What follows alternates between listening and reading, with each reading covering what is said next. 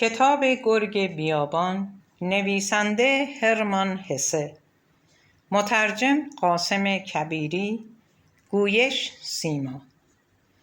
تولید فایل صوتی از کتابخانه اینترنتی آوای بوف. بهترین صحنه‌ای که در پیش چشمم جلوه‌گر شد دیدن گوستاو، دوست دوران مدرسه‌ام بود. 10-12 سال بود که او را ندیده بودم. او شیطان‌ترین، قوی‌ترین، مشتاق‌ترین و شجاع‌ترین دوست کودکی من بود. وقتی او را دیدم که با چشمان آبی کمرنگش به من اشاره می‌کند در دل خندیدم. او به من اشاره کرد و من هم با خوشحالی پیروی کردم. با خوشحالی فریاد زدم: خدای من گوستاو، انگار قرن‌هاست تو را ندیده‌ام. چه بر سرت آمده؟ احمق، باز هم که شروع کردی به وراجی و سؤال پیش کردن من. اگر میل داری بدانی من استاد الهیات شدم. اما خدا را شکر که دیگر زمان الهیات نیست، زمان جنگ است. راه بیفت. راننده اتومبیل کوچکی را که زوزه کشان بالا می آمد با تیر زد و به چابکی یک میمون داخل آن پرید و ترمز کرد و مرا هم سوار کرد. بعد مثل شیاطین از میان گلوله و اتومبیل‌های خرد شده گذشتیم و از شهر و حومه خارج شدیم. از دوستم پرسیدم: تو طرفدار کارخانه‌دارها هستی؟ ای بابا، این مطلب به سلیقه آدم ربط دارد. بعداً می توانیم درباره‌اش بحث کنیم.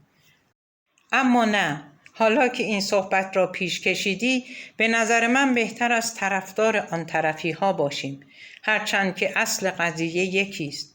من عالم الهیات هستم و سلف من لوتر طرفدار شاهزادگان و اغنیا بود و مخالف رعایا. حالا کمی موازنه برقرار خواهد شد. خدا کند که این اتومبیل فکسنی تا 1-2 مایل دیگر طاقت بیاورد. سریع مثل باد تلق کنان راندیم و کیلومترها آن طرف به دهکده‌ای سبز و آرام رسیدیم. از دشتی وسیع گذشتیم و بعد آرام از کوهها بالا رفتیم. آنجا در جاده‌ای صاف و شفاف که با پیچ‌های تند از میان دیوارهای سنگی و شیبدار از یک طرف و دیوار کوتاه حائل جاده از طرف دیگر می‌گذشت توقف کردیم. سطح آبی دریاچه در آن پایین می‌درخشید. گفتم: منظره زیبایی است. خیلی زیبا. اسمش را راه محور می‌گذاریم. هاری پسرم، محورهای مختلفی اینجا با هم تلاقی می‌کنند. پس حواست جمع باشد. درخت سرو بلندی کنار جاده رویده بود و در میان شاخه‌های آن چیزی شبیه یک کلبه کوچک که از تخته درست شده بود دیدیم که کار برج مراقبت و دژ حمله را انجام می‌داد. گوستاو لبخند زنان و با چشمان آبی خود چشمکی زیرکانه زد و با عجله از ماشین بیرون آمدیم. از تنه درخت بالا رفتیم و در حالی که نفس تنگی گرفته بودیم خودمان را در برج مراقبت که از آن خوشمان آمده بود پنهان کردیم. در آنجا تفنگ و هفتیر و جعبه‌های مهمات پیدا کردیم. هنوز آرام نگرفته بودیم که صدای خشن آمرانه بوق یک اتومبیل سیاحتی که با سرعت تمام زوزه کشان خود را از پیچ بعدی جاده صاف بالا می‌کشید شنیده شد. تفنگ‌ها آماده در دستمان بود. لحظه‌ای بس هیجان انگیز بود. به محض آنکه اتومبیل سنگین از زیر پای ما رد شد، گوستاو فوراً فرمان داد: راننده را نشانه بگیر. نشانه گرفتم و به راننده‌ای که کلاه آبی بر سر داشت شلیک کردم. مرد واژگون شد. اتومبیل یکبری رفت، به صخره خورد، برگشت. خشمناک با تمام سنگینیش مثل یک زنبور عظیم و جثه به دیوار حائل کوتاه جاده حمله برد. واژگون شد و با صدایی کوتاه به قعر دره افتاد و خرد و خمیر شد. گوستاو خنده کنان گفت: کارش را ساختی، بعدی مال من. همانطور که مشغول صحبت بود اتومبیل دیگری سر رسید.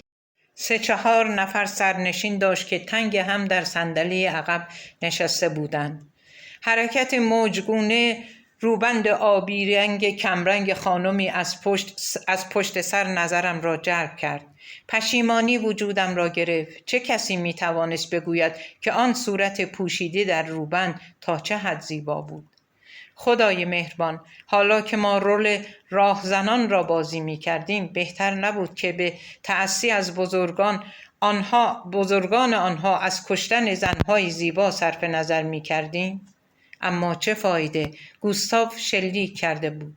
راننده لرزید و افتاد. اتومبیل از جا بلند شد و به صخره عمودی خورد.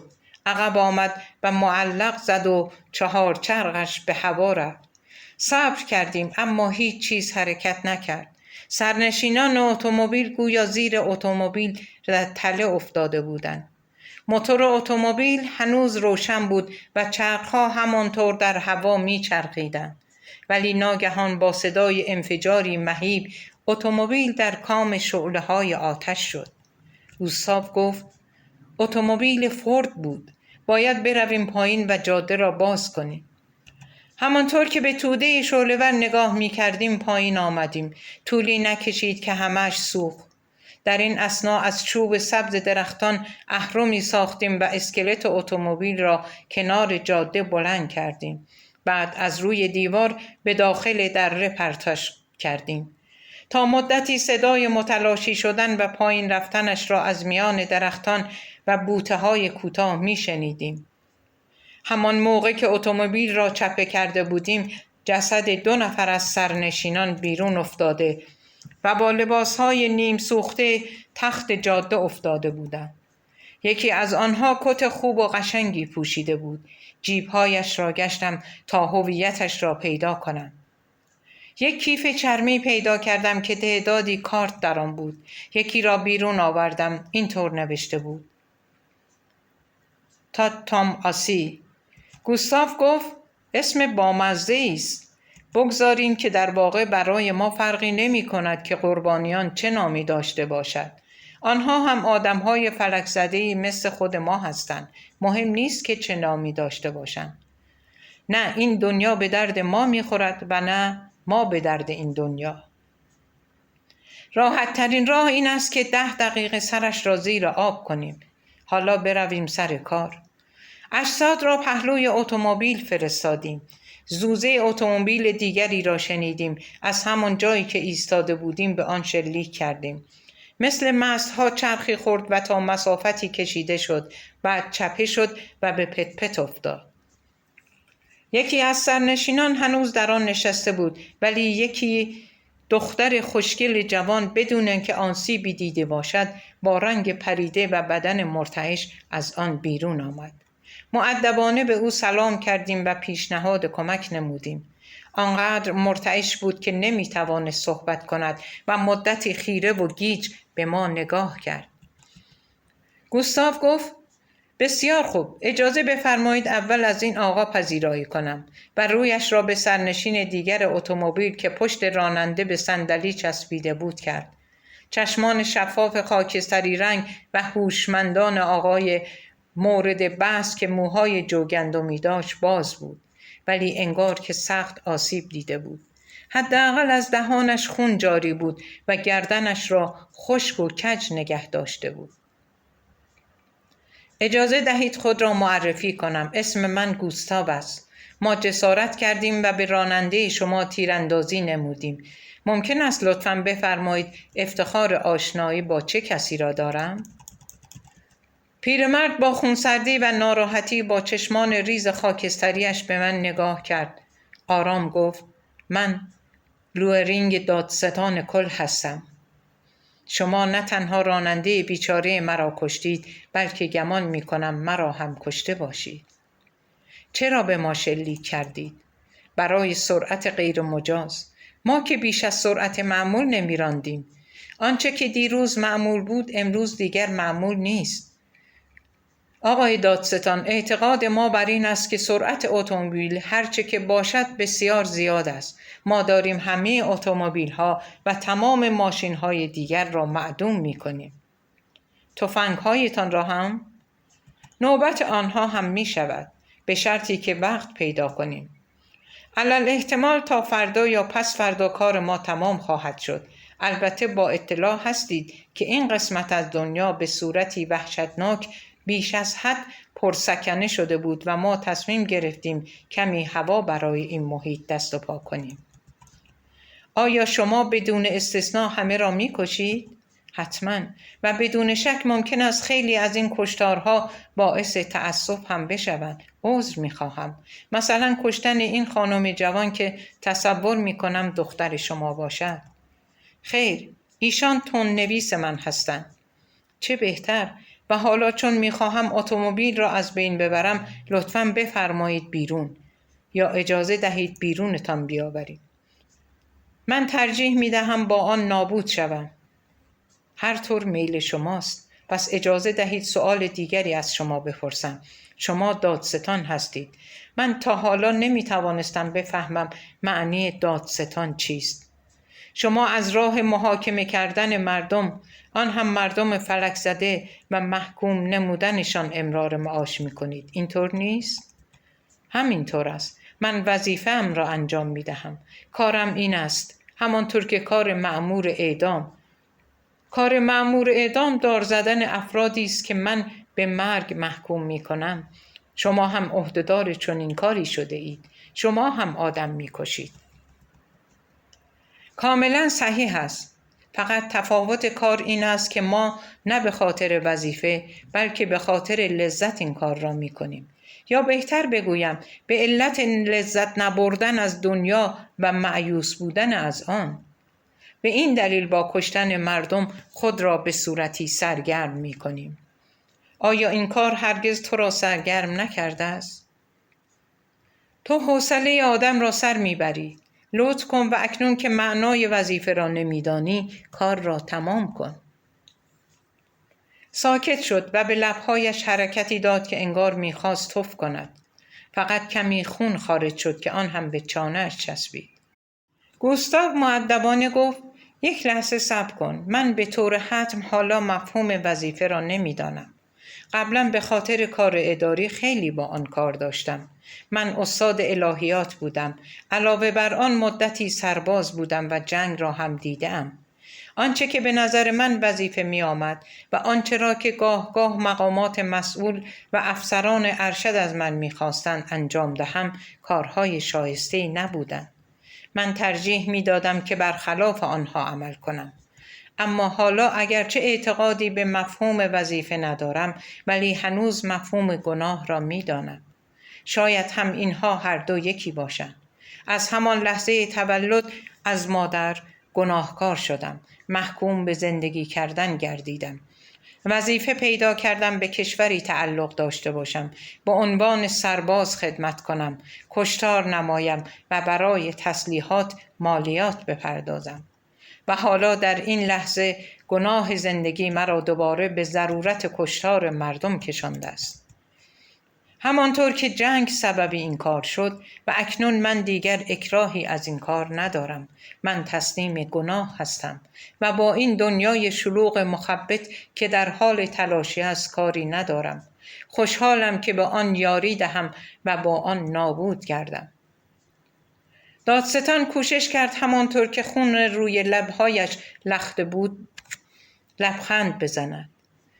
توفیق کامل در این کار پیدا نکرد. ناگفته نماند که بالاخره نیت خود را برملا نمود.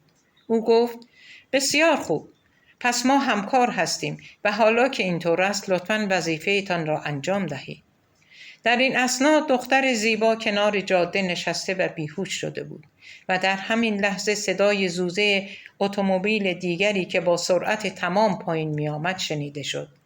دخترک را به کناری کشیدم و همانطور که پشت به دیوار صخره ایستاده بودم صبر کردیم تا اتومبیلی که نزدیک می شد به آهن پاره های اتومبیل دیگر برخورد نماید. محکم ترمز کرد و اتومبیل بدون اینکه آسیبی ببیند متوقف شد. تفنگ‌هایمان را به دست گرفتیم و تازه واردین را آماج شلیک گلوله کردیم. گوستاو فرمان داد: بیایید بیرون، دستها بالا. سه مرد از اتومبیل بیرون آمدند و مطیعانه دستهایشان را بالا گرفتند. گوستاو پرسید: بین شما دکتر هست؟ سرهایشان را به علامت نفی تکان دادند. پس لطف کنیم و این آقا را بیرون بیاورید. او سخت آسیب دیده. او را با اتومبیلتان به نزدیکترین شهر برسانید. یالا بردارید ببریدش. پیرمرد را فوری در اتومبیل دیگر گذاشتند. گوستاو دستورات لازم را داد و آنها دور شدند. در این حیث و بیس دخترک تندنویس هم به هوش آمده بود و این ماجرا را تماشا می‌کرد. من از اینکه چنین هدیه زیبایی نصیبمان شده بود خوشحال بودم. گوستاو گفت: خانم، شما کارفرمایتان را از دست دادید. انشالله که پیرمرد بندهای دیگری به دست و پایتان نبسته باشد. حالا شما در استخدام من هستید. پس رفیق خوبی برای ما باشید. این حرفها بس است. وقت زیغ است. طولی نمی کشد که اینجا دچار دردسر بشویم. خانم، می توانید از درخت بالا بروید؟ بله؟ پس بیفتید جلو. ما 2 نفر کمکتان خواهیم کرد. 3 نفری با سرعت تمام از درخت بالا رفتیم و داخل کلبه شدیم. حال خانم در آن ارتفاع زیاد خوب نبود، ولی ما قدری برندی به او دادیم و به زودی چنان حالش خوب شد که حتی توانست مناظر بالای کوه‌ها و دریاچه را تحسین کند و اسم خود را که دورا بود به ما بگوید. بلافاصله پس از این اتومبیل دیگری زیر پای ما پیدا شد. با احتیاط از بغل اتومبیل چپه شده بدون اینکه ترمز کند گذشت و به سرعتش افزود. گوستاو خنده کنان گفت: نامرد، و به راننده شلیک کرد. اتومبیل زیگزاگ رفت و با سرعت به دیوار خورد. آن را فرو ریخت و بر روی دره معلق ماند. گفتم: دورا، تو کار با اسلحه گرم را بلدی؟ بلد نبود، ولی ما به او یاد دادیم که چطور آن را پر کند. اول ناشی بود و انگشتش را آسیب رساند و گریه کنان از ما چسب زخم خواست، ولی گوستاو به او گفت که جنگ است، او باید رشادت به خرج دهد. بعد اوضاع بهتر شد. دورا پرسید: چه بر سر ما خواهد آمد؟ گوستاو گفت: نمیدانم. دوست من هاری خواهان دخترهای زیباست. او از تو مواظبت می کند. اما پلیس و سربازان می آیند و ما را می کشند. دیگر چیزی به نام پلیس وجود ندارد. دورا، انتخاب با ماست. یا آرام همینجا میمانیم و به اتومبیل هایی که از اینجا عبور میکنن شلیک میکنیم، یا اینکه یک اتومبیل بر میداریم و میرانیم و میگذاریم دیگران به ما شلیک کنند. هر طرفی را که انتخاب کنیم بی تفاوت است. من طرفدار ماندن اینجا هستم. و در همین حال صدای زوزه اتومبیل دیگری در زیر پای ما به گوش آمد. فوری به حسابش رسیدند و چرخهایش به هوا بلند شد. گفتم: عجیب است که تیراندازی اینقدر تفریح دارد و عجیبتر آن که من صلح طلب هم هستم. گوستاو لبخند زنان گفت: بله، واقعا دنیا از جمعیت اشباع شده. در قدیم این مطلب قابل توجه نبود، ولی اکنون که همه مردم به هوا احتیاج دارند و به راندن اتومبیل آدم متوجه آن می شود. البته کاری که ما می کنیم عاقلانه نیست، کودکانه است. همانطور که جنگ هم کاری کودکانه است، منتها در سطحی عظیم‌تر. انسان به موقع یاد خواهد گرفت که به وسایل عاقلانه تر از تکثیر نسل جلوگیری کند. اما تا آن روز برسد از روی بیعقلی وضع را برای خیش غیر قابل تحمل می کند. به هر حال ما به خاطر اصلی صحیح به نابودی جمعیت کمر بسته ایم. گفتم: بله، شاید آنچه که ما می کنیم دیوانگی باشد، شاید هم در عین حال کاری شایسته و ضروری. اینکه انسان بر عقل خود فشار آورد و سعی داشته باشد آنچه را که رفتار معقولانه ندارد به نظم عقلانی درآورد به هیچ وجه صحیح نیست. چون آن وقت است که کمال مطلوب آن می شود که آمریکایی ها دارند با بلشویکا، این 2 فرقه با همه هوش و فراست و عقلی که دارند، به خاطر آنکه زندگی را به صورتی ناهنجار آسان کرده اند، زندگیشان به بینوایی و تحمل فشار وحشتناک کشیده شده. و تصویر انسان که روزی کمال مطلوب و والا بود در شرف تبدیل شدن به شیئی است که ساخته دست ماشین می باشد. این وظیفه دیوانگانی چون ماست که به این تصویر اصالت از دست رفته‌اش را بازگردانیم. گوستاو خنده کنان جواب داد: پسرم، عین کتاب حرف میزنی. نوشیدن از این چشمه حکمت هم نعمت است و هم لذت. شاید هم در آنچه که میگویی چیزی باشد، ولی حالا لطف کن و تفنگت را دوباره پر کن. شما به نظر من خیلی خیال باف تشریف دارید. هر لحظه امکان دارد چند نفر سر برسند و آن وقت مگر می شود با فلسفه بافی آنها را کشت؟ ما باید در تفنگ‌هایمان گلوله داشته باشیم. اتومبیلی سر رسید و در دم افتاد. جاده بسته شده بود و یکی از افرادی که زنده مانده بود و هیکلی درشت و صورتی سرخ داشت کنار آهنپاره‌ها ایستاد و شروع کرد به حرکت دادن سر و دست. بعد به این طرف و آن طرف خیره شد. مخفیگاه ما را پیدا کرد و نعره کشان و فریاد زنان با هفتیر به طرف ما آمد. گوستاو فریاد زد: جاده را باز کن وگرنه شلیک می‌کنم. آن مرد به گوستاو نشانه رفت و شلیک کرد. بعد ما او را هدف قرار دادیم. بعد از این 2 اتومبیل دیگر آمد و آنها را هم نفله کردیم. آن وقت جاده خلوت و خالی شد. ظاهراً خبر رسیده بود که جاده ناامن است. فرصتی یافتیم که از منظره لذت ببریم. در آن سوی دریاچه شهری کوچک در میان دره واقع شده بود. از بالای آن دود به هوا بلند می شد و طولی نکشید که زبانه‌های آتش از هر بام و برزن به آسمان سر کشید. صدای تیراندازی به گوش می رسید. دورا قدری گریست و من آرامش کردم.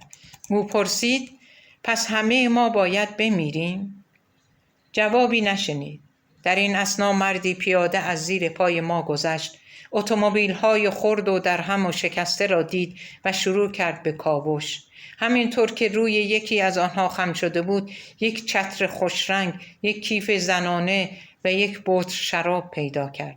بعد خیلی راضی روی دیوار نشست.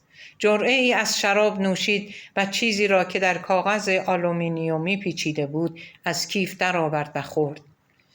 پس از آن که بطری را خالی کرد خیلی خوشنود، همانطور که چتر را زیر بغلش گرفته بود راهش را گرفت و رفت.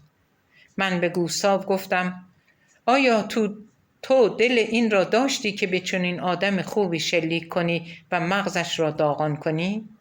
خدا شاهد است من که چنین کاری نمی کردم. دوست من غرغر کنان گفت: حالا کسی از تو نخواسته.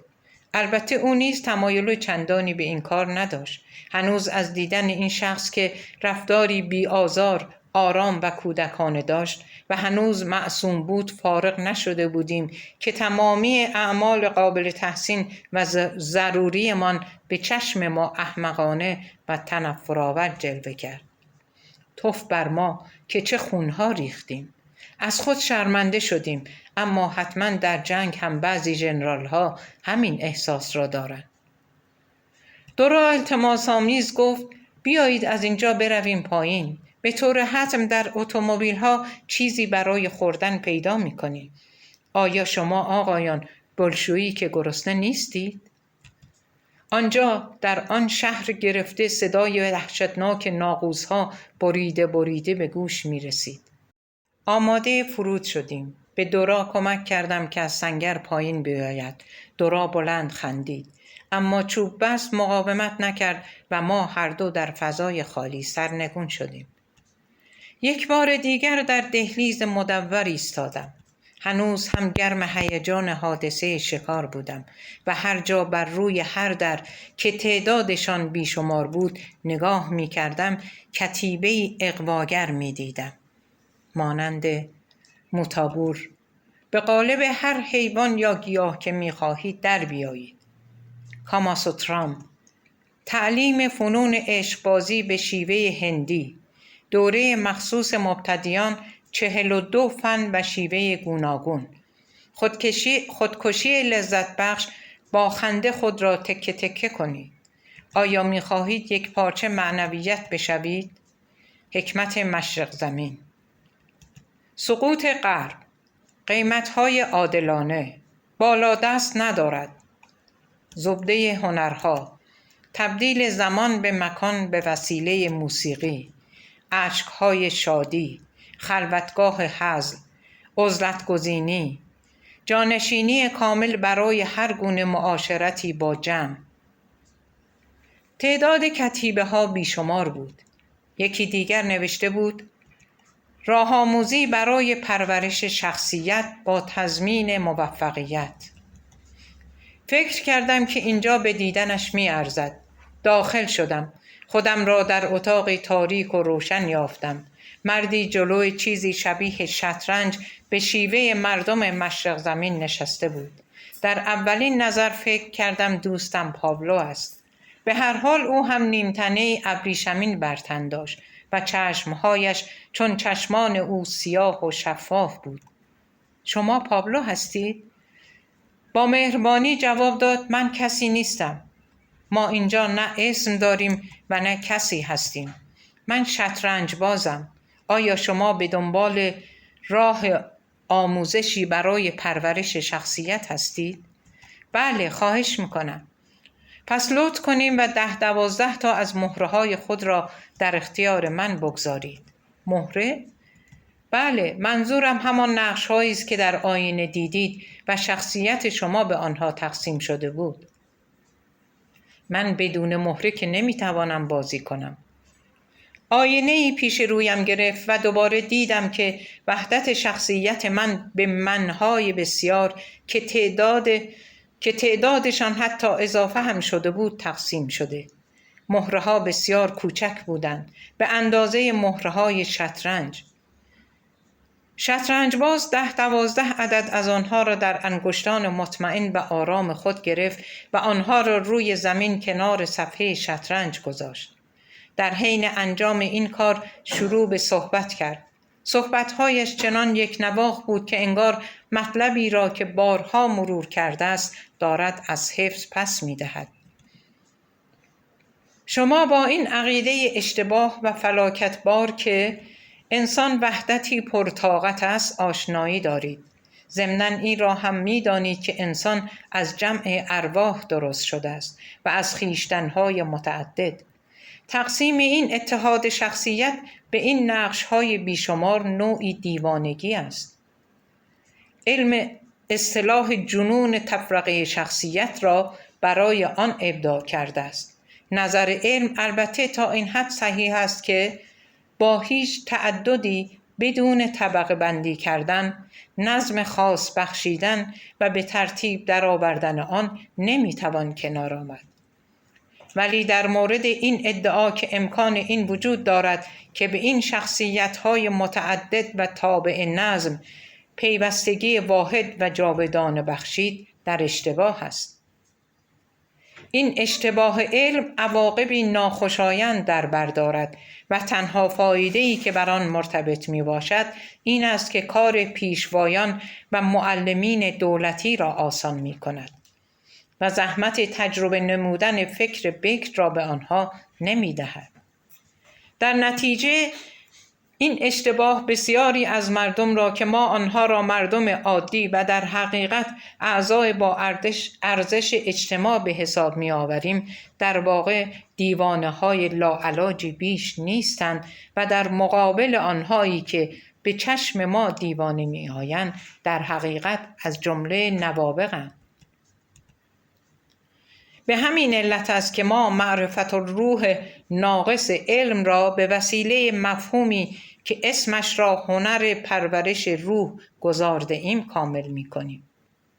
ما به هر کس که روحش متلاشی شده باشد نشان می دهیم که چگونه این پاره های خیشتن قبلی را به هر نظم و ترتیبی که دلخواهش است مرتب نماید تا بدین ترتیب به تنوعی بی نهایت در بازی با مهره‌های زندگی دست یابد. همانطور که یک نمایشنامه نویس از مشتی بازیگر درامی ترتیب می دهد، همانطور هم ما از تکه های تجزیه شده خیش گروه‌های تازه‌ای می‌سازیم که هیجانات تازه دارند و نقش‌های تازه‌ای ایفا می‌کنند و وضعیت آنها تا ابد تازگی خود را حفظ می‌نماید. ملاحظه کنید. با انگشتان زیرک و مطمئن خود مهره‌های شخصیت مرا از مردان پیر و جوان گرفته تا بچه‌ها و زنها، افراد شاد و غمین، قوی و ضعیف، چالاک و بی دست و پا محکم به دست گرفت و بدون معطلی آنها را بر روی صفحه شطرنج برای بازی مرتب کرد. درود بر شما. کتاب گرگ بیابان، نویسنده هرمان هسه، مترجم قاسم کبیری، گویش سیما، تولید فایل صوتی از کتابخانه اینترنتی آوای بوف.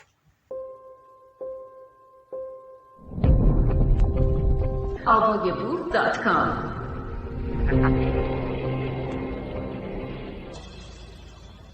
مهره‌ها به سرعت خود را به صورت گروه‌ها، خانواده‌ها، بازی‌ها، جنگ‌ها، دوستی‌ها و دشمنی‌ها درآوردند و برای خود دنیای کوچکی ساختند. شطرنج باز مدتی صبر کرد تا این دنیای شاد و در عین حال با نظم و ترتیب مراحل انقلاب‌هایش را در مقابل چشمان افسون شده من به صورت کشمکش، عقد معاهده و برپا کردن جنگ‌ها، به دنبال دل رفتن‌ها، ازدواج‌ها و تولید نسل طی نماید. واقعاً صحنه شلوغی بود. درامی هیجان انگیز که نفس را در سینه حبس می‌کرد.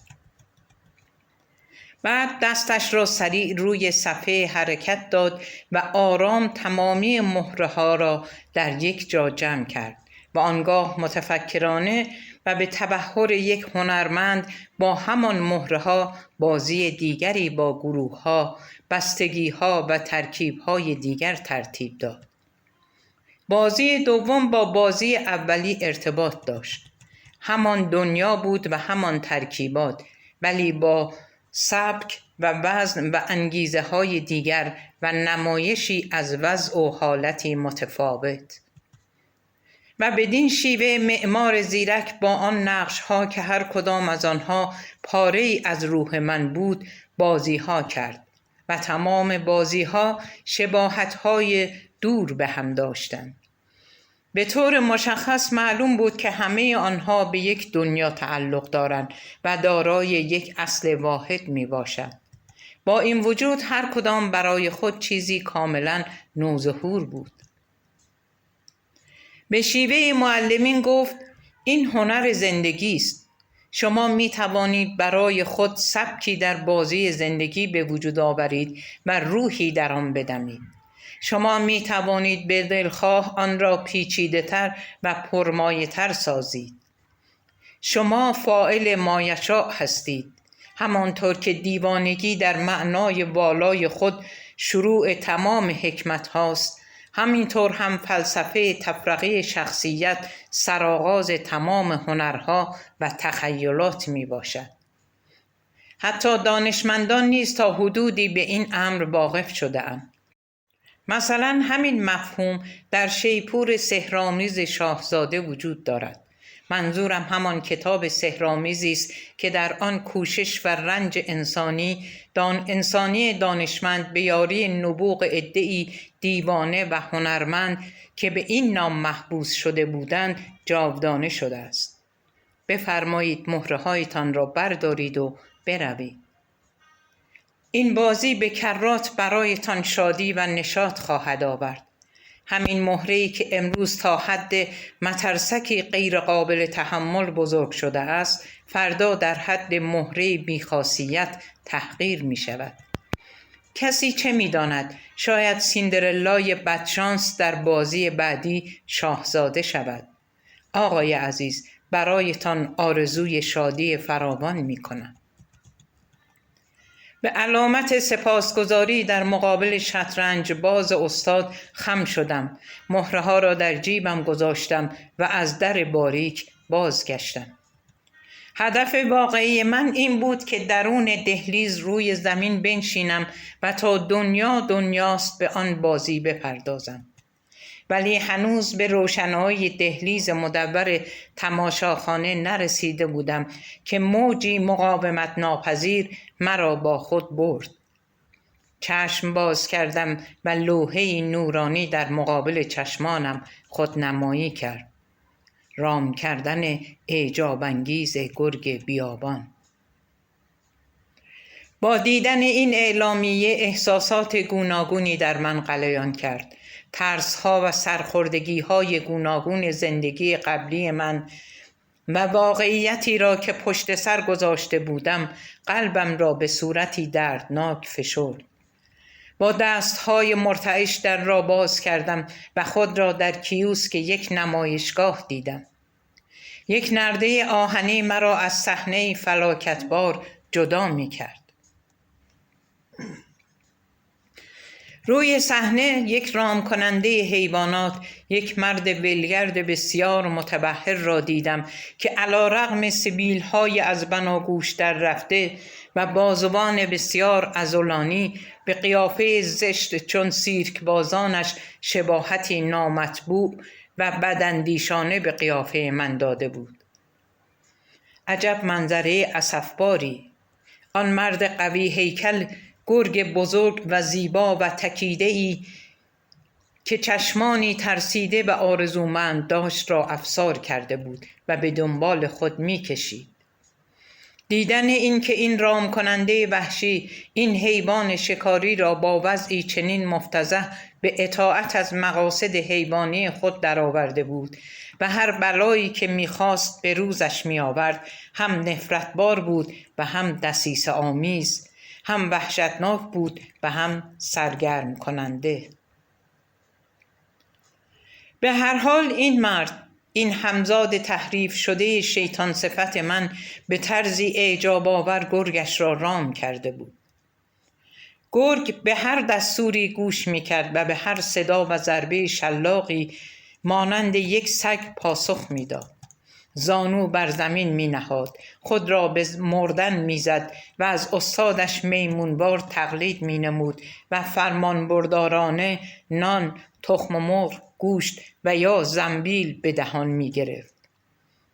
حتی مجبور بود شلاقی را که رام کننده از دستش به زمین انداخته بود به دندان بگیرد و مطیع و گوش به فرمان دم تکان دهد و به دنبال آن مرد ببرد. یک خرگوش جلو گذاشتن و بعد یک بره سفید. بگذاریم که به دندان قروچه افتاد و آب دهانش راه گرفت و از اشتیاق بدنش به لرزه افتاد. اما به هیچ کدام از این دو حتی دست نزد.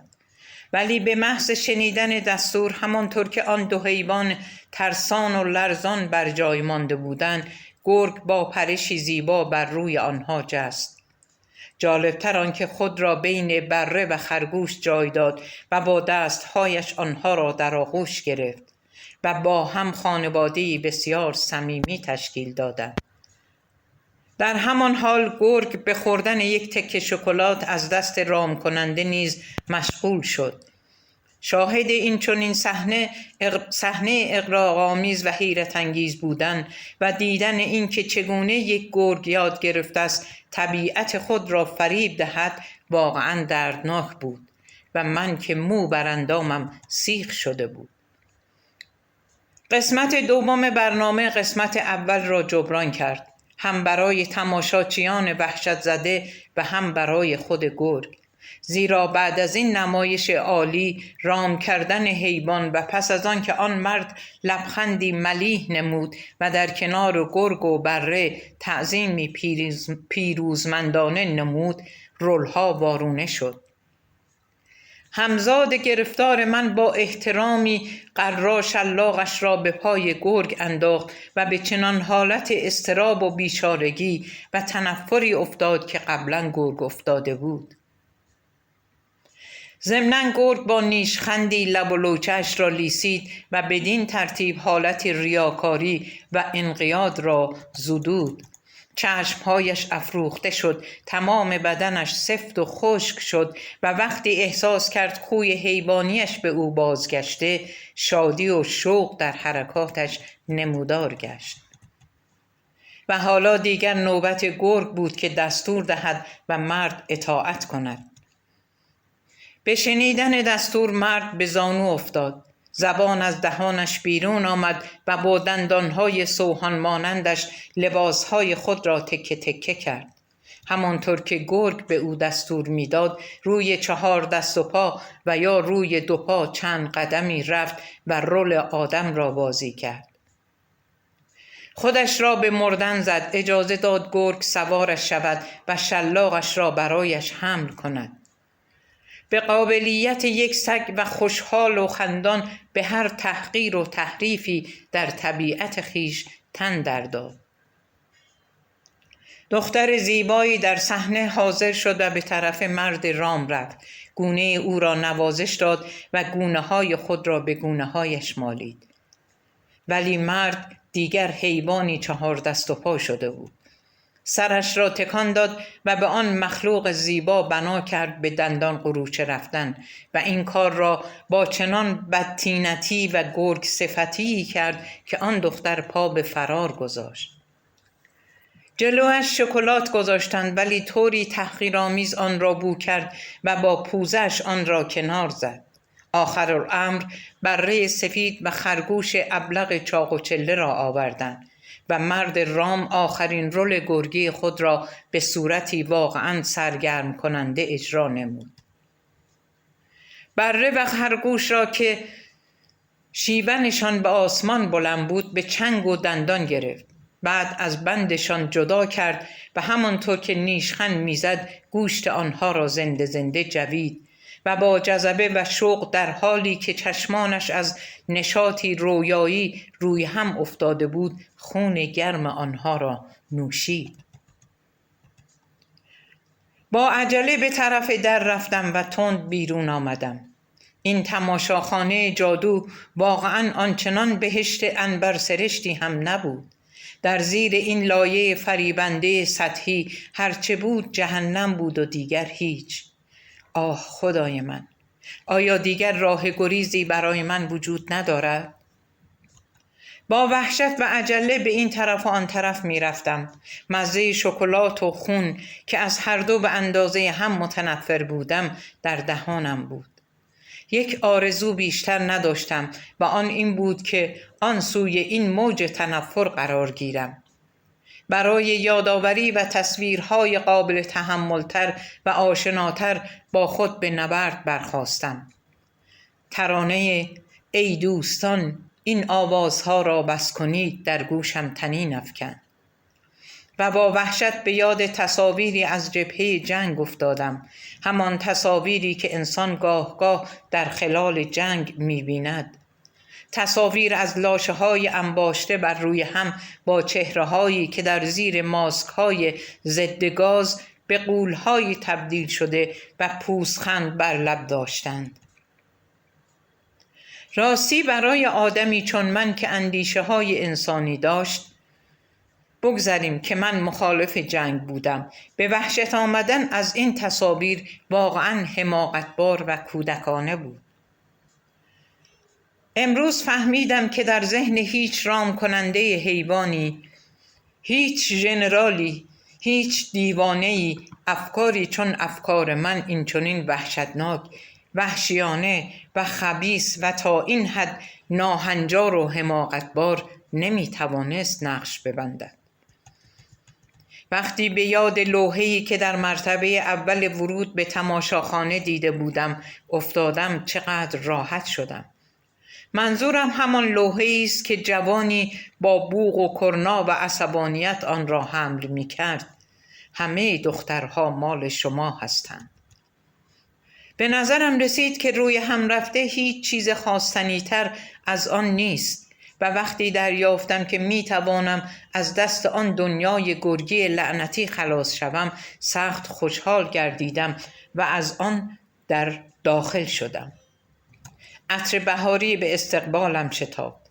حال و هوایی چون حال و هوای کودکی و جوانی چیزی بس آشنا و در عین حال افسانه‌ای گرداگرد مرا گرفت و خون جوانی در رگ‌های من به سیلان درآورد. آنچه که در اعمال و اندیشه ها و وجود سابق من بود از من دور شد و من دوباره جوان گشتم.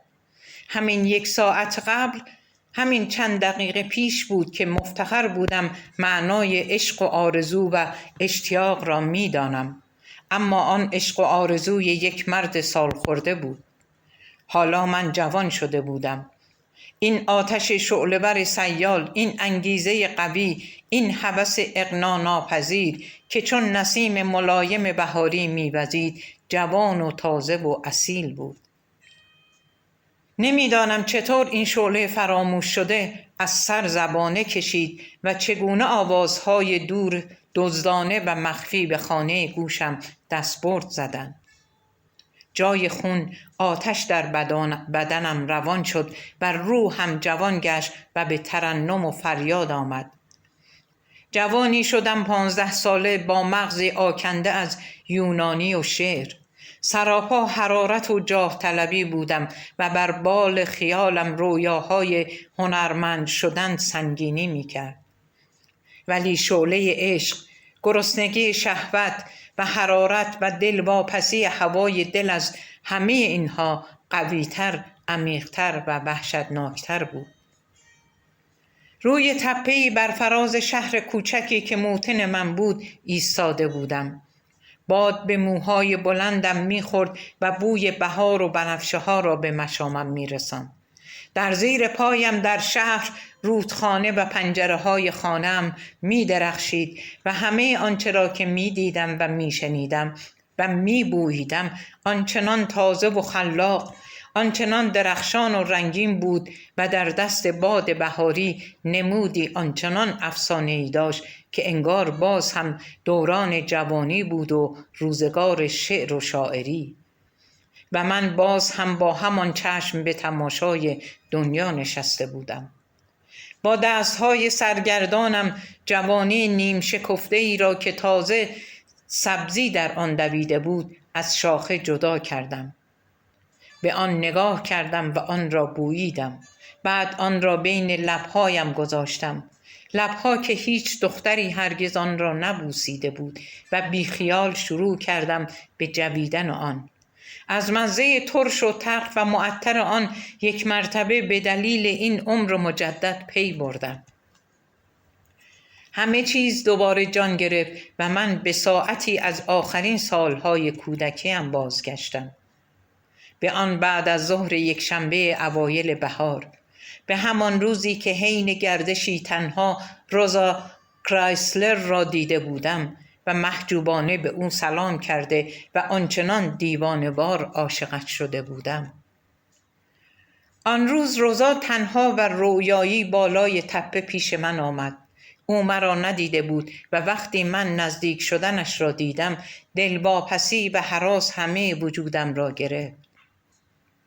دیدم که موهایش را به صورت 2 گیس به هم بافته و چند رشته از آن را نیز به 2 طرف صورتش ریخته و به دست وزش باد سپرده است. برای اولین بار در عمرم می دیدم که چقدر زیباست و وزش باد در موهای لطیف او چه زیبا و رویایی. لغزش پیراهن نازک آبی او بر روی اندام جوانش چه محرک و زیبا بود. و درست همانطور که طعم تلخ جوانی را که می جویدم همه لذت‌های دردآلود و دلهره آور بهار را در درونم ریخت. همانطور هم دیدن آن دختر وجودم را از دلواپسی کشنده عشق لبریز کرد. آن لحظه کوتاه همه دلاشوبه ها و هشدارهای امکانات و قرارهای بسیار، شادیهای بینام و نشان، سردرگمی هایی که حتی فکرش را هم نمیشد کرد و دلتنگی ها و مصائب و رهایی از ریشه دارترین و عمیقترین گناهان را در خود داشت. وای که طعم تلخ بهار چه مزه تندی بر روی زبانم داشت.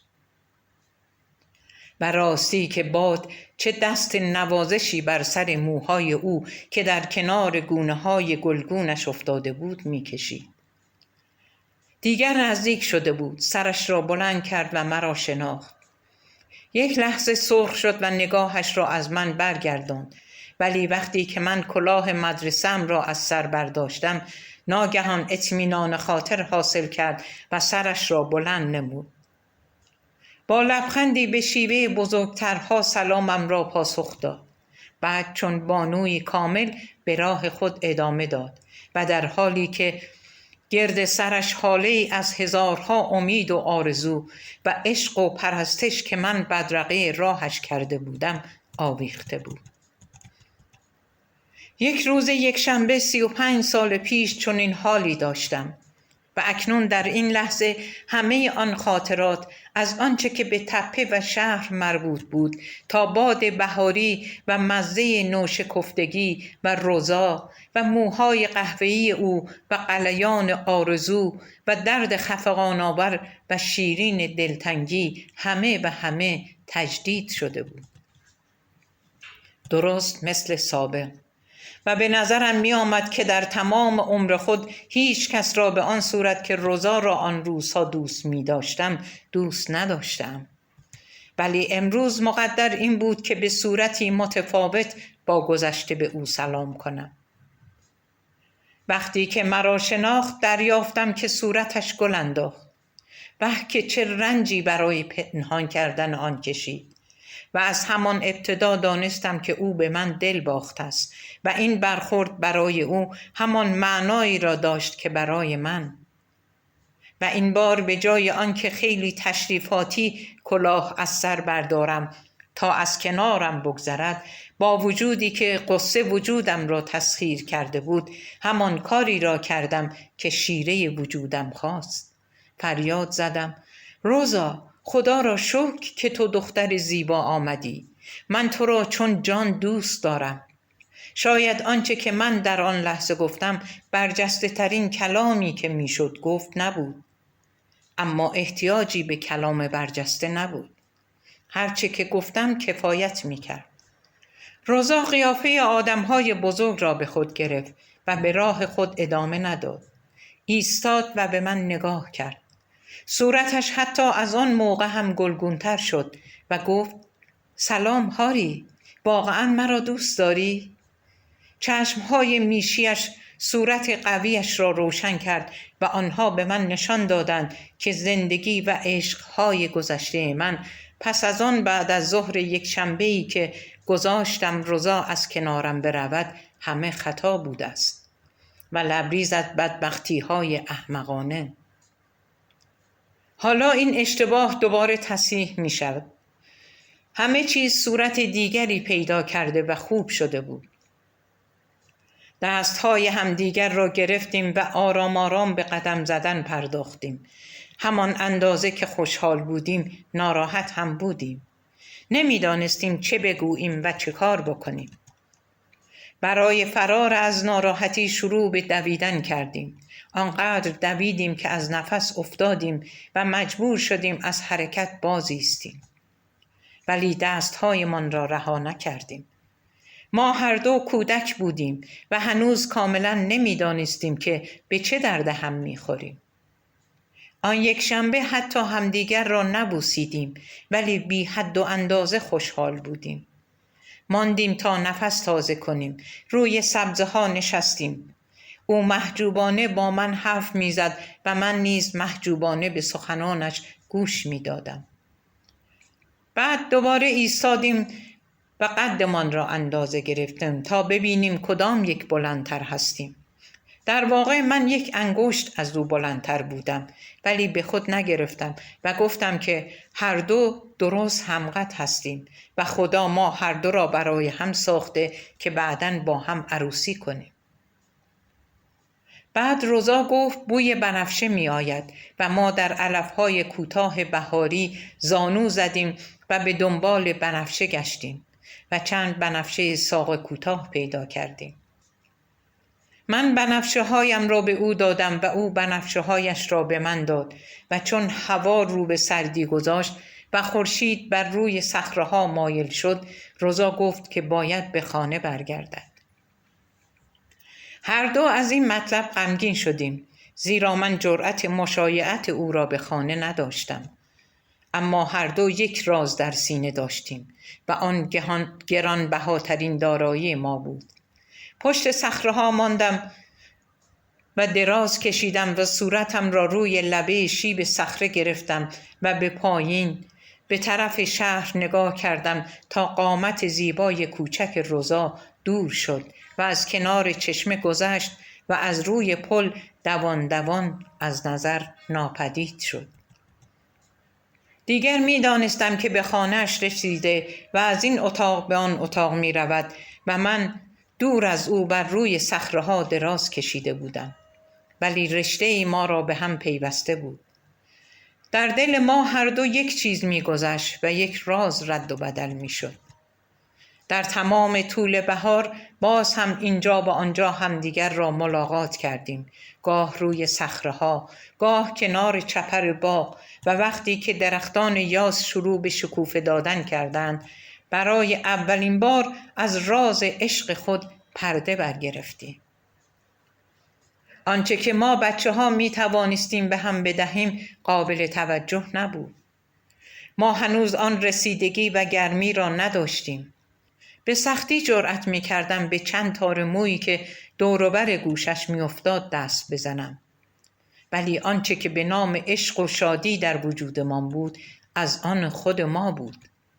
احساساتمان با حجب و حیات و ام بود و وعده و قراری که با هم می گذاشتیم هنوز نارس بود و از هر انتظار همراه با ترس و بیم درس دیگری از خوشبختی می گرفتیم و پله‌ای دیگر از این نردبان عشق را بالا می رفتیم. و بدین ترتیب از روزا و گلهای بنفشه آغاز نمودم و تمام عشقهای زندگیم را در پرتو ستاره‌های سعد دیگری زنده کردم. روزا از دستم رفت و ایرمگارد پیدا شد و خورشید گرمتر شد و ستاره‌ها بی‌ثبات‌تر. ولی ایرمگارد هم مثل روزا مال من نشد. مجبور بودم قدم به قدم پیش بروم، تجربه اندوزی نمایم و بیاموزم و از ایرمگارد و آنا هم بگذرم و به هر دختری که در جوانی دوست داشتم دوباره علاقه‌مند شدم. با این تفاوت که حالا دیگر می توانستم در دل آنها نیز عشق بیافرینم. به هر یک چیزی ببخشم و از هر یک چیزی دریافت دارم. آرزوها، رویاها و امکاناتی که جز در تصور من وجود خارجی نداشتند اکنون واقعیت محض پیدا کرده بودند. آیدا و لورا و همه آنهایی را که یک تابستان یا یک ماه و یا یک روز دوست داشتم چون گلهایی زیبا از جلوی چشمم رژه رفتند. احساس می کردم که آن پسر بچه خوشگل و پرحرارتی شده بودم که بارها او را در حال شتاب به آستان عشق دیده بودم. من فقط به پاره‌ای از وجود خیش جان داده بودم. پاره‌ای که در زندگی و وجود حقیقیم حتی به اندازه 1/10 یا 1/1000 از آن صحبتی به میان نیامده بود. و حالا یک مرتبه همه آن جان گرفته بود. من رشد او را در کنار پاره‌های دیگر وجودم مشاهده می کردم. می دیدم که متفکرین سد راهش نیستند. گرگ‌های بیابان شکنجه اش نمی دهند و شعرا و خیال بافان و معلمین اخلاق مانع رشد و نمو با او نمی شوند. بله، من دیگر به جز عاشقی کاری نداشتم و جز سعادت و درد عشق هوای سعادت یا درد دیگری را نداشتم. تا آن زمان ایرمگارد به من رقصیدن را آموخت و اولین بار اما که خوشگلترین آنها بود در یک غروب پاییز در زیر یک نارون پرپیچ و تاب به من اجازه داد که تا با او از حدیث وفا سخن گویم. در تماشاخانه پابلو چه بسیار تجربه ها کردم. چیزهایی که 1/1000 آنها را هم نمیتوان به کلمات بیان کرد. تمام دخترانی را که روزگاری دوست داشتم مال من بودند. هر کدام چیزی به من میدادند که فقط از خود آن شخص ساخته بود و من به هر یک چیزی میدادم که فقط خود او راه گرفتنش را میدانست. عشق، خوشی، تسلیم نفس، سرگردانی و مصیبت‌های بسیار نیز در سرنوشتم رقم خورد. تمام عشق‌هایی را که در زندگی از دست داده بودم به صورتی جادویی در این ساعت مخصوص رویاها در باغ خاطرم شکفتند. از گلهای لطیف و پاک گرفته تا گلهای پرزرق و برق و آتشین و گلهای تیره رنگی که زود می‌پژمردند. به شهوتی مشتعل، خیالی واهی و لطیف، اندوهی آتشزا، مرگی دردآلود و تجدید حیاتی تابنده نیز برخوردم. زنهایی را دیدم که با یک حمله سریع تسلیم می شدند و زنهایی که اظهار عشق کردن و دل بردن از آنها می بایست به تدریج صورت می گرفت.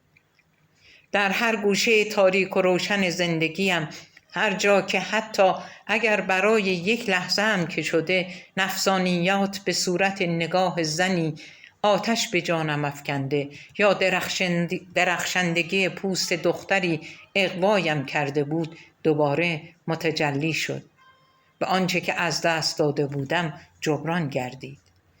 هر کدام از آنها به نحوی که می‌خواستند از آن من بودند. آن زنی که در زیر موهای بور چشمهای قهوه‌ای سیر داشت، همان زنی که من 1 ربع ساعت در ایستگاه قطار کنارش ایستاده بودم و بعد بارها در رویاهایم ظاهر شده بود، پیدایش شد. او حتی کلمه‌ای با من حرف نزد، ولی آنچه که از هنر عشق به من یاد داد چیزی بود که تصور ناکردنی بود، وحشتناک و مرگبار. و آن دخترک ظریف که هنوز شکل چینی ها را داشت و اهل بندر مارسی بود، با آن لبخند شیشه‌ای و موهای صاف چون شبق سیاه و چشمهای غمازش، او نیز چیزهایی را می‌دانست که حتی تصورش ممکن نبود. هر کدام برای خود رازی داشتند و بوی خوش خاک خود را می‌دادند. هر کدام به شیوه خود می‌خندیدند و سخن می‌گفتند و به شیوه خاص خود حجب و حیا داشتند و به شیوه خاص خود پرده حجب را از میان بر می‌داشتند. آمدند و رفتند. موج زمان آنها را به سوی من می‌آورد و مرا به سوی آنها می‌برد و از آنها دور می‌کرد.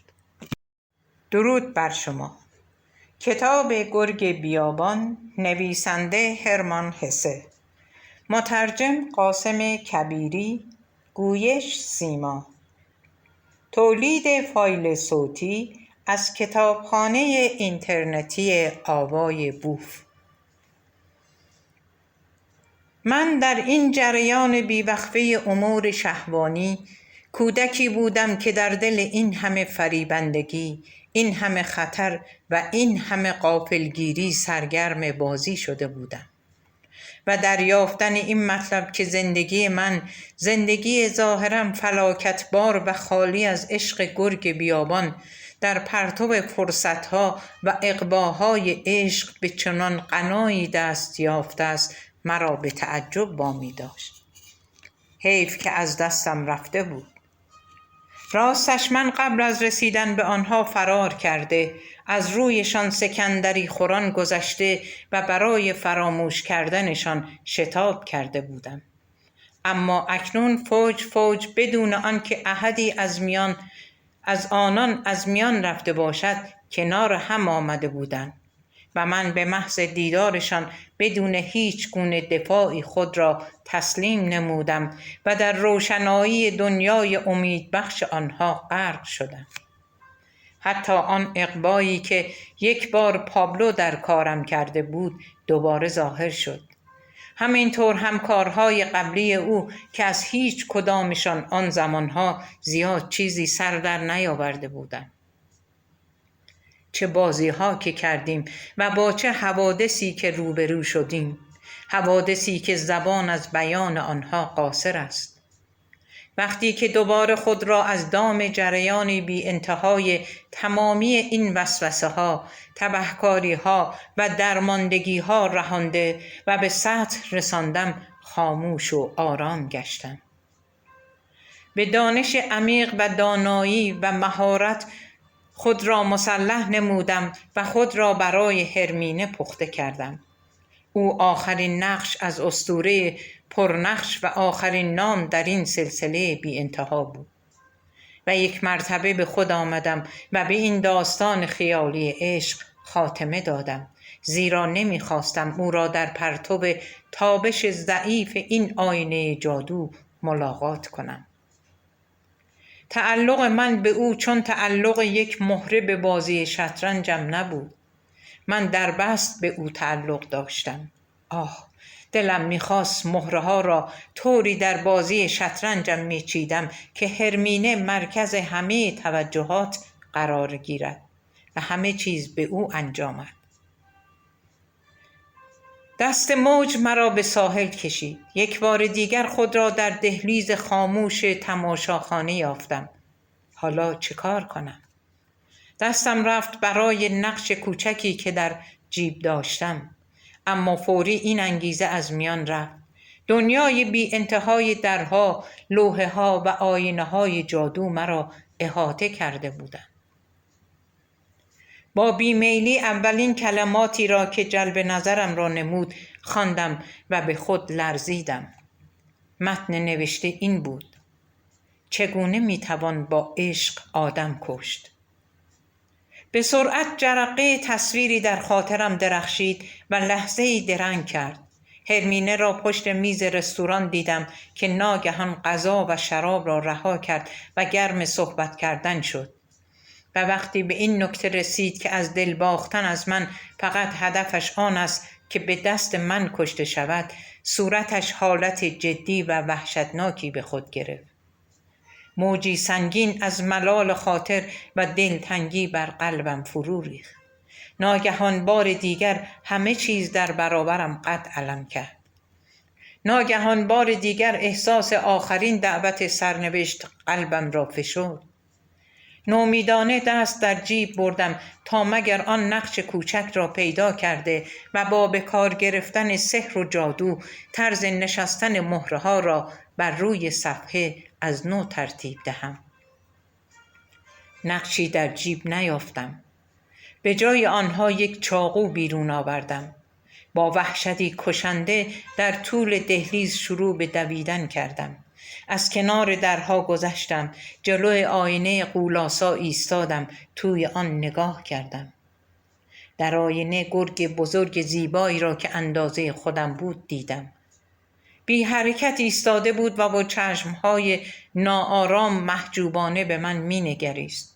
همانطور که چپ چپ به من نگاه می کرد چشمهایش زبانه کشید و طوری پوزخند زد که پوزش از هم جدا شد و زبان سرخش نمودار گشت.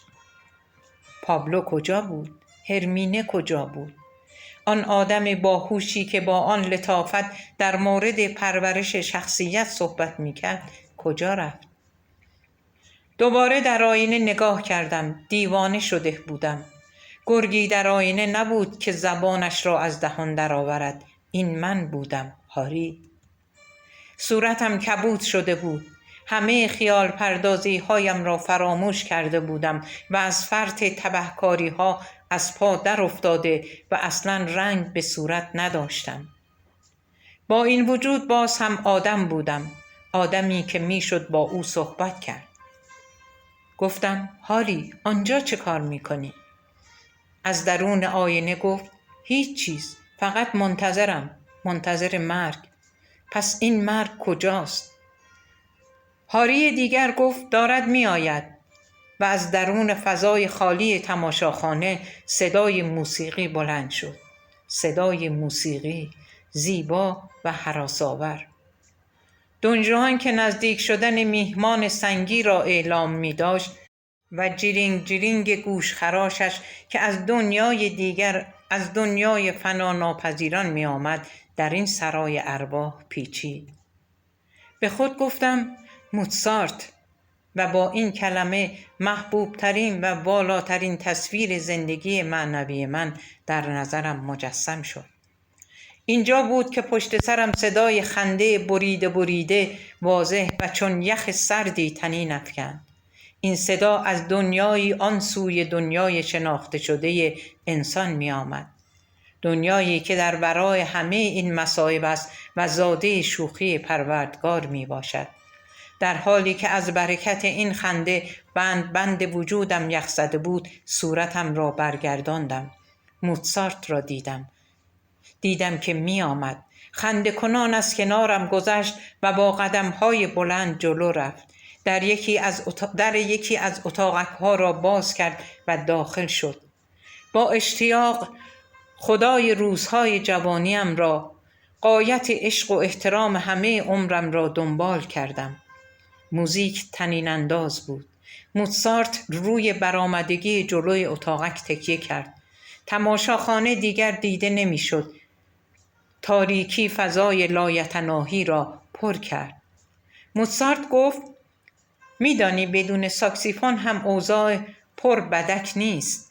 اگرچه راستش را بخواهی دلم نمیخواد احساسات این ساز مشهور را نیز جریحه دار کنم. پرسیدم: کجا هستیم؟ در پرده آخر دونجوان، آنجا که لئوپولو به زانو افتاده است. صحنه‌ای است فوق‌العاده با موزیکی بسیار عالی، پر و واقعاً انسانی و تازه. با این وجود باز هم آن خنده کذایی و غوغای دنیای دیگر در آن شنیده می شود. اینطور نیست؟ با طمطراق یک معلم مدرسه گفتم: این آخرین موزیک عظیمی است کتاب حال نوشته شده.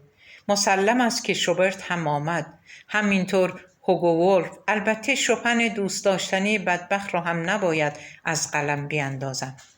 باز هم که چین بر ابرو انداخته اید. منصف بزرگ. خب حق با شماست، بتهوون هم معرکه است، ولی همه اینها از زیبایی آثارشان که بگذریم قدری بی‌نظمی و نقص در کارشان هست. اثری در حد کمال و قدرت دونجوان هرگز به دست بشر آفریده نشده است. موزارت خنده‌ای وحشتناک و استهزاءآمیز کرد و گفت: زیاد جوش نزن. از نظر من تو خودت یک موسیقیدان هستی. میدانی من تجارت را رها کردم و از کار کناره گرفتم تا استراحت کنم. فقط به خاطر سرگرمی گاهی به کسب و کار میرسم. دستهایش را بلند کرد، انگار داشت ارکستری را رهبری میکرد و چیزی شبیه قرص ماه یا ستاره‌ای کم نور در گوشه‌ای به خودنمایی برخاست. از کنار اتاقک به ژرفای بی انتهای فضا خیره شدم. ابر و مه آنجا را فرا گرفته بود. کوه‌ها و دریاها درخشیدند و در زیر پای ما دشتی بی آب و علف به پهنای دنیا گسترده شد. در این دشت مردی موقری با ریشی بلند با حالتی غمگین رهبری یک گروه 10,000 نفری را که در جامه سیاه بودند بر عهده داشت. بسیار ناامید و افسرده به نظر می آمد و موزارت گفت: نگاه کن، او برامس است. او می خواهد به هر زحمتی شده خود را تبرئه کند، ولی این کار تا قیامت طول می کشد. فهمیدم که آن هزارها نفر سیاه پوش نوازندگان نوت‌ها و آهنگ‌های او بودند که بر اساس قضاوت آسمانی موزارت تعدادی غیر ضروری بود. موزارت سری تکان داد و گفت: وای که این ارکستر چه نفراتی دارد، چقدر برایش مایه گذاشته‌اند. در همان حال ریچارد واگنر را دیدم که در رأس گروهی با همان عظمت رژه می‌رفت. آویختن به او و در محاصره هزارها نفر بودنش او را به تنگ آورده بود. می دیدم که او هم با قدم‌های خسته و غمگین خود را لنگ لنگان می کشد. با افسردگی اظهار داشتم: در دوران جوانی من این دو موسیقیدان تباینی بس عجیب با هم داشتند. موزارت خندید: بله، همیشه همینطور بوده است، ولی اگر از دور نگاه کنیم می‌بینیم که این تباین همیشه به تشابه هرچه بیشتر تمایل دارد. نوازنده بسیار به کار گرفتن در هر صورت نه تقصیر واگنر بود و نه گناه برامز. این گناه عصر و زمان آنهاست. معترضانه فریاد زدم چی؟ و به همین علت باید این کفاره سنگین را بپردازد؟ طبعاً قانون باید مسیرش را طی کند. تا آنها دین خود را به عصر خیش تأدیه نکنند معلوم نخواهد شد که آیا برای شخص خودشان چیزی باقی خواهد ماند که آبرویشان را بخرد یا خیر. ولی این گناهی هیچ کدام آنها نیست. البته که نه. گناه خوردن سیب حضرت آدم هم به گردن آنها نیست. با این وجود آنها باید کفاره‌اش را پس بدهند. اما این وحشتناک است. مسلم است زندگی همیشه وحشتناک است. کاری از دست ما ساخته نیست. ولی با این وجود مسئول هم هستیم. آدم از همان بدو تولد گناهکار است. اگر شما این موضوع را نمی‌دانید پس تعلیمات دینیتان عالی بوده است. دیگر مستعصل شده بودم. زائری خسته و کوفته بودم که با کوله‌باری از کتاب‌های زائد و مقالات و پاورقی‌های نوشته شده‌ای لنگ لنگان خود را در صحرای دنیای دیگر می‌کشاندم و لشکری از حروف چین‌ها که کار حروف این نوشته‌ها را انجام داده بودند به همراه لشکری از خوانندگان که این نوشته‌ها را بی تعمق فرو داده بودند و خدای من از همه اینها گذشته آدم و سیب و گناه جبلی میراث او و حوا در تعقیبم بودند و من به این ترتیب میبایست در این برزخ بی انتها کفاره همه امور را پس میدادم. و تازه آن وقت بود که این سوال مطرح میشد که اگر اینها کنار زده شوند گناهی که مسئول مستقیمش من باشم باقی میماند یا اینکه همه اعمال انجام شده من و عواقب آنها حبابی خالی بر سطح دریا و امواجی بی‌معنی در جریان کارهای گذشته و انجام شده بودند. موزارت که قیافه غمزده مرا دید خنده‌اش گرفت. محض شوخی پشتکوارویی در هوا زد و در همان حال سر من فریاد کشید که آهای جوان، داری زبانت را می سوزانی و حنجره‌ات را به درد می آوری. تو در فکر خواننده های کتاب هایت، یعنی همان مردخاران و حروف چین هایی که شریک جرم های فلک زده و تیز کنندگان شمشیرهای تو هستند می باشی. تو مرا از خنده روده‌بر می کنی. آدم ساده لوحی هستی که روحت تیرگی مرکب چاپ را دارد و سراپای وجودت غم و غصه است. شمعی فرا راحت می‌گذارم تا مگر یاریت کند. تا می‌توانی لاتایل بگو، صحنه سازی کن و هر وقت که دربند شدی و با حالت نزار به مانع برخوردی به چاپلوسی بپرداز و دودلی و مسمس کردن را کنار بگذار. دعا می کنم که به دست شیطان بیفتی تا تکه تکه‌ات کند و کیفر این نوشته ها و سرقت های ادبی منفورت را که از راه نامشروع گرد آورده ای کف دستت بگذارد. این گفتار بر من گران آمد. غضب مهلت افسوس خوردن به من نداد. سفت گیس بلند بافته موزارت را چسبیدم و او به پرواز درآمد. موی بلند بافتش چون دم ستاره‌ای دنباله‌دار بلندتر و بلندتر شد و من سر آن را گرفتم و به گردش در آمدم. وای، عجب دنیای سردی بود. این فناناپذیران با چه هوای رقیق و منجمدی سر می کردن، ولی در عین حال این هوای منجمد به آدم کیف می داد. و این چیزی بود که در آن لحظه کوتاه قبل از بیخودی توانستم بفهمم. یک نوع تردماغی و شادی بلورگونه و شفاف وجودم را تسخیر کرد و هوس کردم که چون موزارت بی‌پروا و بلند و غیر خاکی قهقهه سر دهم. اما همان لحظه نفسم بند آمد و بیهوش شدم. وقتی به هوش آمدم له و لورده و گیج بودم. نور سفید دهلیز بر کف صیقل داده شده آن افتاده بود. هنوز هم به جرگه فناناپذیران در نیامده بودم. هنوز هم مثل گذشته در این طرف معمای مصائب، آدمهای گرگ صفت و معضلات آزاردهنده قرار داشتم. هنوز هم چیزی خوشحال کننده و مکانی راحت که بتوان آن را تحمل کرد نیافته بودم. باید این وضع خاتمه میپذیرفت. روبروی من در آینه بزرگ هاری ایستاده بود. سر و وضع رو به راهی نداشت. همان حال و وضعی را داشت که هنگام ملاقات با پروفسور و رقص در عقاب سیاه داشت.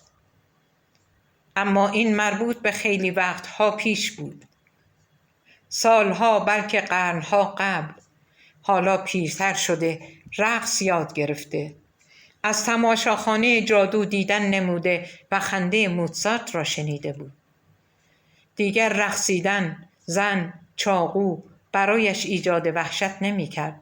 به هر کس دیگر هم که استعدادی متوسط داشته باشد چند سال وقت بدهند به کمال خواهد رسید. مدتی دراز به قیافه هاری در آینه نگاه کردم. باز هم خوب می شناختمش و هنوز هم مختصر شباهتی بین او و آن جوان 15 ساله که یک روز یک شنبه در ماه مارس روزا را روی صخره‌ها دیده و به احترام کلاه مدرسه‌اش را از سر برداشته بود وجود داشت. و با این وجود از آن تاریخ تا کنون قرنها پیر شده بود. به دنبال فلسفه و موسیقی رفته بود و از جنگ و شراب آزاسی در کلاهخود پولادین دیگر سیر شده بود. درباره کریشنا هم با آدمهای واقعا دانشمند بحث‌ها کرده بود. دلباخته اریکا و ماریا و دوست هرمینه شده و به اتومبیل‌ها تیراندازی کرده و آن دخترک زیبای ژاپنی را از مرگ نجات داده بود.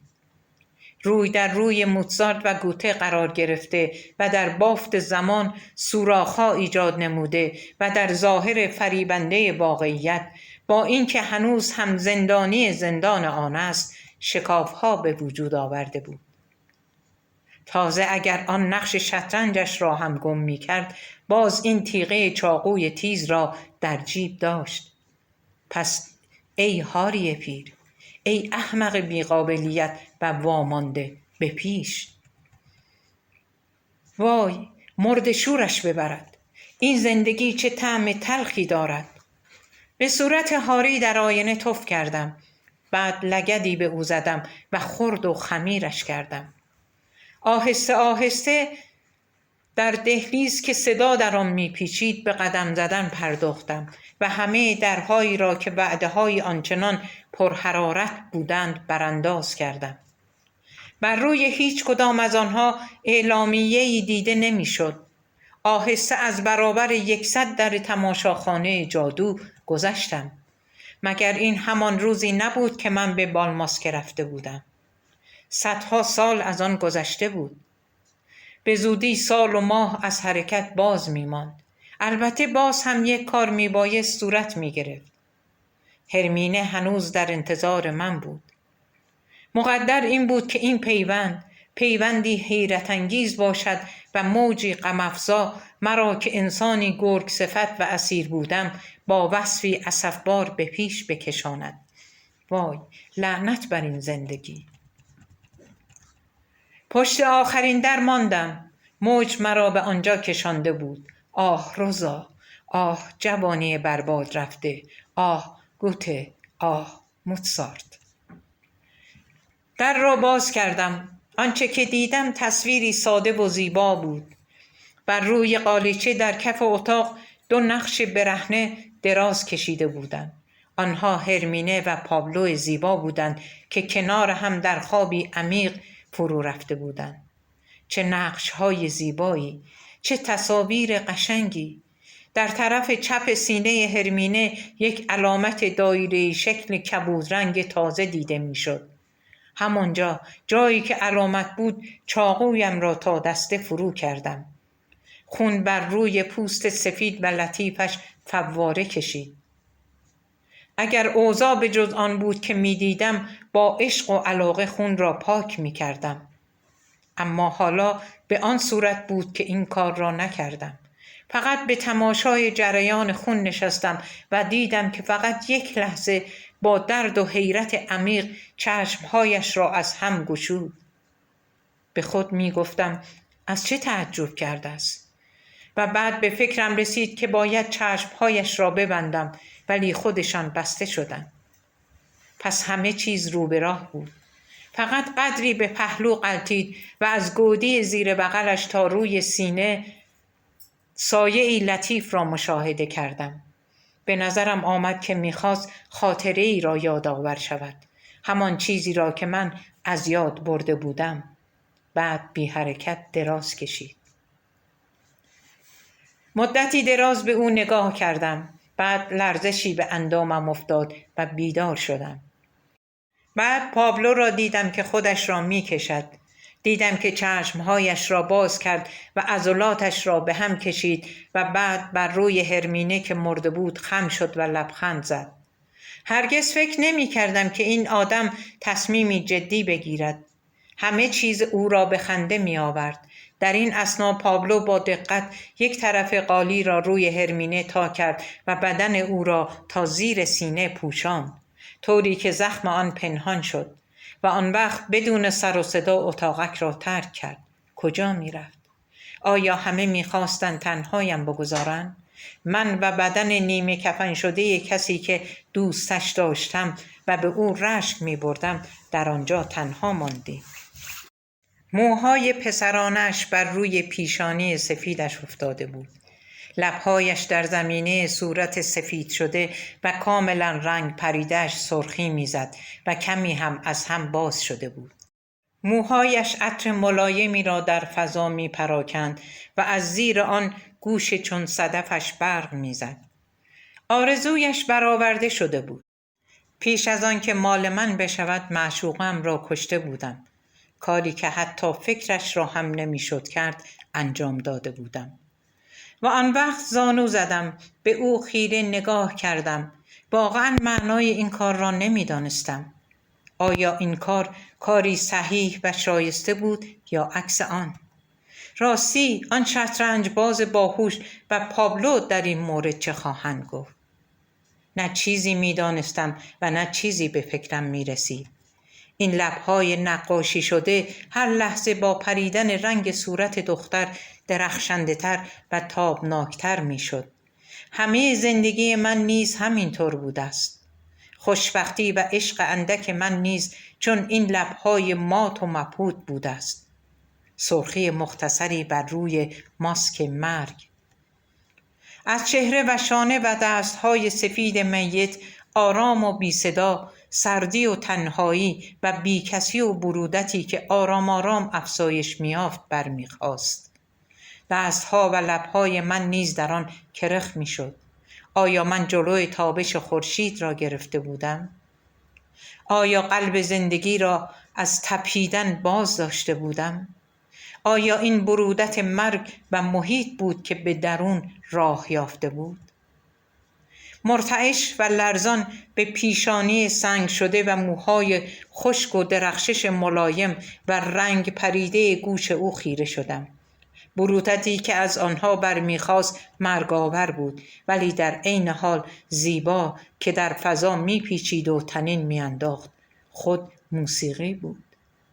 مگر نه اینکه یک بار دیگر من این لرزش را احساس کرده و آن را لذت بخش یافته بودم؟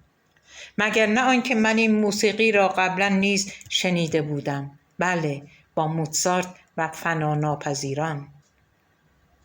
ابیاتی که زمانی به آن در جایی برخورده بودم به خاطرم آمد. در حالی که ما بر بالای سر شما انسانها در میان بلور یخهای ستارگون مأوا کرده ایم، نه از روز خبر داریم، نه از شب، نه از تقسیم زمان. نه فکر مردی و زنی و نه اندیشه پیری و جوانی در ذهن ما جایی دارد. وجود بی زوال ما سرد و بی تغییر و خنده جاودانمان سرد و تابناک. بعد در اتاقک باز شد و موزارت داخل گردید. در اولین نگاه او را شناختم، زیرا نه گیس بافته داشت، نه شلوارک و نه کفش‌های سگکدار، بلکه لباسی مدروز بر تن داشت. روی یک صندلی تنگ من نشست و کم مانده بود که به خاطر خونی که از بدن هرمینه به کف اتاق جاری بود از این کار او را باز دارم.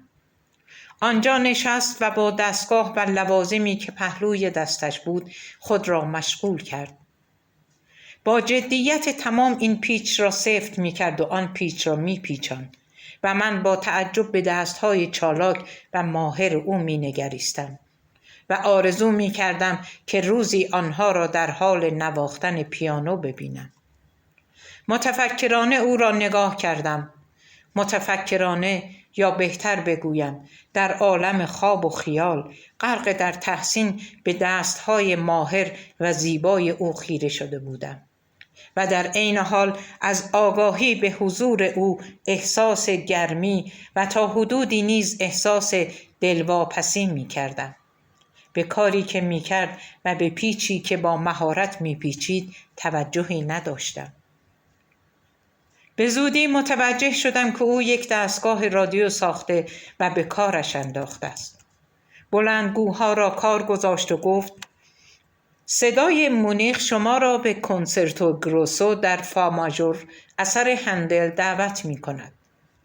بعد یک مرتبه در مقابل حیرت و وحشت وصف ناشدنی من، آن بوق فلزی شیطانی بدون آن که به خود زحمتی بدهد مخلوطی از آخوتوف و قندران جویده را بیرون ریخت.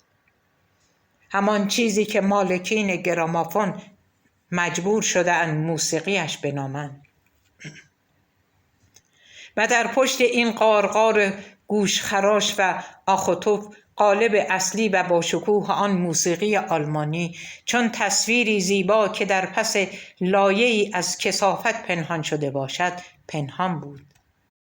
من سبک با عظمت و ژرفای پهناور و عمیق و حرکات کامل و تمام عیار تارهای سازهای زهی را می شناختم.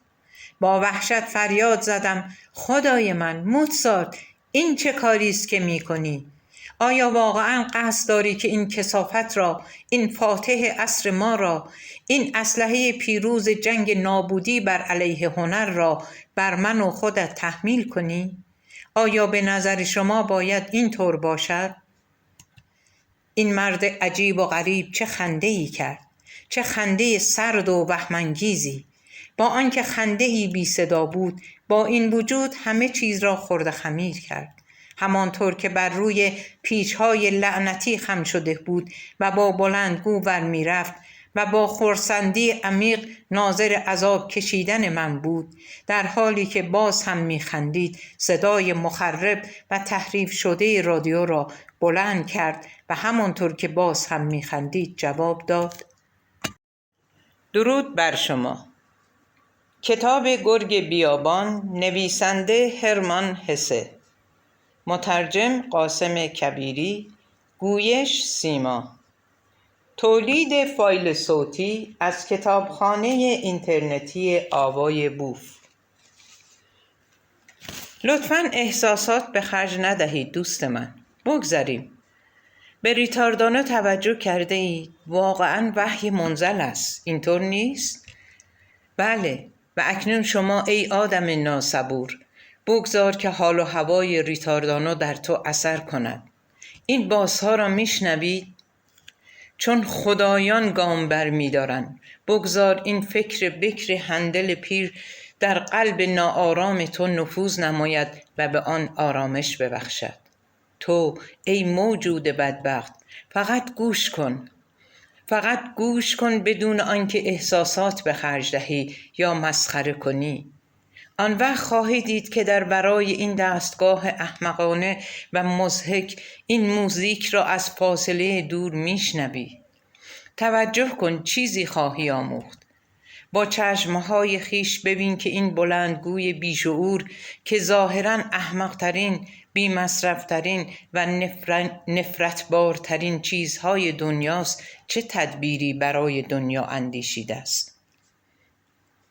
به کمک این تدبیر موسیقی را که در جایی نواخته‌اند بدون آنکه آن را تمیز و تشخیص دهد به طرزی اسفبار تحریف می کند و به دامن امواج می اندازد تا هر جا که جایش نیست فرود آید. البته در هر حال اصالت و معنایش را از دست نمی دهد. تنها کاری که می کند این است که تکنیک بی‌معنی خود را دخالت می دهد و آن را خراب و ضایع می کند.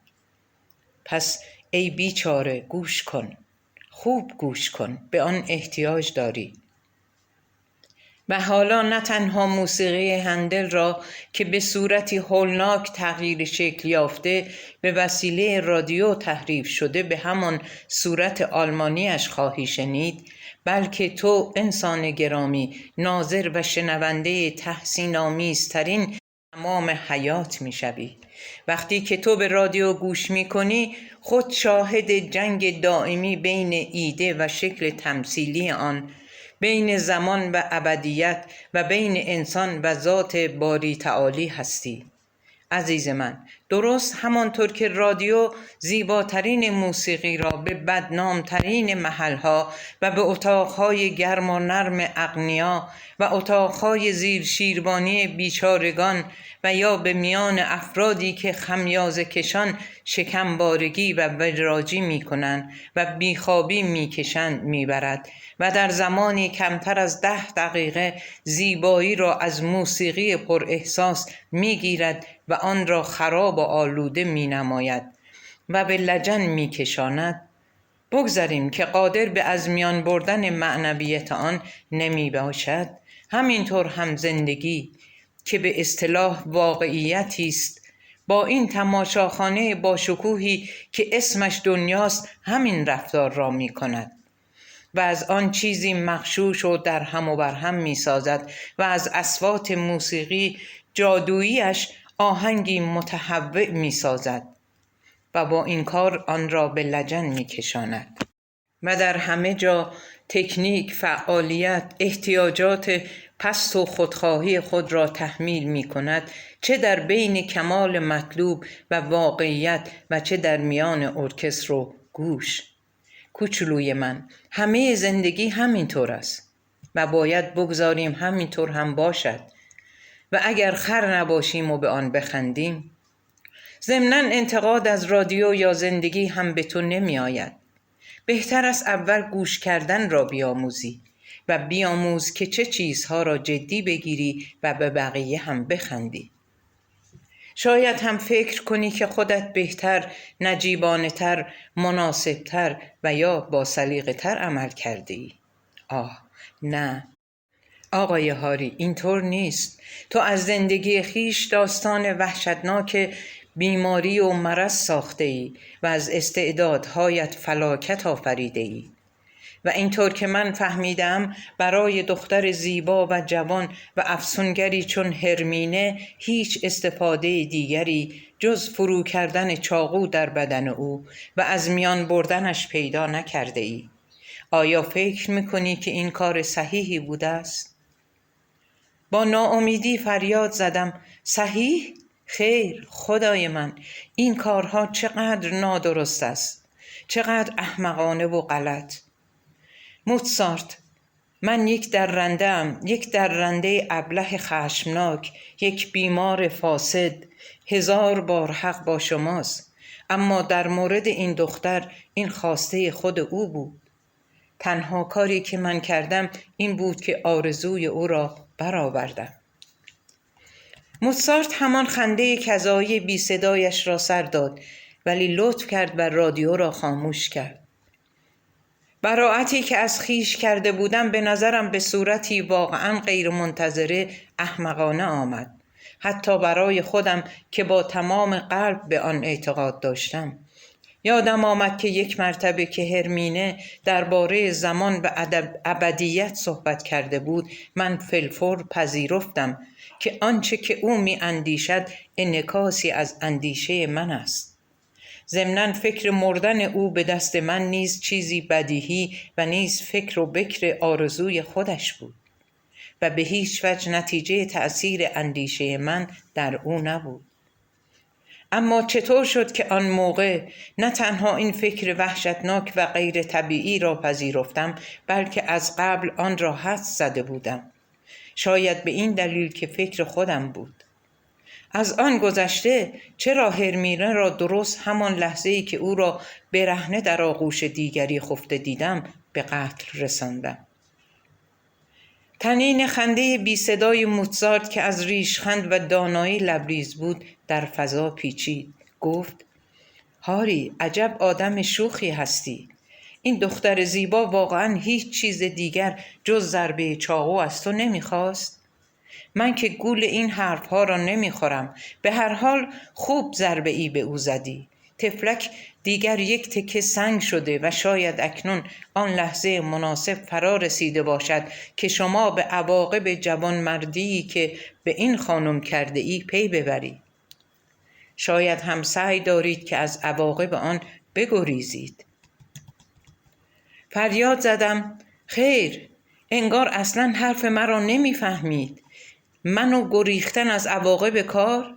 من هیچ آرزویی بجز پس دادن کیفر ندارم. همین و همین. دلم میخواهد سرم را زیر تبر بگذارم و مکافات نابود کردن را پس دهم. موتسارت با ریشخندی که تحملش ممکن نبود به من نگاه کرد. تو چقدر احساساتی هستی، اما باز هم وقت یادگیری شوخی را داری. شوخی ها همیشه همان شوخی های پایه چوبه دار است و در همان پایه چوبه دار که به خود زحمت می دهید و آن را یاد می گیرید. حاضری؟ بسیار خوب.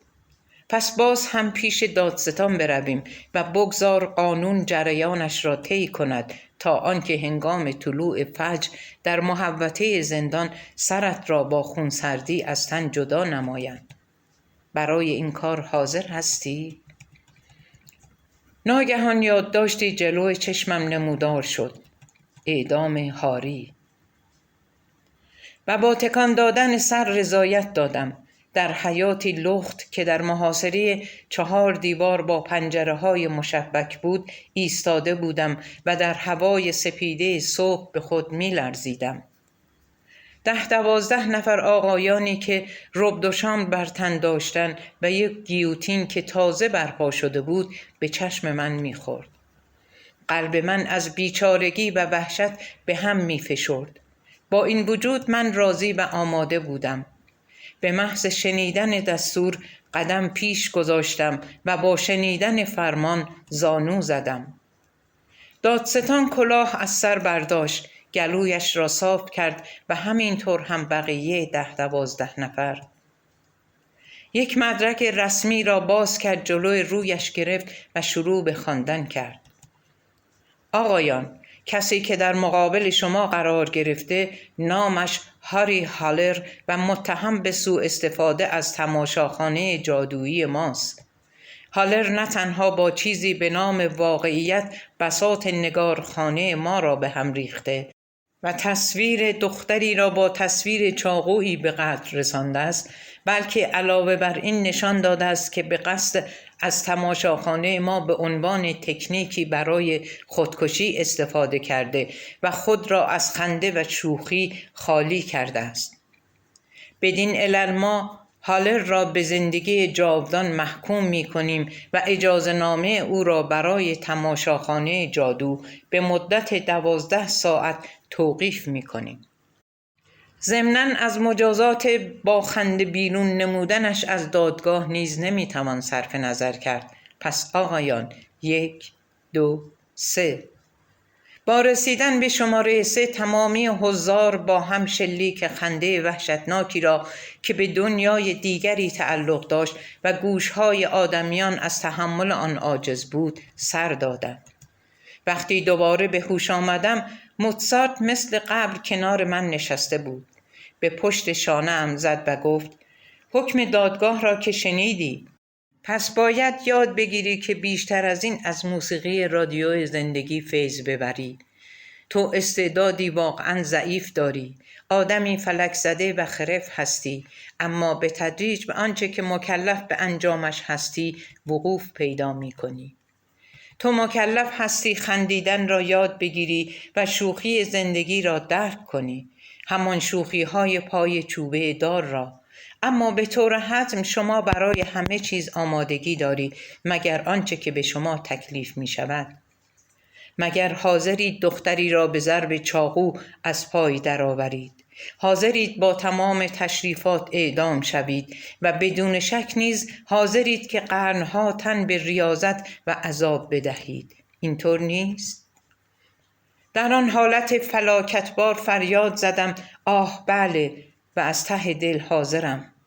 مسلم است هر جا که صحبت از حماقت و احساس و چیزهای بیمزه و عاری از تفریح باشد، تو بازیگر نمایش‌های تراژدی در آنجا حاضری. من که اهل این حرف ها نیستم. من سر مویی به کفار پس دادن تصوری تو اهمیتی نمی دهم. تو جنگجوی شجاع می‌خواستی اعدامت کنن و سر از زیر ساطور در بیاوری، غافل از آن که برای رسیدن به این هدف غایی ابلهانه تو باید 10 بار بیشتر عذاب مرگ را بچشی. تو آدم جوون به مردن حاضری ولی نمیخواهی زنده بمانی. اما بدبخت تو زنده خواهی ماند. اگر به شدیدترین مجازات هم محکوم می شدی سزاوارش بودی. وای، دیگر آن مجازات چیست؟ مثلا ما می توانستیم این دختر را دوباره زنده کنیم و تو را به عقد ازدواج او در بیاوریم. نه، من حاضر به این کار نیستم. این کار بدبختی می آفریند. خیال می کنی که همین کارهایی که تا به حال کرده ای به اندازه کافی موجب بدبختی نبوده است؟ در هر صورت احساسات به خرج دادن و صحبت از مرگ کافی است. وقت آن رسیده است که سر عقل بیایی. مقدر آن است که زنده بمانی و راه خندیدن را یاد بگیری. مقدر آن است که به موسیقی زندگی که موسیقی رادیو است گوش کنی و به معنویتی که در پشت آن است احترام بگذاری و به قیل و قال آن بخندی. همین. بیش از این از شما تقاضایی ندارم.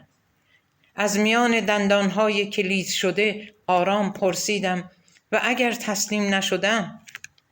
و اگر آقای موزارت حق شما را در مورد مداخله در امور گرگ بیابان و در مورد مداخله در سرنوشت او رد کردم، آن وقت چی؟ موزارت آرام گفت: آن وقت از شما دعوت خواهم کرد که یکی دیگر از این سیگارهای نازنین را دود کنید. و همینطور که صحبت می‌کرد با سحر و جادو سیگاری از جیب جلیقه‌اش بیرون آورد و آن را به من تعارف کرد. یک مرتبه متوجه شدم که دیگر این آدم موزارت نیست، رفیقم پابلو است. پابلو است که با مهربانی و نگاهی ناآشنا به من خیره شده است. ضمناً شباهت جفت همزاد مردی را پیدا کرد که بازی با مهره‌های شطرنج را به من یاد داده بود. لرزان و متشنج فریاد زدم: پابلو ما کجاییم؟ با لبخندی جواب داد: ما در تماشاخانه جادو هستیم و هر وقت که دلت خواست تانگو یاد بگیری یا ژنرال شوی یا با اسکندر یونانی حرف بزنی، تماشاخانه در اختیار شماست. اما هاری، مجبورم بگویم که تو قدری مرا مایوس کرده ای. تو بدجوری از خودت غافل شدی. تو بساط خنده و شوخی تماشاخانه مرا به هم زدی و پاک آن را خراب کردی. با وارد کردن ضربات چاقو و پاشیدن لجن واقعیت به صورت زیبای دنیای تصویر ما آن را به کثافت کشاندی. این شایسته تو نبود. امیدوارم که لااقل کاری را که کردی از روی حسادت و به خاطر آنکه من و او را در آغوش هم دیدی صورت گرفته باشد. متاسفانه تو بازی با این مهره را بلد نبودی و من خیال می کردم که مهارت تو بیشتر از این باشد. مانعی ندارد. بار دیگر بهتر بازی خواهی کرد. و آن وقت هرمینه را که در انگشتانش کوچک شد و به اندازه یک مهره بازی درآمد برداشت و در همان جیب جلیقه‌ای که سیگار را بیرون آورده بود گذاشت. دود مطبوع و غلیظ سیگار عطری دلنشین می پراکند. سراپا خسته و کوفته بودم و حاضر بودم 1 سال بخوابم. همه چیز را فهمیدم. منظور پابلو را نیز درک کردم، همینطور هم منظور موزارت را، و جایی در پشت سرم صدای قهقهه هراسناکش را می شنیدم. می دانستم که همه صدها هزار مهره بازی زندگی را در جیب دارم. نظری اجمالی به معنای آن مرا سر عقل آورد و تصمیم گرفتم که تازه نفس بازی را از سر گیرم. بار دیگر طعم عذابهایش را بچشم و از بی‌معنی بودن آن دچار اشمئزاز شوم و نه تنها 1 بار بلکه بارها و بارها دوزخ درون خیش را در نوردم. روزی در این بازی با نقش‌ها تبخر بیشتری پیدا خواهم کرد. روزی خندیدن را خواهم آموخت. پابلو به انتظارم نشسته است و همینطور هم موزارت. پایان داستان. در ادامه بازخوانی و تفسیری انتقادی از گرگ بیابان، نوشته ادوین کیسبیر، ترجمه دکتر قاسم کبیری. ما حلقه وار می رقصیم و در گمانیم، ولی راز پنهان در میان نشسته و آگاه است. رابرت فراست. از آنجا که حتی به ادعای خود هسه گرگ بیابان بیش از بقیه آثار او باعث سوء تفاهم شده است و با عنایت به این مسئله که همه خوانندگان آثار این نویسنده علاقمند آنند که هرچه بیشتر به راز پنهان مطالب استعاری این کتاب پی ببرند، لذا بر آن شدم که این بررسی مختصر را نیز به ترجمه کتاب اضافه نمایم. مطالعه دقیق آن را با این امید که مقبول طبع شما خوانندگان بزرگوار قرار گیرد توصیه می کنم. قاسم کبیری. گرگ بیابان، سیزارتای امروز. گرگ بیابان معرف هاری هالر معاصری است که تلاش می کند سیزارتا بشود. او که مورد شکنجه دوگانگی قرن 20 قرار دارد و از هرج و مرج آن سرش دوار گرفته است، در مقابل کوشش فراوانش با حالتی یأس‌آمیز مختصر پیشرفتی حاصل می کند. او موجودی است استثنایی، روشنفکری است منضبط که جان بردن مکررش از زیر بار آسیب‌ها بینشی کامل از اجتماع به او بخشیده است. او که در میان 2 تعهد یکسان که یکی به اطمینان و اعتدال کشاندن طبقه متوسط است و دیگری به خویشتن‌یابی سیزارتایی دچار عجز شده است. تنها راهی که به نظرش میرسد آن است که بر این کشمکش غلبه نماید تا بتواند اولین قدم را در راه الهی شدن بردارد. در دهه 1920 هاری هالر اتاقی در یک شهر آلمان یا سوئیس تهیه می کند. جایی که به صورت پراکنده در مورد خصوصیات ادبی، هنری و موسیقی آن به تحقیق می پردازد. کشورش آلمان که به خاطر جنگ جهانی اول متلاشی شده و آسیب دیده است، از انقلاب‌های چپی‌ها و ضد انقلاب‌های راستگرا در هرج و مرج اقتصادی و سیاسی قرار دارد. در مونیخ کودتای نافرجام هیتلر قریب الوقوع است. بازتاب‌های آن از او یک شخصیت ملی خواهد ساخت. ولی هاری یک بیگانه است. نزدیک به 50 سال دارد. سالهای قبل به شهرت و اعتباری رسیده و شهرت و اعتباری را از دست داده است. شاهد دیوانه شدن همسرش بوده، دست به خودکشی زده. یک بار دیگر به عنوان دانشجوی عرفان شرق به اعتبار و شهرت رسیده و آن را از دست داده است. و اکنون بدون آن که بجز اریکا زن زیبای جوان که کشمکش‌ها و انزواگیری‌های مشابهش سبب شده است که معاشرت‌های آنها محدود شده و به دعواهای سخت بیانجامد، دوست دیگری ندارد. اکنون بی هدف بدون آنکه یارای دست زدن به کاری داشته باشد و در حالی که از رفتار خود ویرانگرش نفرت دارد، فقط مطالعه‌ای سرسری می کند. گاهی مقالاتی صلح طلبانه می نویسد و به میلیتاریسم آلمان حمله می کند. به صورت پراکنده ورزش یوگا می کند، حمام گرم می گیرد تا ناراحتی و اعصابش را آرام بخشد. پر می شود، پر می نوشد و با پخش و پلا کردن کتاب و عکس اتاقش را آشفته و در هم و بر هم می نماید. تنها یادداشت شاد او تعهدی است مبنی بر آنکه در سال روز 50 سالگی گردنش را با تیغ خواهد برید و به این وضع آشفته خالی از امید پایان خواهد بخشید. حوادث روزهای اول رمان او را به مرز خودکشی می کشاند. یک روز غروب به علت حمله گرگ منشانه و غیر موجهش به یک استاد نچندان سرشناس عرفان شرق دچار شرمزدگی می شود. تصمیم به خودکشی می گیرد، اما مرگ به وحشتش می اندازد. با حالتی مست سکندری خوران وارد میخانه می شود و با زن بدکاره عاقل و عجیبی به نام هرمینه روبرو می شود که با سرزنش‌هایش او را از حالت هیستریک بیرون می آورد. اکنون هاری دست به اصلاح خود می زند. روشن می شود که تهوع انتحارآمیزش شبیه حالت سیزارتا علامتی است بر پایان یک نوع شخصیت شیزوفرنیک مفلوج گرگ بیابانی و شروع شخصیت دیگری که با وضوح بیشتر اتحاد درونی و هماهنگی او را با دنیا می‌بیند. تکامل هاری در 2 مرحله صورت می‌گیرد. اول، هاری مانند سیزارتا خود را در زندگی مردم عادی داخل می‌کند. نحوه رقصیدن، بازی کردن و خندیدن را یاد می‌گیرد. زن بدکاره دیگری را به عنوان رفیقش انتخاب می‌کند و با پابلو سر دوستی را باز می‌کند. پابلو موسیقیدانی است دارای 2 جنس که فروش سرپایی مواد مخدر و زنان را یدک می‌کشد. این تجربه آنچه را که روشنفکری آزموده از شفا نبخشیده بود، شفا می‌بخشد.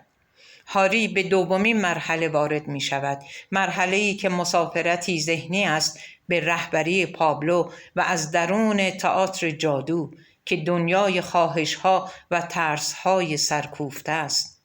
در آنجا به یک جنگ چریکی خلسه‌آمیز بر علیه اتومبیل دست می‌زند.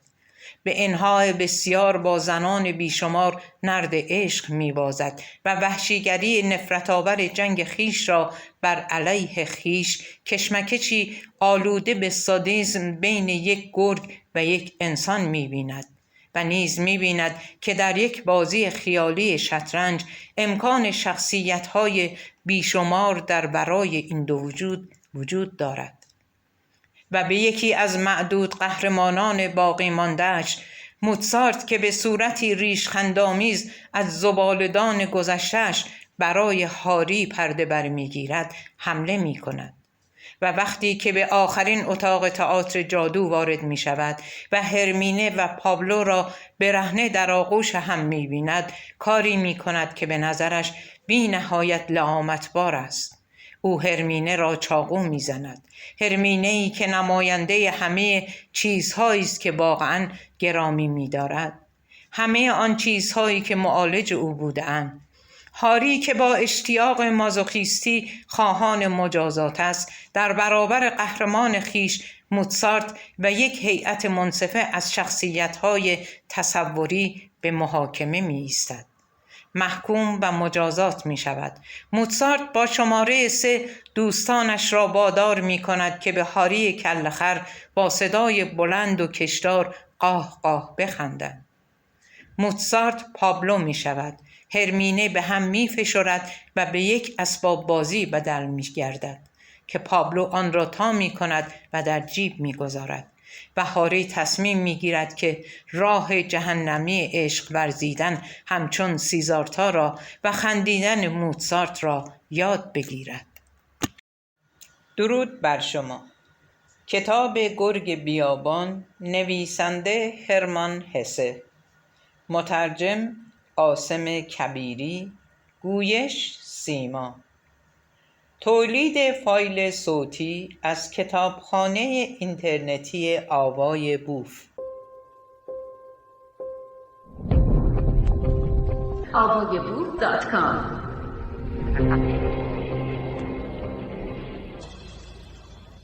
عواقب این نتیجه گیری شادی آفرین و اعجاب انگیز که 1/3 رمان را شامل می شود، در پیشگفتاری به قلم یک شاهد طبقه متوسط و بینام و نشان گزارش شده است.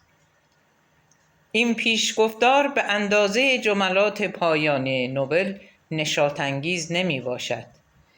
هاری که کم می خورد و تمام روز را در رخت خواب دراز می کشد، یک دوره پریشان خیالی دیگر را می گذراند. یک بار سر و کله‌اش پیدا می شود تا با داستانگوی بینام و نشان در مجلس سخنرانی یک تاریخدان حاضر شود. بازتاب او در مقابل ظاهربینی و بیهودگی تمدن مدرن نوعی نومیدی همراه با ریشخند است. بار دومی هم که سر و کله‌اش پیدا می شود، با اریکا که هرگز در رمان ظاهر نمی شود سخت به جدال برمیخیزد. جدالی که ظاهراً به ارتباطشان خاتمه می دهد. سپس به عقیده گوینده راه خود در پیش می گیرد و بیگانه‌ای غم‌آلود که به اجبار به غور در جهنم روح خود روی می آورد باقی می ماند. شبیه طرح کلی سیزارتا، طرح گرگ بیابان 3 بخش را شامل می شود.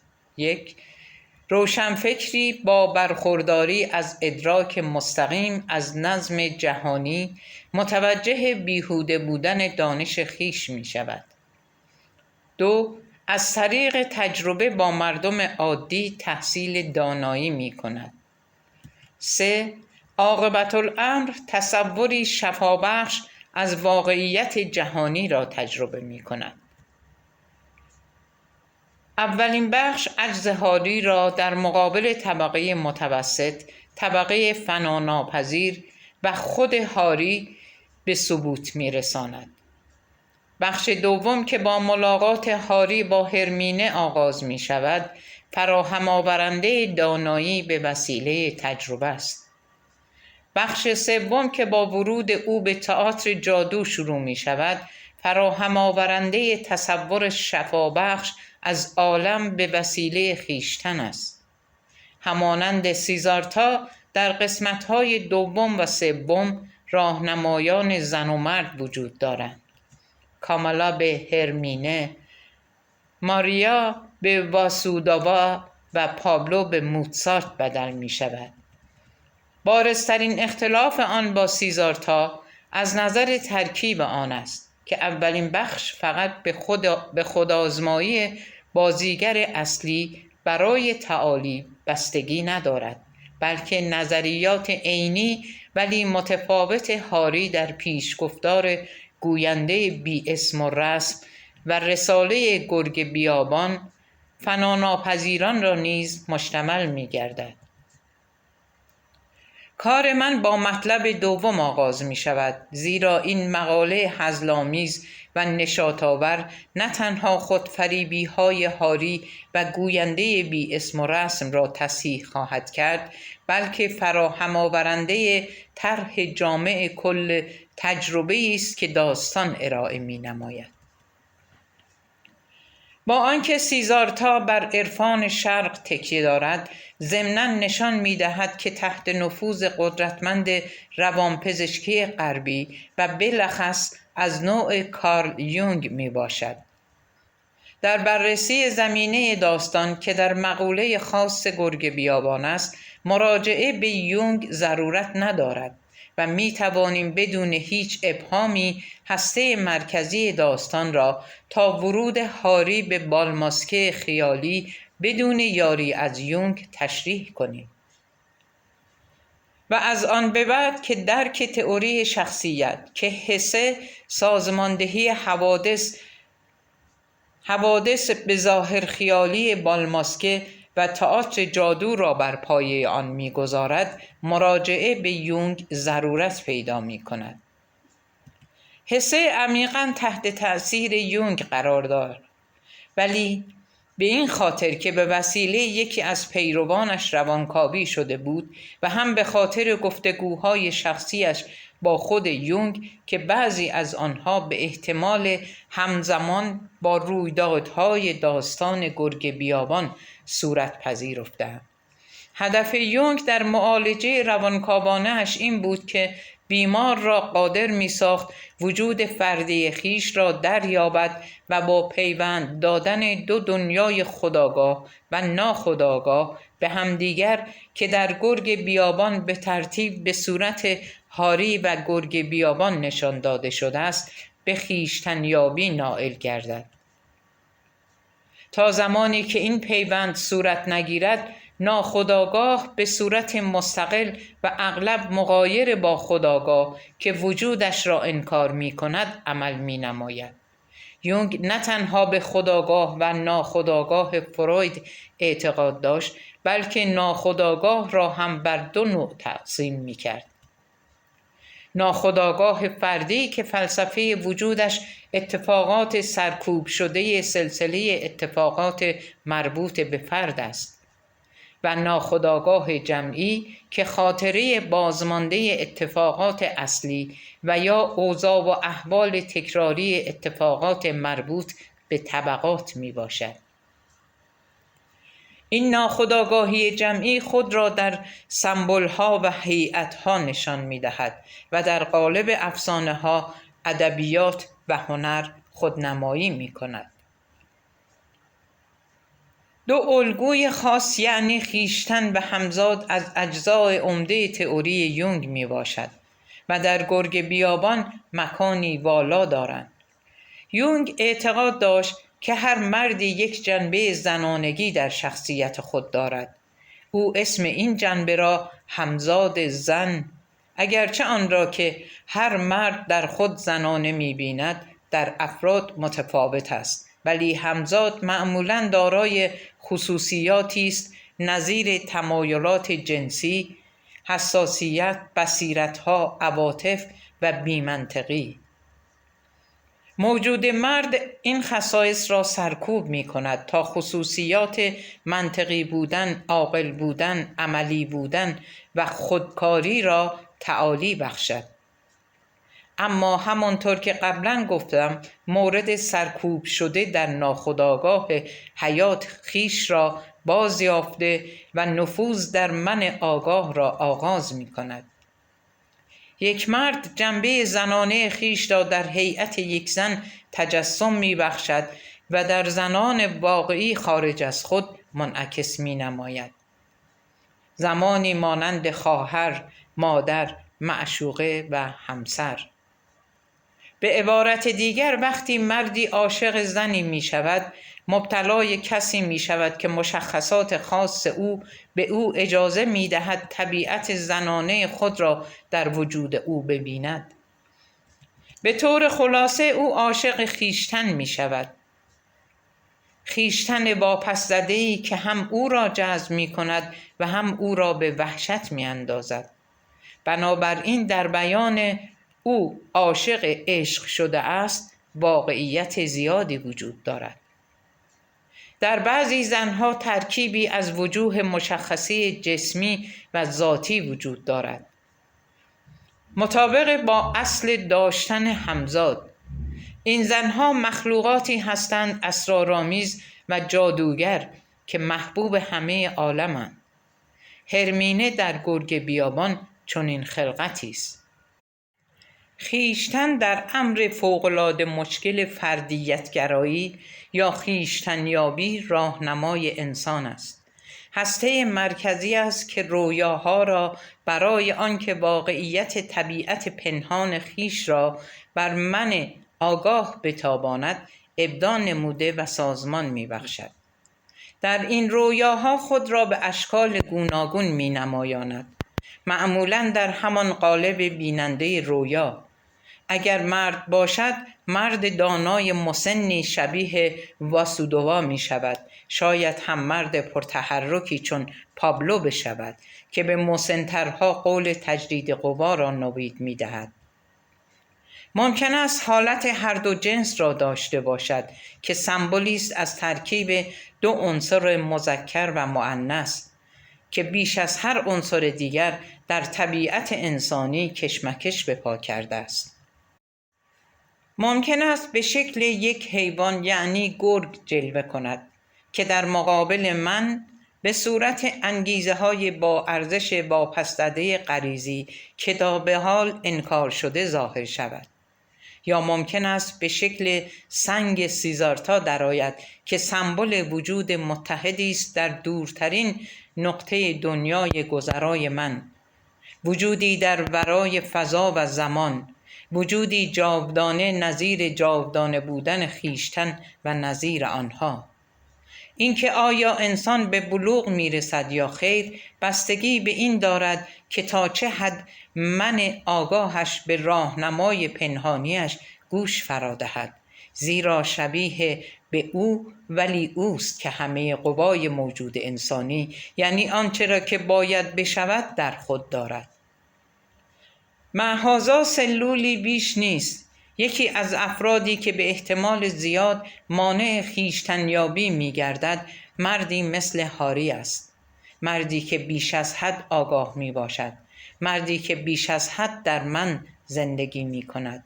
برای چنین افرادی همزاد شبیه هرمینه استفاده به خصوص دارد و این چیزی است که با ارزش‌ها و خلق و خوی خویشتن هماهنگ است. هرگاه شخصی مدت مدیدی با همزاد خود منازعه شدید داشته باشد، آنچنان که تا حدودی خویشتن را از کشمکش کذایی اولیه خاص بشر آزاد نماید، آن وقت ناخودآگاه خویش را در قالب خویشتن و در رویاهایش نمایان خواهد کرد. آنگاه مورد اعتماد قرار گرفته و وقتی که او به سوی خویشتنیابی پیش می رود پاسداریش خواهد کرد و پیشگامش خواهد شد. من هاری هالر را من آگاه هرمان هسه می دانم. گرگی که هالر خیال می کند هر از گاه به قالبش در می آید تنها یک اسم مستعار بیروح است برای تمامی ناخودآگاهی که او دست به انکار آنها زده است. هرمینه و پابلو، موتسارت نماینده بارزترین عناصر آن ناخودآگاهی هستند که با به توافق رسیدن هاری با آن آغاز به خودنمایی می کنند. هرمینه همزاد است، پابلو موتسارت خیشتن است.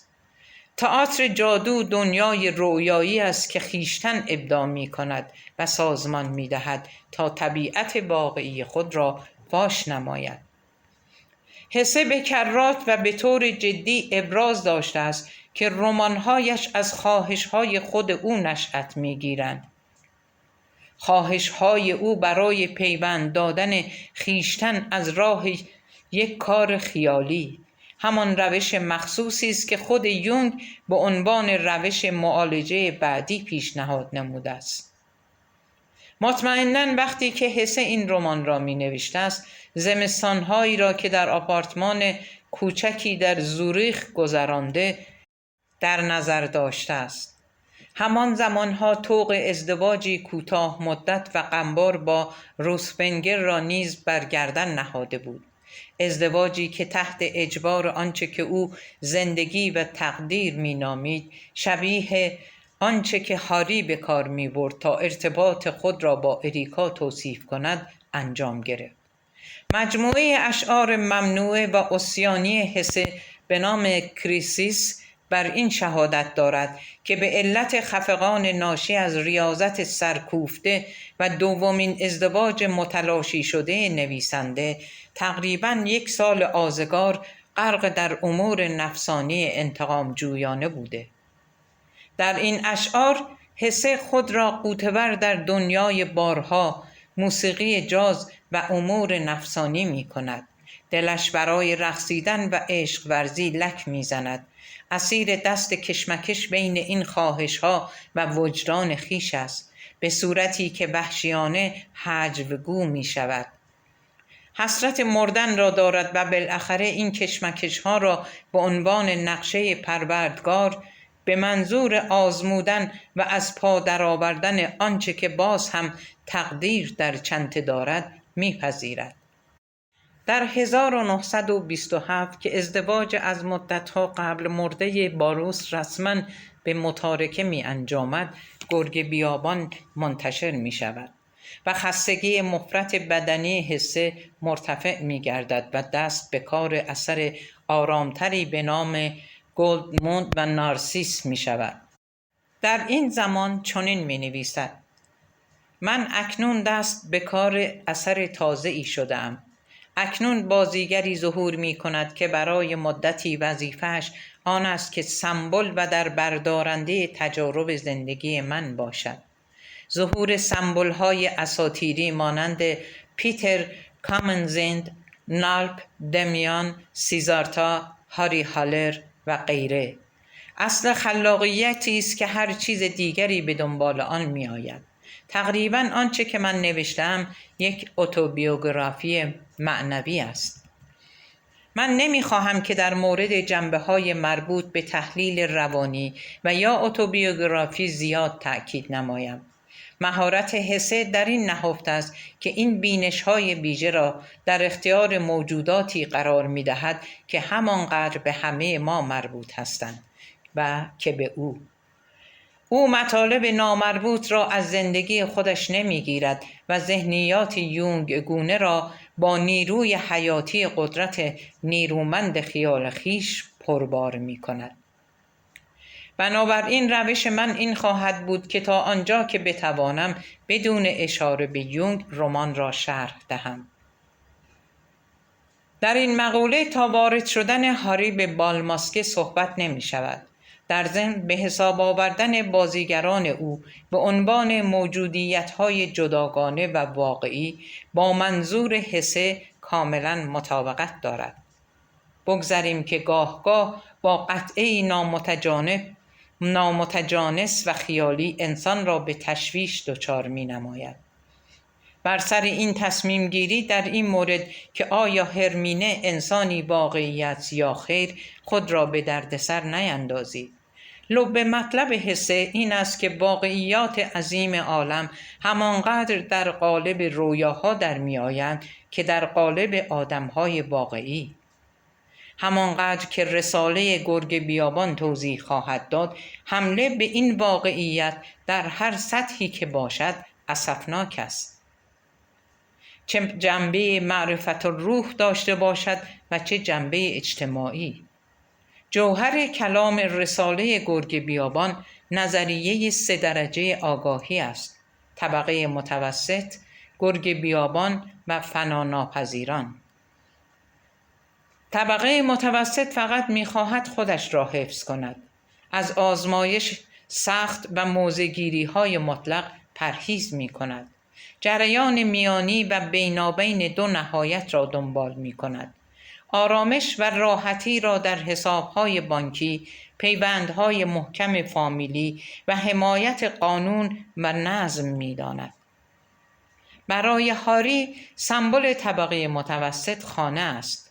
خانه مرتب، آرام، پاکیزه، راحت و قابل احترام و آنتیتز خانه عالم اسفل است. عالمی که هاری در آن از راه تجربه تحصیل دانایی می کند. به احتمال بسیار دیکتاتورها بر آدمهای محترم و ترسو حکومت می کنند، زیرا آنها هستند که اکثریت را جانشین قدرت، قانون را جانشین زور و مراجعه به آرا را جانشین مسئولیت نمودند. تنها گرگ بیابان است که میتواند طبقه متوسط را در مقابل همین طبقه حفظ و حراست کند. گرگ بیابان همان روشنفکران هنرمند دارای معنویت و علم و سیاست هستند که تعقلی همانند آگاهی فناناپذیران دارند. با این وجود آنان پسران و دختران طبقه متوسط هستند و چنان اسیر وحشت‌های طبقه خیش شده‌اند که بر این باورند که از میان بردن تصورات موروثیشان از خیشتن انتحار است. استدلال آنان این است که انگیزه دست زدن به تجربه خطرناک که سرانجام بصیرت فناناپذیران را برایشان به ارمغان خواهد آورد، وسوسه گرگ درونی یا هوس‌های حیوانی پست است و لا غیر. درست است که نظریات آنها درباره فناناپذیری می توانست آنها را در اعداد رهبران متنفذ طبقه متوسط قرار دهد. با این وجود بسیاری مانند هاری از کشمکش بین این دو خواهش عاجز شدند. خواهش میان ماندن و سر کردن و خواهش خطرجویی مردن جسمانی یا روحانی برای یک زندگی متناسب و با ربط که در هیچ جای جامعه نمیتوان یافت. تنها گرگ بیابان که هزل و شوخی میداند قابلیت انجام این کار را دارد. هاری باید خندیدن را یاد بگیرد.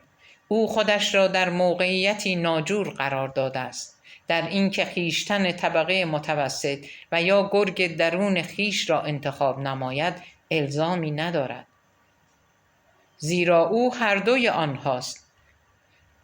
خنده مخالفین را به مصالحه خواهد کشاند و فاصله را کم خواهد کرد. زندگی کردن در دنیایی که انگار دنیایی نیست، احترام گذاشتن به قانون و در عین حال در ورای آن قرار گرفتن، دارایی و تملک داشتن و در عین حال اندیشیدن که تملکی در بین نیست، پرهیز کردن و پنداشتن که پرهیزی وجود ندارد، همه و همه خواسته های متداول و فرموله شده عقل و درایت عالی دنیای خاکی است که فقط در قالب طنز جامعه تحقق می پوشد و بس. گرگ بیابان با جانشین کردن شوخی به جای احساس دوگانگی غمبار از گرگ و آدم بودن دست می کشد و شخصیت واحدی می شود که می تواند بی نهایت بودن خیشتنهای دیگر وجود خیش را بیازماید. هدف اصلی گرگ بیابان آن است که احتیاج را برملا کند تا از راه شوخ بودن که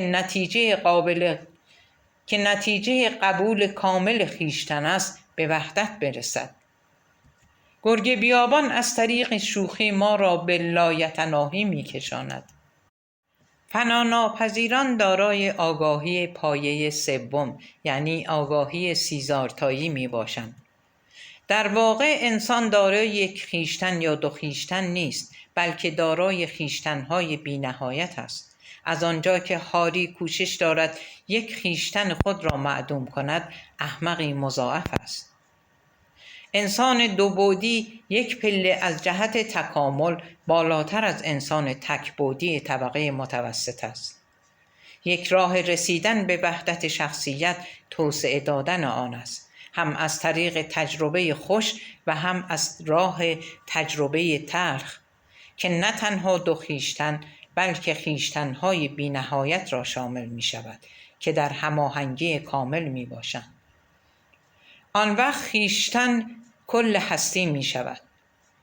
عده‌ای به تازگی این تز هزار خیشتن را در صورت قدیسین و گناهکاران آزاده‌ای می بینند که با حدت و شدت بدون توجه به مصیبت، انزواگیری، انکار نفس و مرگ به دنبال مطلقند. بعضی از آنها موزارت و مسیح مثل سیزارتا به خاطر توانایی مردن داشتن و قدرت عریان کردن خویش و تسلیم دائم خویشتن فناناپذیر شدند. تئوری فناناپذیران درباره ادبیات از ارزش خاصی برخوردار است. با نتیجه گیری از این فرضیه که از نظر جسمی همه منفردند ولی از لحاظ روحی به هیچ وجه، مؤلف فناناپذیر رساله از ادبیاتی حمایت می کند که از خواننده می خواهد به بازیگران داستان نه به عنوان موجودات جداگانه بلکه به عنوان سطوح و جوانب مختلف یک وحدت متعالی‌تر از روح شاعر بنگرند. همانطور که در بخش مربوط به یونگ شرح داده‌ام، این تئوری رمانی به وجود می آورد که تمامی بازیگران آن در عالم واقع عناصر شخصیت مؤلف هستند که به صورت ترکیبی نامتناهی که برای همه انسانها قابل حصول است جلوه‌گر می شوند. رمانی اینچنین نظیر یوگای بوداییان تکنیک دقیقی برای نقاب گرفتن از چهره تصورات باطل از شخصیت به کار می گیرد. گرگ بیابان هرمان هسه است. او بالقوه همان گوینده بینام و نشان، همان هاری هالر، همان هرمینه، ماریا، پابلو، موتسارت فناناپذیر، یعنی همه بازیگران تئاتر جادو است. و به وسیله همین رمان هسه نقاب از چهره بر می گیرد تا برای ما امکانات عظیممان را آفتابی نماید. بدون رساله توصیف شده، پیشگفتار بسیار گمراه کننده، تکامل هاری جالب ولی بی نتیجه و تئاتر جادو چیزی آشفته خواهد شد و با آن روشن است که رمان حول و حوش این سطور می گردد. نظر پیشگفتار همان نظر طبقه متوسط یک بعدی است. نظر هاری نظری مرکب است و نظر دو بعدی گرگ بیابان را در بر دارد و نظریه مسلط در پایان کتاب نظر فناناپذیران است. هر یک به دیگری مربوط می شوند. گوینده بینام اسیر جادوی هاری است، هاری اسیر جادوی فناناپذیران و فناناپذیران اسیر جادوی عالم هستی. هسه به وسیله گوینده پیشگفتار که به تناسب وضع نام و نشانی ندارد و از این پس آن را ایکس می نامیم، چنان نظریات زیبایی را به نمایش می گذارد که بسیاری از اهل تحقیق تا قبل از ورود به تئاتر جادو آنها را نظریه خود رمان دانستند و بعد از ورود به تئاتر دچار سرگیجه و غضب گشتند. همچنین با این عمل دست به کار ترغیب خواننده خود که از قرار معلوم همان طبقه متوسط است می شود و ماهیت اصلی شخصیت خویش را آشکار می کند. علی‌رغم ریشخندی که رساله به دنبال دارد، ایکس از فضائلی واقعی برخوردار است: اعتدال، استواری روانی، آزمودگی، امانت، حساسیت و شفقت بسیار و کنجکاوی روشنفکرانه به همراه توجه هوشمندانه و هوشیارانه. با این وجود صدایی خفیف از پس اشارات ضمنی گفتار ایکس محققینی را که خود را گرگ بیابانتر از طبقه متوسط می‌دانند دچار سرخوردگی می‌کند. به طور وضوح جاسوسی درباره زندگی شخصی هاری کار ناپسندی است. خود ایکس احساس گناهکاری می‌کند و به طور ضمنی آنچه که به اصطلاح در مورد رمان او نکته منفی است، مقدس مآبی است که در مورد مشروبخواری هاری، استعمال دخانیات، تنفر همراه با اختلال عصبی حاصل از بی‌نظمی او، عکس‌العمل تزلزل‌آمیز او به کمترین امکان انتقاد یا تمکین، نظر مغرورانه‌اش نسبت به تعلیم و تربیت و علائم و آثار خوشبختی دارد. اما وحشت ایکس بی‌ثمری‌اش و وجود ملول او حاصل پندار او از انسان است و هیچ ربطی به بی‌لیاقتی ذاتی و مدرک بودنش ندارد. اعتقاد او بر این است که زندگی هاری ثابت می کند که دنیا عاقبتی پوچ، آشفته و غمبار دارد.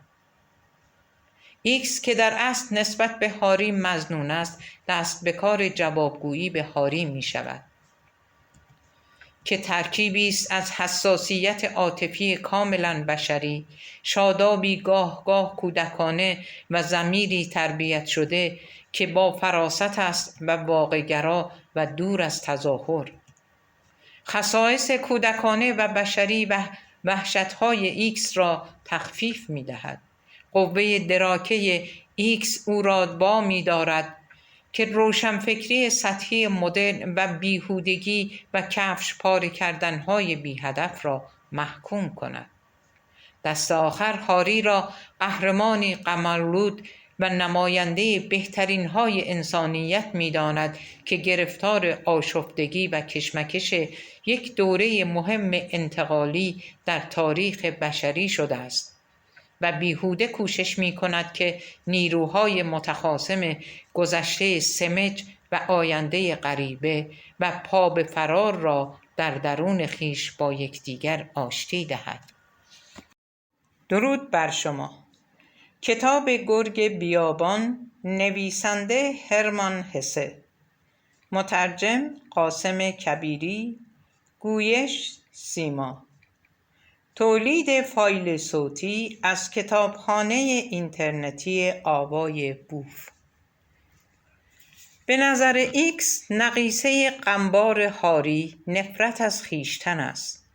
گرگ بیابان رنجور است. به علت نفرت از خود قادر به بشردوستی نیست و این در واقع همان چیزی است که خودپرستی نام دارد و در دراز مدت باعث به وجود آمدن همان تنهایی و نومیدی مشقتبار می شود.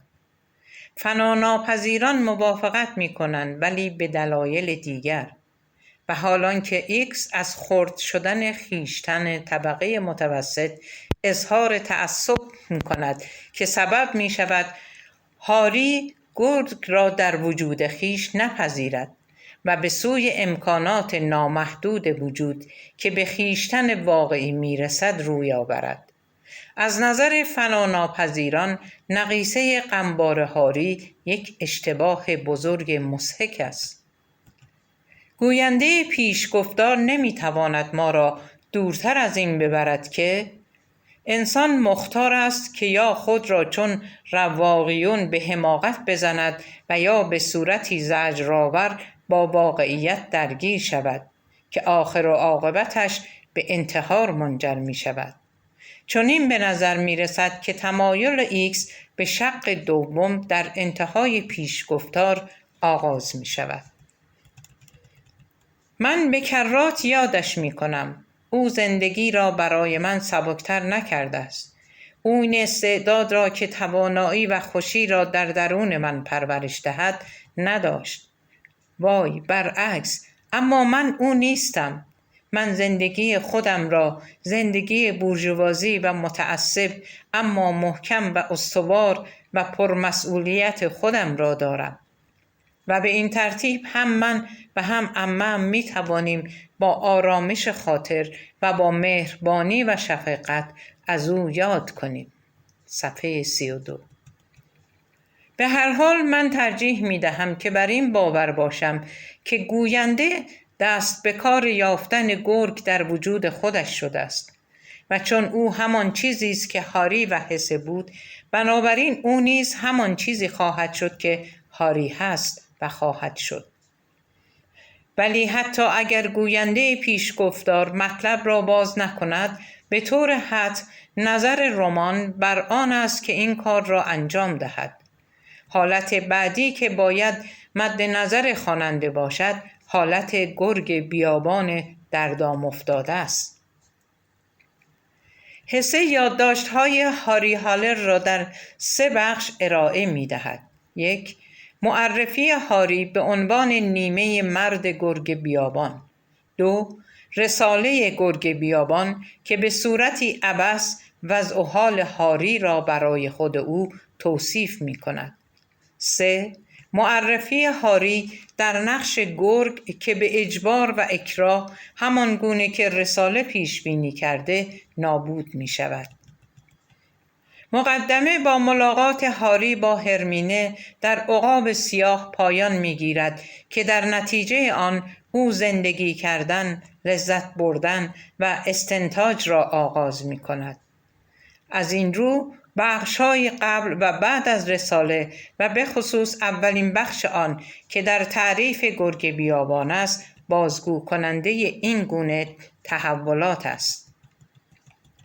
تعریف رساله این است که هاری با طبیعت حیوانی خیش در نبرد است. طبیعتی که او برایش سمبولی از گرگ ساخته است. عشق به آزادی، استقلال اجتماعی، قدرت در رندخویی خطرناک و میل شدید به خون و امور نفسانی را به وجودش افزوده است. هاری انسان موجودی است اخلاقی و باهوش، برای دیگران جالب، تصفیه شده، دارای افکار متعالی، احساسات زیبا و اعمال نیک. بدین ترتیب افرادی را که دوستش داشتند با خود بیگانه کرده است، زیرا هرگاه که شخصیت کاملش را به آنهایی که نزدیکترین افراد به او هستند نشان دهد، آنان که هاری انسان را دوست دارند از مشاهده گرگ شوکه می شوند و آنهایی که هاری گرگ را دوست دارند بیش از پیش از دست هاری انسان سر می خورند. در لحظات نادر آن دو وجوه مشخصه و هرچه که آنها سمبل آن هستند، مذکر و مؤنث، خوشی و رنج، خدا و شیطان هماهنگ می شوند تا تصویری سحرآمیز از جهان و جاودانگی به وجود آورند. ولی تنها کاری که این تصور می کند به وجود آوردن یک سری قطب هاست که هاری میان آنها سرگردان می شود، که منظره است از زندگی در قالب یک شوخی زشت در مقابل منظره از انسان در قالب یک کودک فناناپذیر خدایان.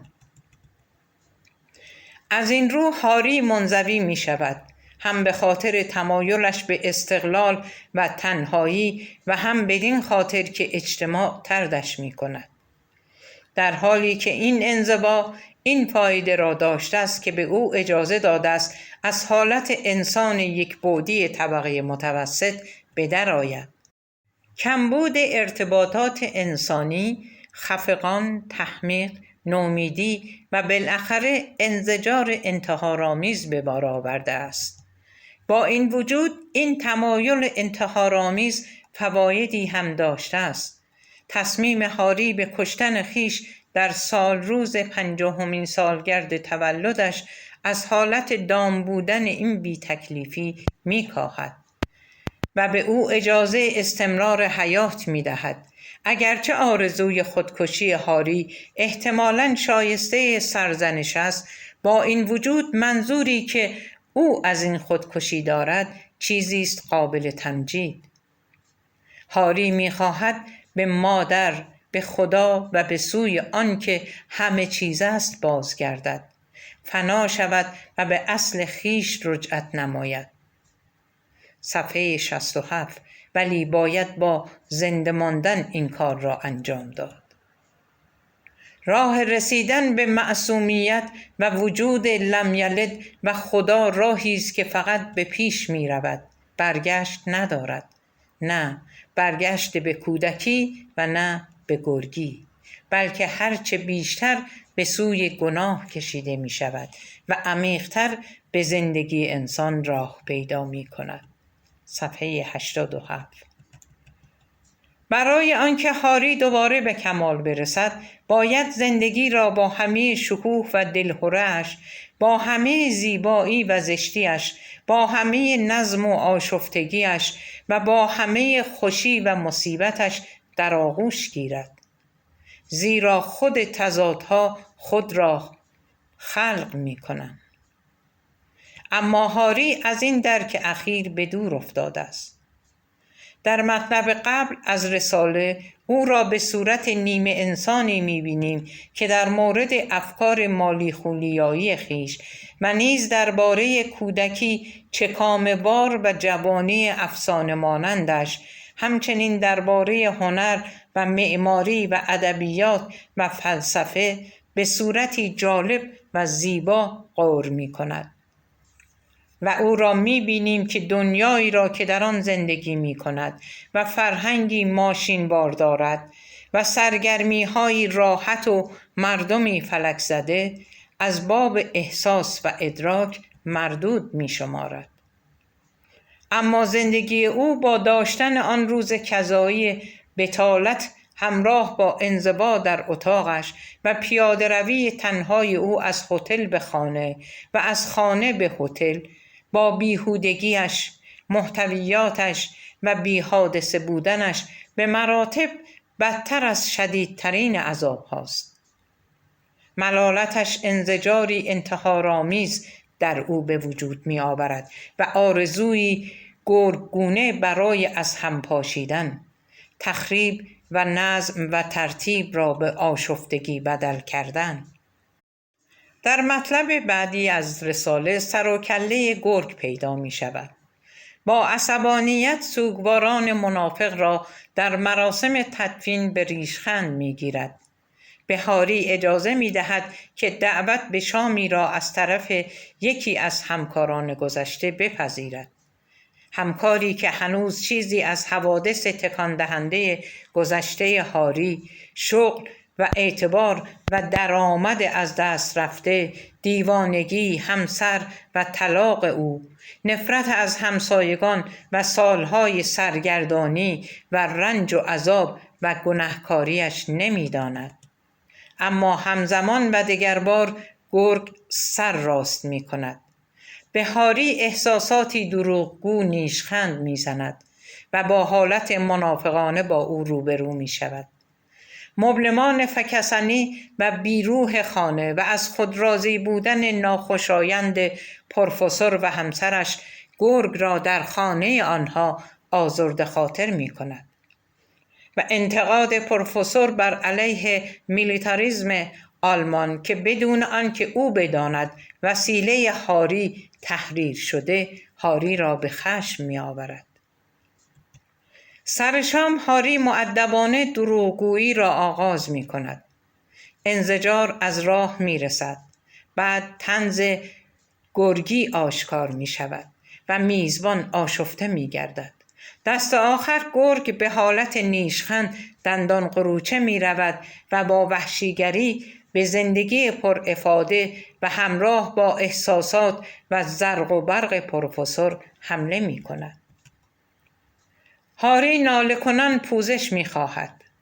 او با مردم سازگار نیست، زیاد مشروب می خورد، بیمار است و بداخلاق و هم او نویسنده آن مقاله برخورنده بوده است.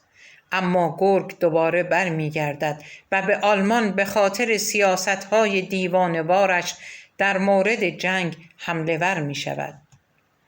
هاری تحقیر شده و مغلوب و در حالی که آخرین آشنایانش از دست رفته، سکندری خوران به دامن شب می افتد. او نمی تواند طبقه متوسط را دوست داشته باشد و با ناتوانی به آنها حمله می کند. خودش را هم نمی تواند دوست داشته باشد. او تنهاست. به دام افتاده است. همه چیز را از دست داده. دچار عذاب است. نمی تواند به اتاق تنهایش برگردد و با خود رو در رو شود. باید شهر را ترک کند و دوباره دویدن آغاز نماید. او خودش را هلاک خواهد کرد، اما با این اندیشه ترس مفرطی در وجودش طغیان می کند. او از مردن همانقدر هراس دارد که از زندگی. در حالت مستی سکندری خوران از میخانه‌ای به میخانه دیگر می رود تا آنکه به عقاب سیاه می رسد. مسیر طلایی هاری را به سوی عقاب سیاه رهنمون می شود. به بیان رساله درماندگی گرگ بیابان کامل نیست. هر از گاه با تصورات خلسه‌آمیز از جهانی با شکوه و پرمعنی، جهانی جاودانی و یکپارچه، جهانی که امکان ظهورش از طریقی چون جادو وجود داشت مفری پیدا می کند. او این مسیر طلایی را در لحظات مصاحبت با طبیعت و با ارواح هنرمندان، فلاسفه و موسیقیدانان، بالاخص گوته و موزارت رؤیت کرده است. او آن را در رویدادهای ضمنی مربوط به رساله دیده است. بر روی آن دیوار زیبای کهن با آن تابلوی عجیبی که دیوانگان را به تئاتر جادو دعوت می‌کرد و نیز در هدیه مرد تابلو به دست رساله و در برخوردی که در مراسم تدفین اتفاق افتاد، جایی که به او گفته شد اگر خواستار چنین چیزی هستی باید به عقاب سیاه بروی. صفحه 99. اکنون این چیز را در هرمینه می بیند. مستقیم به سوی هرمینه رهسپار می شود. هرمینه مطالب گفتنی درست را به او می گوید و با تسلی دادنش او را خواب می کند و او مجددا خواب گوته را می بیند. بعدها متوجه می شود که پورتری گوته پروفسور او را آشفته می کند. دلیلش هم این است که او خودش را در آن می بیند. ضمناً آنقدر از خودش فاصله گرفته است که آدمی متنتن، خودبین و بالاخص نادرست از آب در آمده است. چنین وانمود کرده است که یک قهرمان معنوی بوده است که نگاه خیره و نجیبانش از برق افکار بالا و انسانی می درخشید تا آنکه بالاخره مغلوب بزرگواری طبع خویش شد. گوته یک قهرمان واقعی معنوی بود، انسانی که در مورد مصائب و شکست‌های بزرگ انسانیت شناخت داشت، با این وجود ایمان و خوشبینی را موعظه می‌کرد و حتی بالاتر از این به کمک تصمیم بی قید و شرط و خودخواهانه‌اش برای زنده ماندن به آن عمل می‌کرد و او به صورتی سحرآمیز زنده شد. در رویاها با هاری بازی می کند. مثل کودکان او را دست می اندازد بدون هیچ ردا و مانعی و به طرزی زیبا به آهنگ با شکوه آنهایی که ترانه‌هایش را ساختند می رقصد و طوری که از اشارات اتفاقی به معشوقه هایی چون کریستیان وولپیوس، مولی بورگر و همچنین ساق پای شادی آفرین و کوچک زنی که بازیچه دستش بود برمی آمد، زنان بسیاری از او دل برده‌اند. بالاتر از همه آن که او می خندد زیرا فناناپذیر است. هاری فقط می تواند نیمه متعالی گوته را احترام بگذارد، اما هرمینه به او یاد خواهد داد که آدمی کامل بشود. هاری به سوی او می آید تا او را از ناراحتی وحشتناکش نجات دهد. او نه قادر به مردن است و نه قادر به زنده ماندن. او می خواهد توانایی این را پیدا کند که یکی از این دو کار را انجام دهد. هرمینه به او یاد خواهد داد که هر دو کار را بکند. هاری آنچنان ناتوان از اقدام است، آنچنان میان مرگ و زندگی گرفتار آمده که شباهت به کودکان پیدا کرده است. بنابراین هرمینه به یک مادر بدل می شود و از او فرمانبرداری طلب می کند، چیزی که او از دل و جان برایش آماده است، زیرا در آن موقعیت با من رفتاری داشت که بهتر از آن نمی شد و تا حالا هم بدون استثناء همان رفتار را با من داشته است. او تصمیم به خودکشیش را با فراست در می آورد. مانند کودکی ریشخندش می کند، شراب و غذایش می دهد، عینکش را پاک می کند، سرزنشش می کند. به اعتراضات سست او اعتنایی نمی کند. دستور می دهد که بخوابد. همه اینها با صدایی طنیندار، عالی و مادرانه. هرمینه او را ترک می کند، زیرا او نمی تواند با هرمینه برقصد و باز هم به این علت که او شهامت اقدام به این عمل را ندارد و نیز به این علت که در او این اعتماد به نفس که از هرمینه بخواهد پیش او بماند وجود ندارد. با اضطراب بسیار حرفها را جواب می گوید. نکند این تکیهگاهش نیز فرو ریزد، آن وقت دوباره او بماند و رویارویی با آن اتاق تنها. هرمینه او را خاطر جمع می کند که در صورتی که رقص یاد بگیرد خواهد ماند. در خانه عمه ایکس مادر دیگری می شود که مثل هرمینه اصرار دارد زیاد مانع تراشی نکند و در این خانه با رضایت خاطر زندگی کند و هر کاری که دوست دارد انجام دهد. ناگهان در مصاحبه با او احساس راحتی و آرامش می کند. سر صحبت را درباره خودش باز می کند و خود را از چنگال تلخی، دردناکی و هدفهای قدیمیش که دانش و تجدد طلبی است به درد آورد. هرمینه فهمیدگیش را برای او به ارمغان آورده است. آخر او هم همین حماقت‌ها را مرتکب شده بوده است. هرمان دیگر منزوی نیست. مردم دیگری نیز چون او هستند. حرفش را می‌فهمند. هاری از گرگ تنها بودن دست برداشته است. اکنون در این لحظه خاص عقاب سیاه بدون اینکه خود بداند همین کار را هم برای هرمینه می‌کند. اکنون هرمینه باید به هاری رقصیدن یاد دهد. از همان ابتدا به بچه‌ها شباهت داشت، آن هم بچه‌های بد، بچه‌های زود باور، مستعسل، کج‌خلق، خودخواه و پر از وحشت‌های احمقانه. آنقدر تنبل بودی که رقصیدن ساده را هم یاد نگرفتی و در عشق ورزی همچنان تنبل که چیزی درباره‌اش نیاموختی. صفحه 150. رقصیدن خصایص با ارزش کودکی را باز می‌گرداند. همان خصایص شبیه خصایص کودکی گوته را. کنجکاوی و عشق برای وقت گذرانی و بازی. توانایی کودک مآبانه و شاد هرمینه برای زندگی کردن، برای لحظه ها و تغییر حالت سریع او از حالتی عمیقاً جدی به مضحک‌ترین حالت شادی و نشاط بدون کمترین اشکال برای خیش، با همان سهولتی که برای یک کودک با استعداد امکان دارد. صفحه 142. گرگ دارای فضایلی نیز هست. نمیتوانی چیزی جز صداقت در وجود آنها ببینی.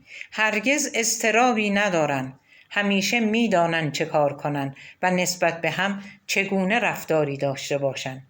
چاپلوسی هم نمی کنند و مزاحم کسی هم نمی شوند. تظاهر نمی کنند. هرچه که باشند همان میمانند. صفحه 150. آرامش و زیبایی حیوانی ذاتیش هرمینه را در عقاب سیاه جذب کرده بود. هرمینه به وسیله رقص خردمندی هاری را به مبارزه می‌طلبد. این کار او را منزوی کرده است تا بلکه او در چشمهای دیگران نه چیزی ببیند و نه چیزی بخواند.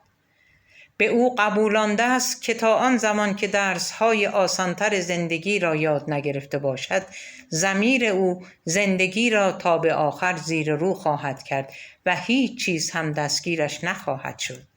و نیز حوصله‌اش را از دست مردمی که دل به ارزش‌های خشک کرده اند که او از آنها سر در نمی‌آورد سر می‌برد. زیرا او نفهمیده است که همه حرکات رقصیدن وقتی آدم آن را بلد باشد مثل فکر کردن سهل و ساده است. تازه یادگیریش از این هم ساده تر است. صفحه 158. ناتوانی هاری برای اطاعت کردن از فرمانهای هرمینه به رقص در عقاب سیاه برایش روشن می کند که زندگی کردن به مراتب از مردن مشکل تر است ولی اینطور نیست. هرمینه فوری و به صورتی شایسته فاکسترات را به او تعلیم می دهد. روز اول تا حدودی خشک و ناهنجار است. روی انگشت‌های پای هرمینه پا می‌گذارد و هرمینه را وامی دارد که به این نقصان روشنفکر محروم از آنچه که زندگی به آسانی می‌بخشد، یعنی خوشی، معصومیت، سرزندگی و انعطاف، بخندد. صفحه 158. بگذاریم که حرکت پاها را جلسه دوم یاد می‌گیرد. همچنین یاد می‌گیرد، البته با دلهره، که او این پیرمرد زودرنج نقنقوی خجالتی باید روز بعد در هتل بالانس راستی برقصد. آن شب با ترس و لرز جوراب به پا به صدای فلزگونه یک گرامافون تنفرانگیز در میان عکس‌ها و شعرهایش به آخرین تمرین برای ظاهر شدن در صحنه می‌پردازد. هیچ آمادگی برای روز بعد ندارد، اما به خاطر ماریای بلوند و زیبا و شاد که تا این حد از رقص خود خوشحال و مطمئن است، به این راه کشیده می شود و به اصرار هرمینه رقص فاکسترات را با او آزمایش می کند و آماده می شود. وقتی با ماریاس از نشان دادن عکس‌العمل فکری نسبت به رقص خودداری می کند و به جای آن با بدن عکس‌العمل نشان می دهد، در حالی که از تماس عاشقانه او مسحور می شود. به جای آن که با کلام هدایت شود، با حرکت هدایت می شود. رقصیدن مثل زندگی کردن سهل و ساده است و زندگی کاملا سهل و کاملا ممکن است. به زودی می تواند مانند گوته شادمانه و چالاک بالا و پایین و به جست و خیز بپردازد و دستفشان و پایکوبان این سو و آن سو رود. صفحه 130. حصه رقصیدن را به عنوان استعاره‌ای بایسته به کار می گیرد. این کار نه تنها با طبیعی بودن زندگی ربط دارد، زندگی که عمل و ارتباطی است بی نیاز به سخن گفتن و چیزی که برای اجرایش بیش از اندیزه به اقدام نیاز است، بلکه با موسیقی و به طبع با موتسارت و نیز با فناناپذیران مرتبط می باشد. موسیقی از جمله اموری است که هاری علاقه به خصوصی به آن دارد. حصه هم همینطور.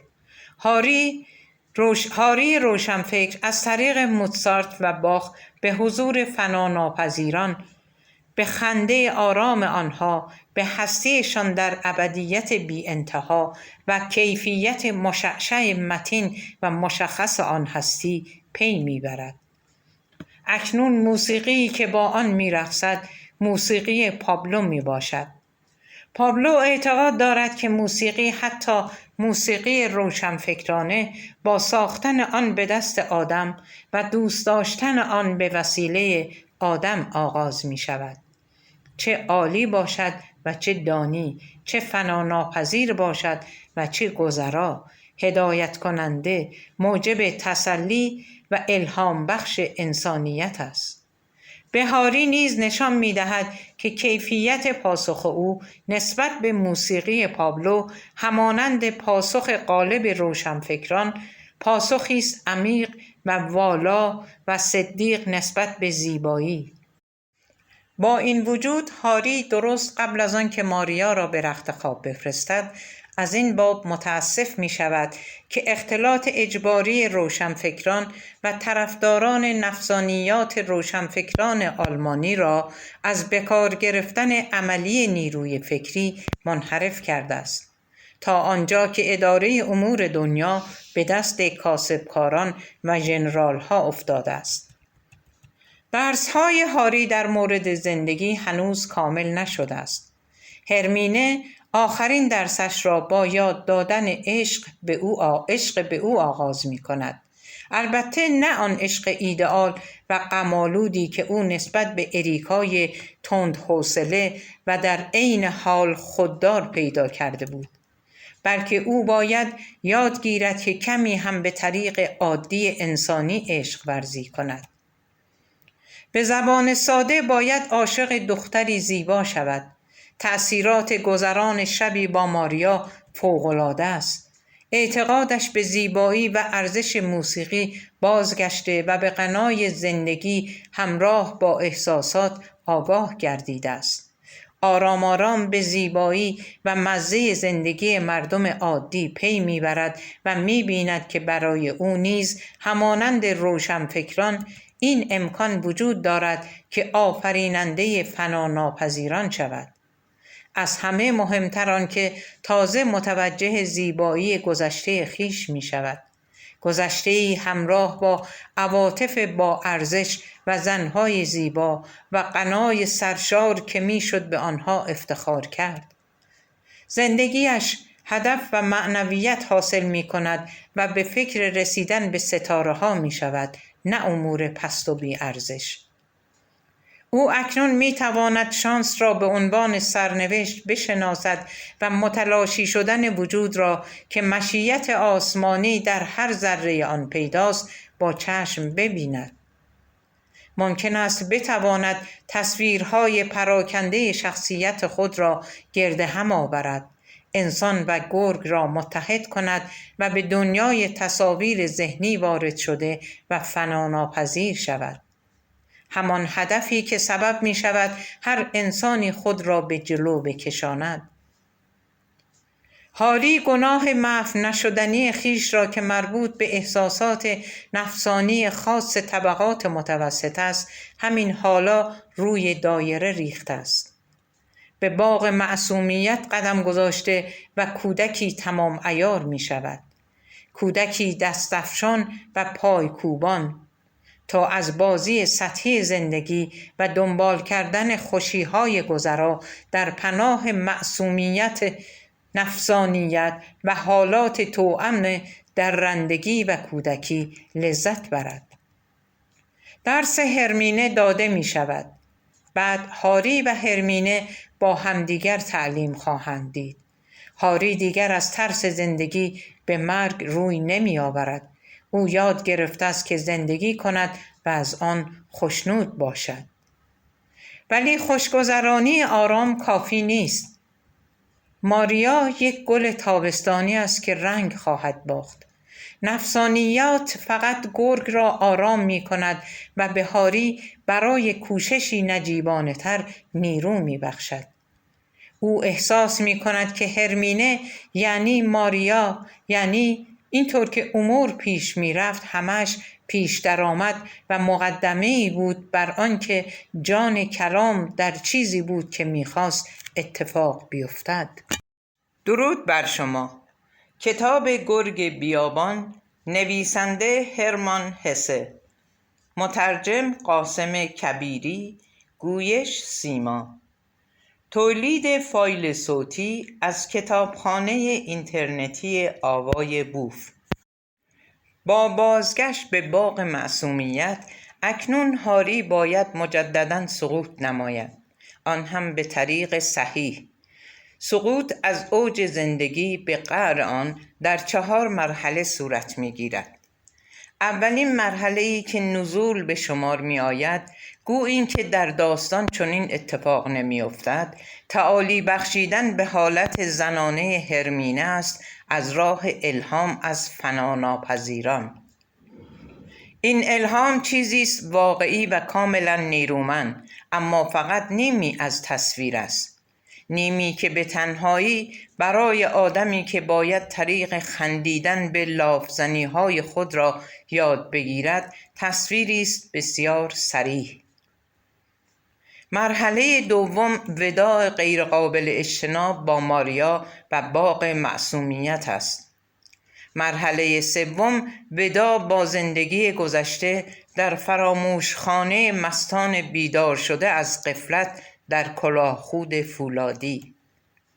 مرحله چهارم تصوری است که او را به خشم می آورد، تسلیب جدید، دراز به دراز خواباندن موسی در یک فیلم درجه 3.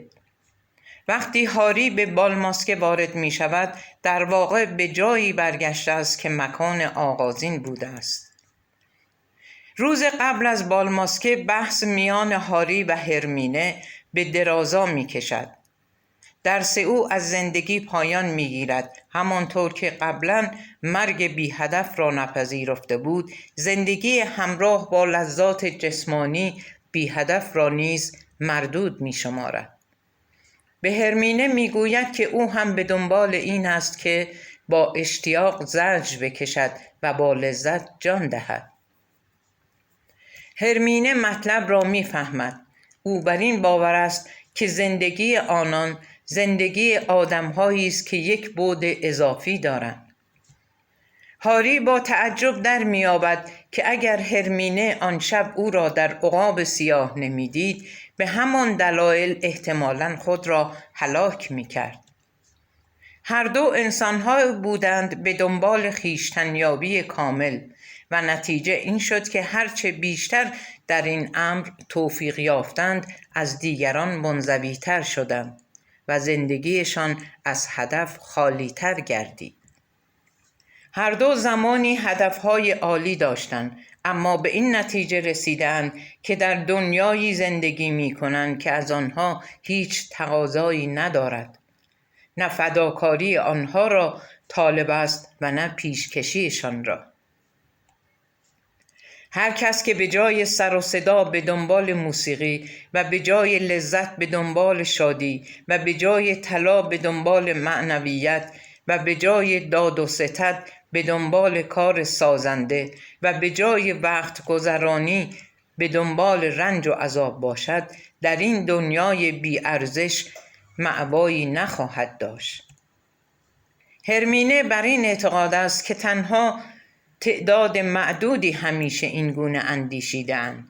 این عده معدود که جویندگان واقعی خویشتن و افرادی از خود گذشته‌اند و مجریان واقعی نقش عمل و احساس و عاشقان موسیقی، شادی، معنوی، خلاقیت و درد و رنج، تنها نصیبشان هلاکت است.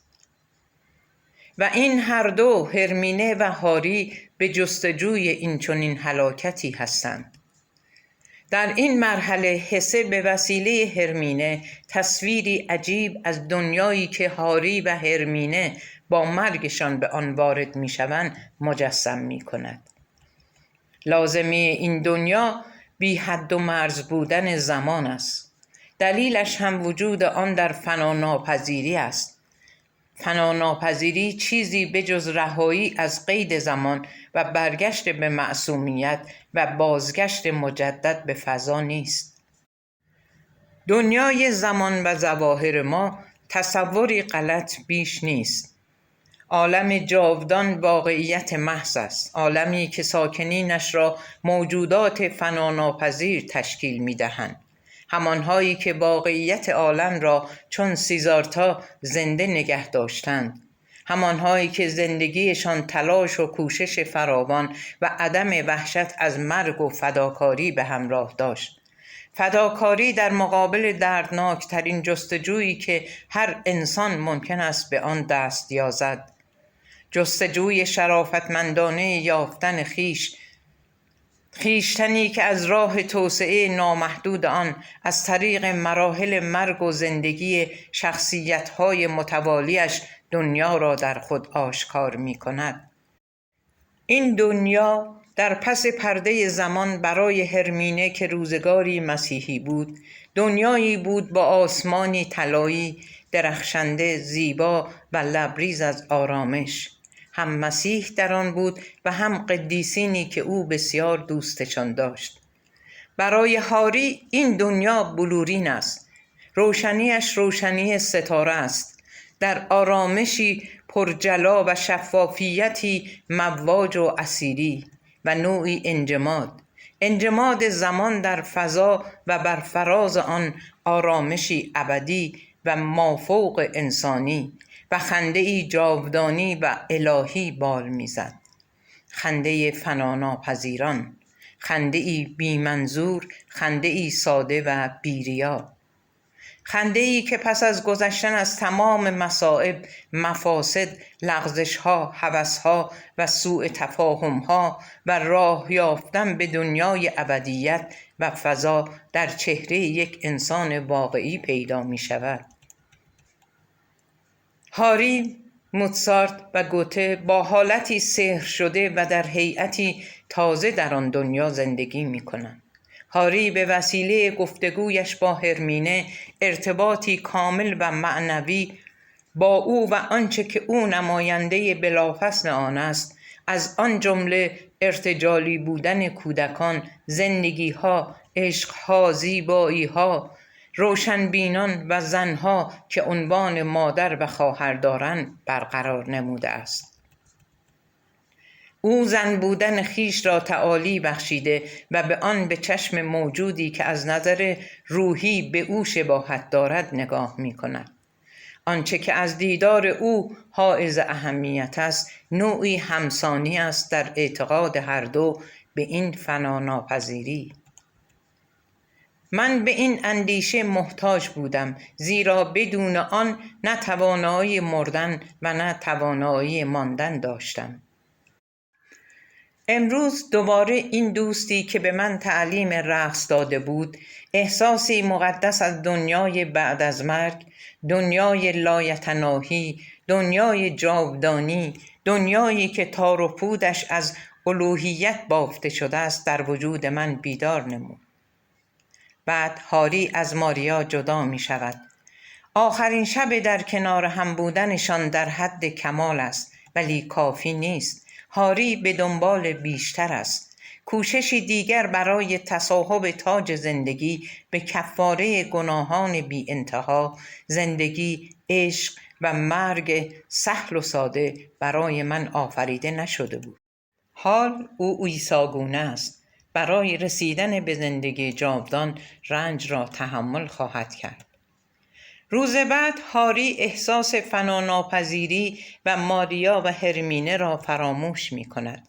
همه روز طبق عادت می خوابد و آخرین لحظه به یاد بالماسکه می افتد. تنها وارد کلاه خود فولادی می شود و دوباره با مصاحب قدیم خیش برخورد می کند. مستان خمیده و خوابالود، همان افراد سرخورده‌ای که من مدت‌های مدید برادرشان بودم. گرگ دیگر به احساساتی بودن هاری دندان قروچه نمی کرد، بلکه با احساس بدل گشتن و زوال و چیزی شبیه احساسی که در مراسم وداع به انسان دست می دهد. آخرین آماده باش هاری خود حادثه است، در حالی که باز هم به دفع الوقت می گذراند. وارد تئاتر می شود و با کمال تعجب می بیند که فیلمی درباره موسی نشان می دهند که اسرائیلی ها را از مصر بیرون می برد. این هم یک فناناپذیر دیگر، قهرمانی که هاری با او وجه تجربه دارد، موجودی که در هنگام کودکی هاری آغازگر شک و تردید در مورد دنیای دیگر شده بود. این صحنه یادآور فناناپذیری و رسالت اوست. او همزمان با آن همه ناامیدی‌ها و محرومیت‌هایی که دنیا در مقابل افراد متعهد و از خود گذشته است، در کارگاه روح بیمارگونه‌اش وارد شده و تذکار می‌گردد. نه فقط می‌بیند که مصری‌ها موسی خداگونه را، همان موسی که وقتی تنها با خدا روبرو می‌شود اسرائیلی‌های خوشگذران و عشرت طلب طردش کرده بودند، تعقیب می‌کند، بلکه می‌بیند که همه اینها یک فیلم نمایشی است که ارزشش با پول نقد تعیین شده و آن وقت به مردمی ارائه می‌شود که از تصویر برداری حق بازانه‌اش غرق در تعجب می‌شوند و بدون آنکه تحت تأثیر قرار گیرند با رضایت خاطر به انباشتن شکم مشغولند. هاری از دست حضار و تظاهر ناخوشایندشان به مردن تدریجی خشمگین می شود. تجربه هاری که بی ثمر بودن فنا ناپذیران را برای یک بار دیگر برای انسانیت به ثبوت رسانده است، دلزدگی های درونی و ترس افشانت شدهش را تشدید می بخشد.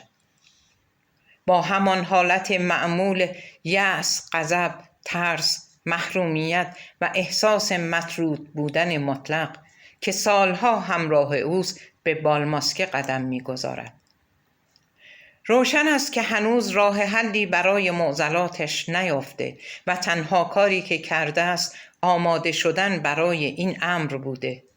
در اتاق رقص از رقص و موسیقی و قهقهه و همهمه، این جمع که دنیای کوچکی است از هنرمندان، روزنامه نگاران، استادان، تجار و هر کس در شهر طرفدار لذت و شادی است، کاملا منفک می شود. در بین غریبه ها می نشیند و به میخوارگی می پردازد.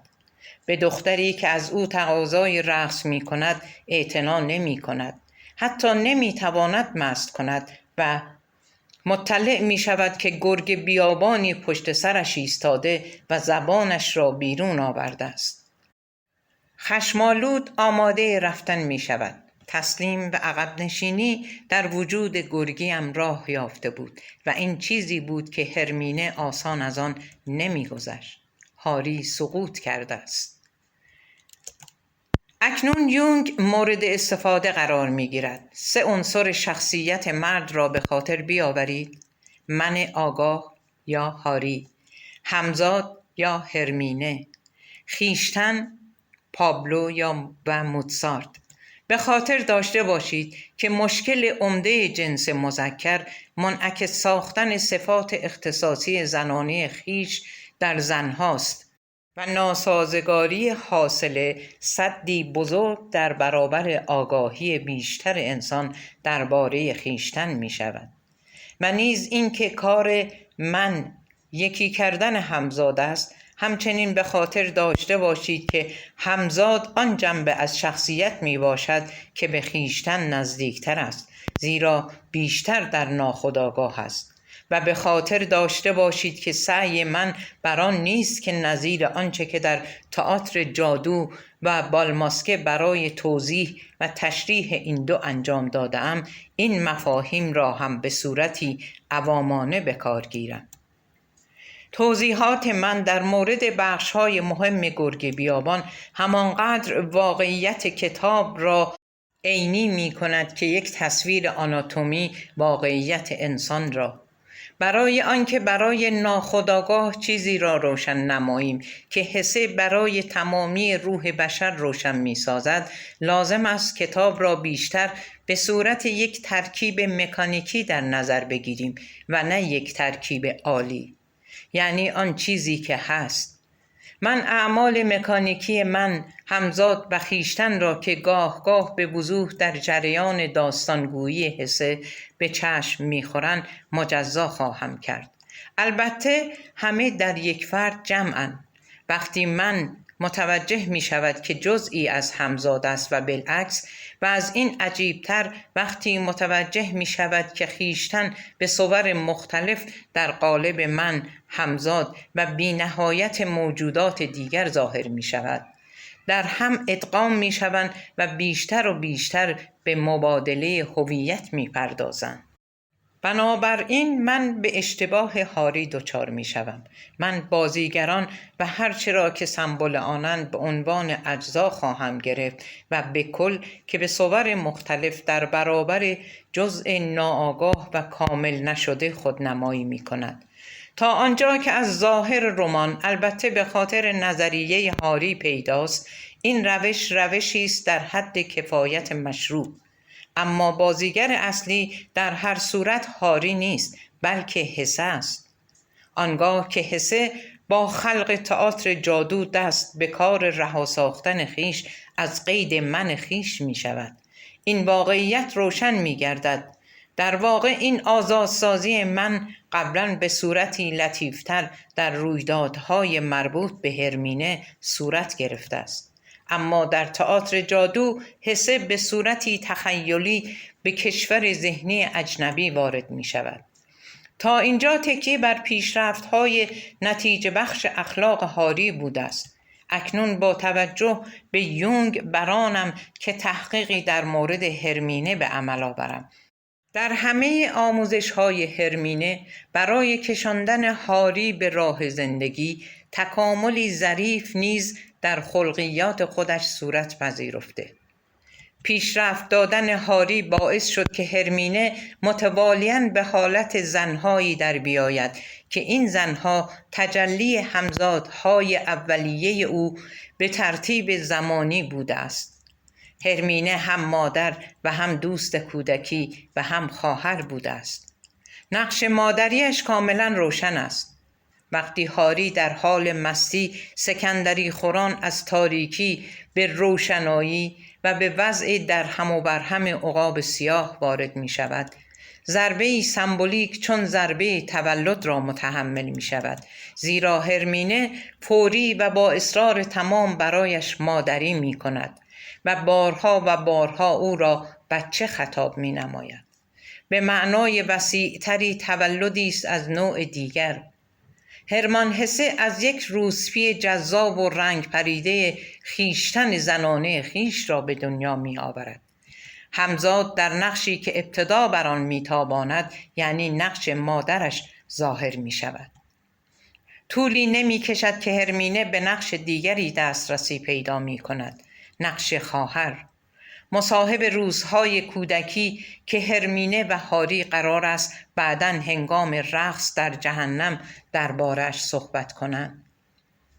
آن سالهای کودکی و ناپختگی که قدرت عشق نه تنها هر دو جنس را بلکه همه چیز و همه کس را شهوی یا معنوی در بر میگیرد و به همه چیز جادویی از عشق و فراغتی افسانه مانند برای دگرگونی ارزانی می دارد، نظیر آنچه که در سالهای اخیر برای تنی چند از برگزیدگان و شعرا آن هم به ندرت پیش آمده است.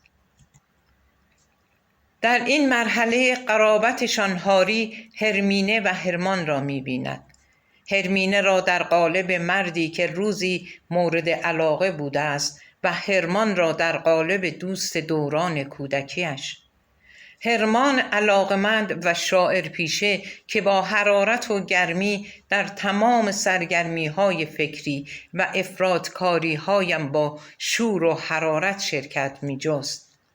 سمبول‌های یونگونه خیشتن عبارتند از کودک، خیشتن اصلی که هنوز جز نشده.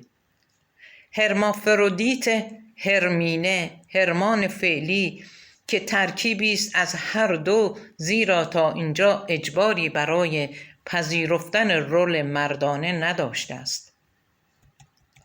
به عبارتی دیگر لازم نمی‌دیده است که خصوصیات زنانه خیش را در یک موجود مؤنث منعکس نماید. نتیجه آن که تلفیقی از احساسات زنانه و طبع شاعرانه هرمان با خردمندی هاری احساس می شود، اما مقبول بودن هرمینه در این مرحله بدان معنا نیست که هاری می تواند با او تماس جسمانی داشته باشد. هاری می تواند با ماریا برقصد، اما با هرمینه خیر.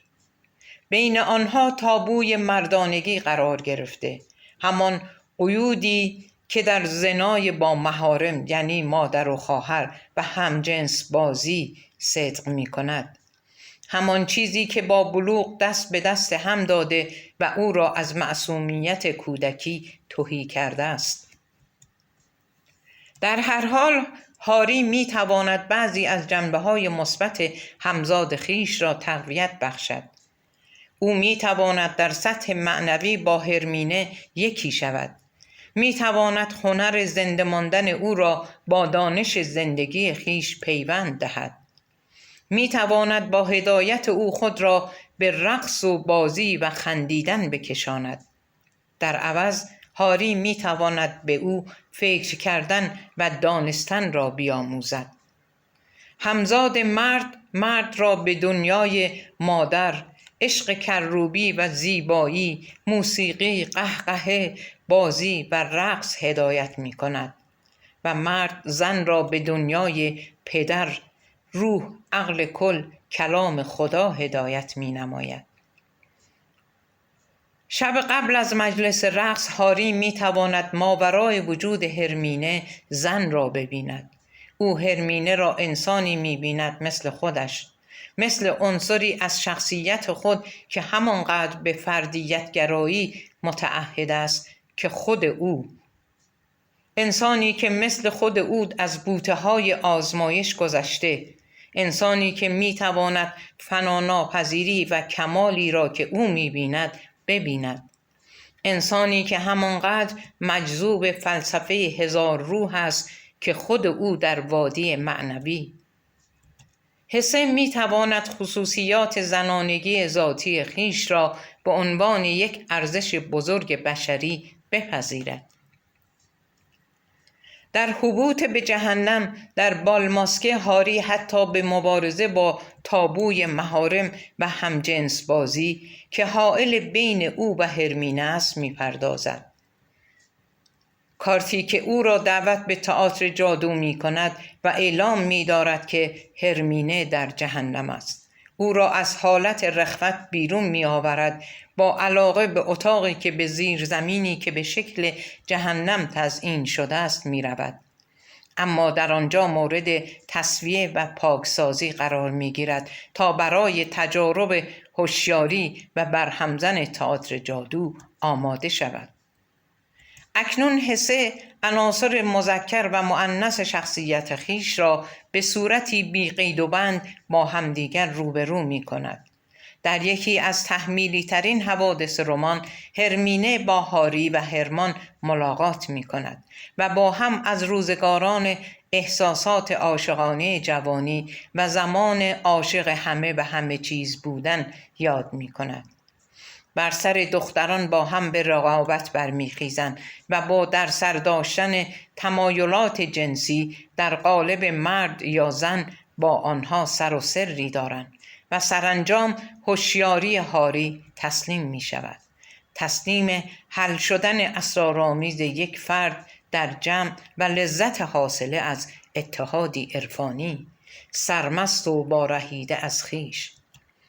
تقریباً دیوانه تسلیم شادی عمیق و کودکانه حاصل از داستان پریان، در حالی که دیگر میان خود و میان توده عشرت طلبی که دور و برش لول میخورند تفاوتی نمیبینند.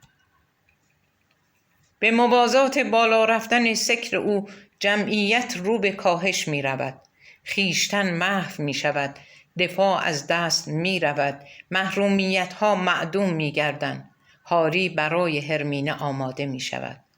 دو عنصر روح حسه آماده ادغام در تمام سطوح می شوند. ترس های زنای با محارم و همجنس بازی زائل می گردد.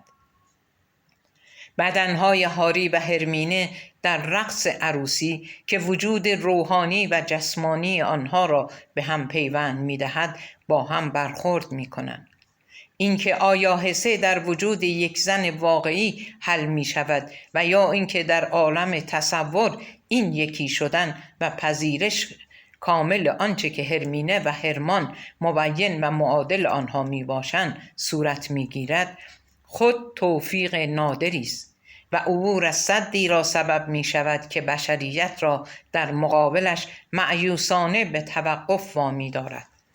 سد این خیال باطل که مرد مرد است و زن زن، در حالی که اینطور نیست. انسان چه در قالب زن و چه مرد جز است و بدون توجه به جنسیت اتحاد اجزای انسان را می سازد.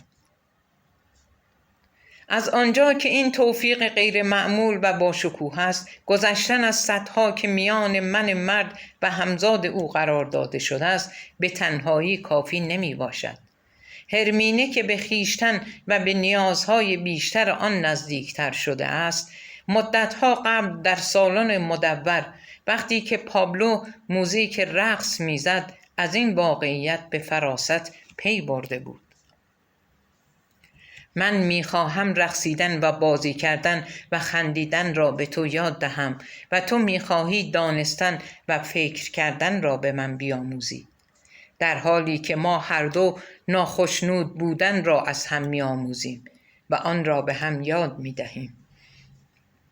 می دانی که ما هر دو فرزندان شیطانیم. از زمان ملاقات در عقاب سیاه تا کنون مرگ یکی از نکات ضعف هرمینه و نیز هاری بوده است.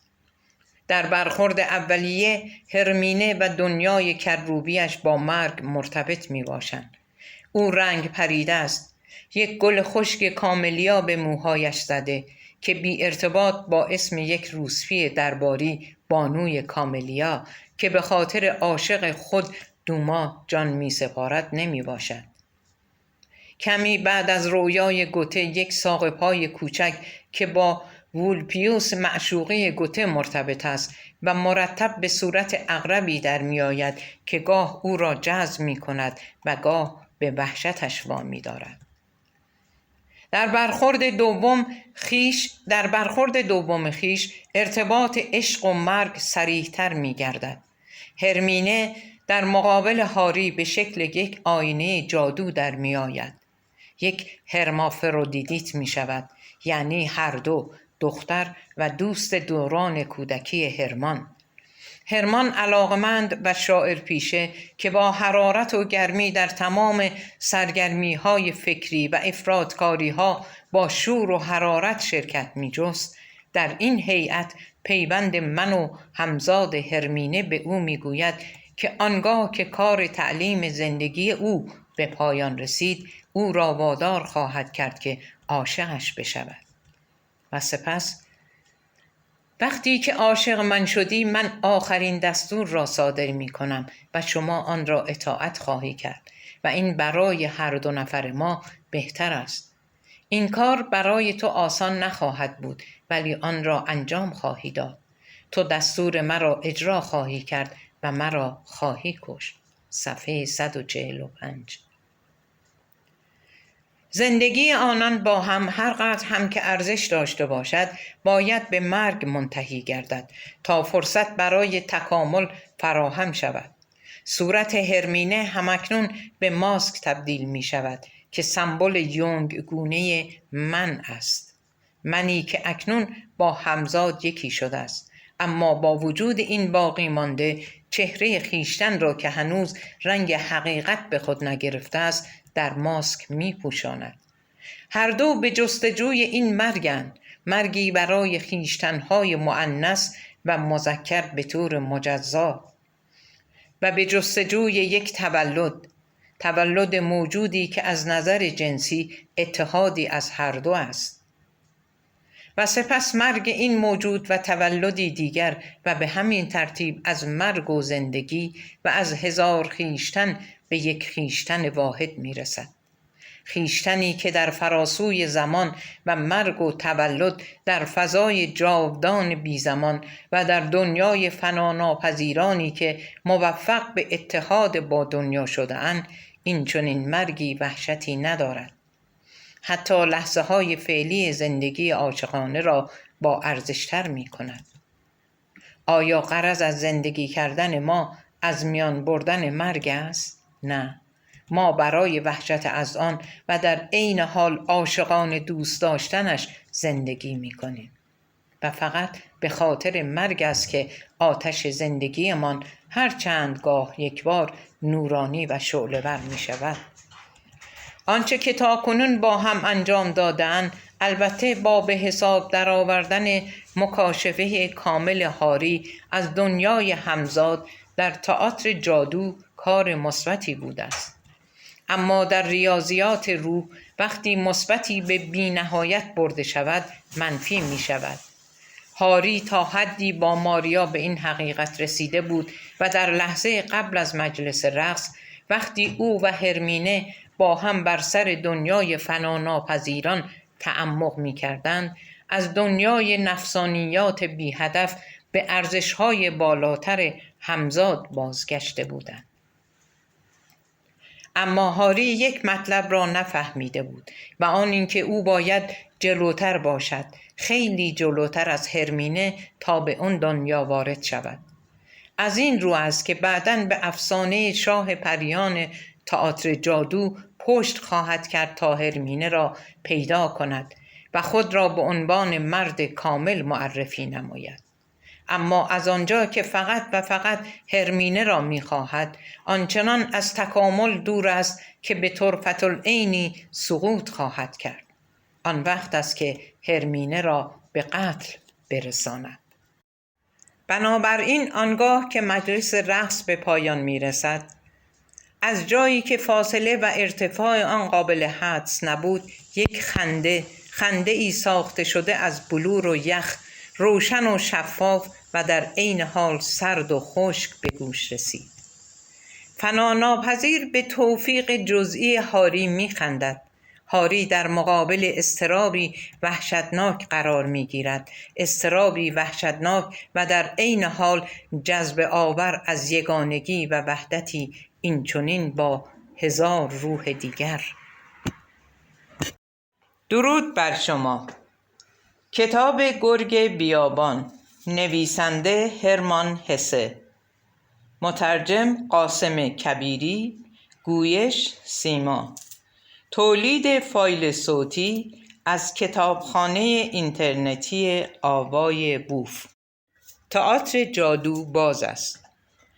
وقتی هرمینه هاری را به تئاتر جادو راهنمایی می کند، هسه از راه تجارب پیچیده خویشتن آگاه، طنز، ترس، تنوع، غنا و نیز حالت عجیب و سحرآمیز دنیای درون را می آفریند.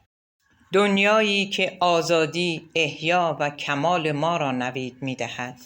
از همه مهمتر آن که با کمدی عجیب و غریبش و با سخرگی و شعبده‌بازی‌های پابلو موزارت، تئاتر جادو به هاری صوفی غمگین و هوشیار کیفیت و ارزش حیات بخش طنز را القا می کند.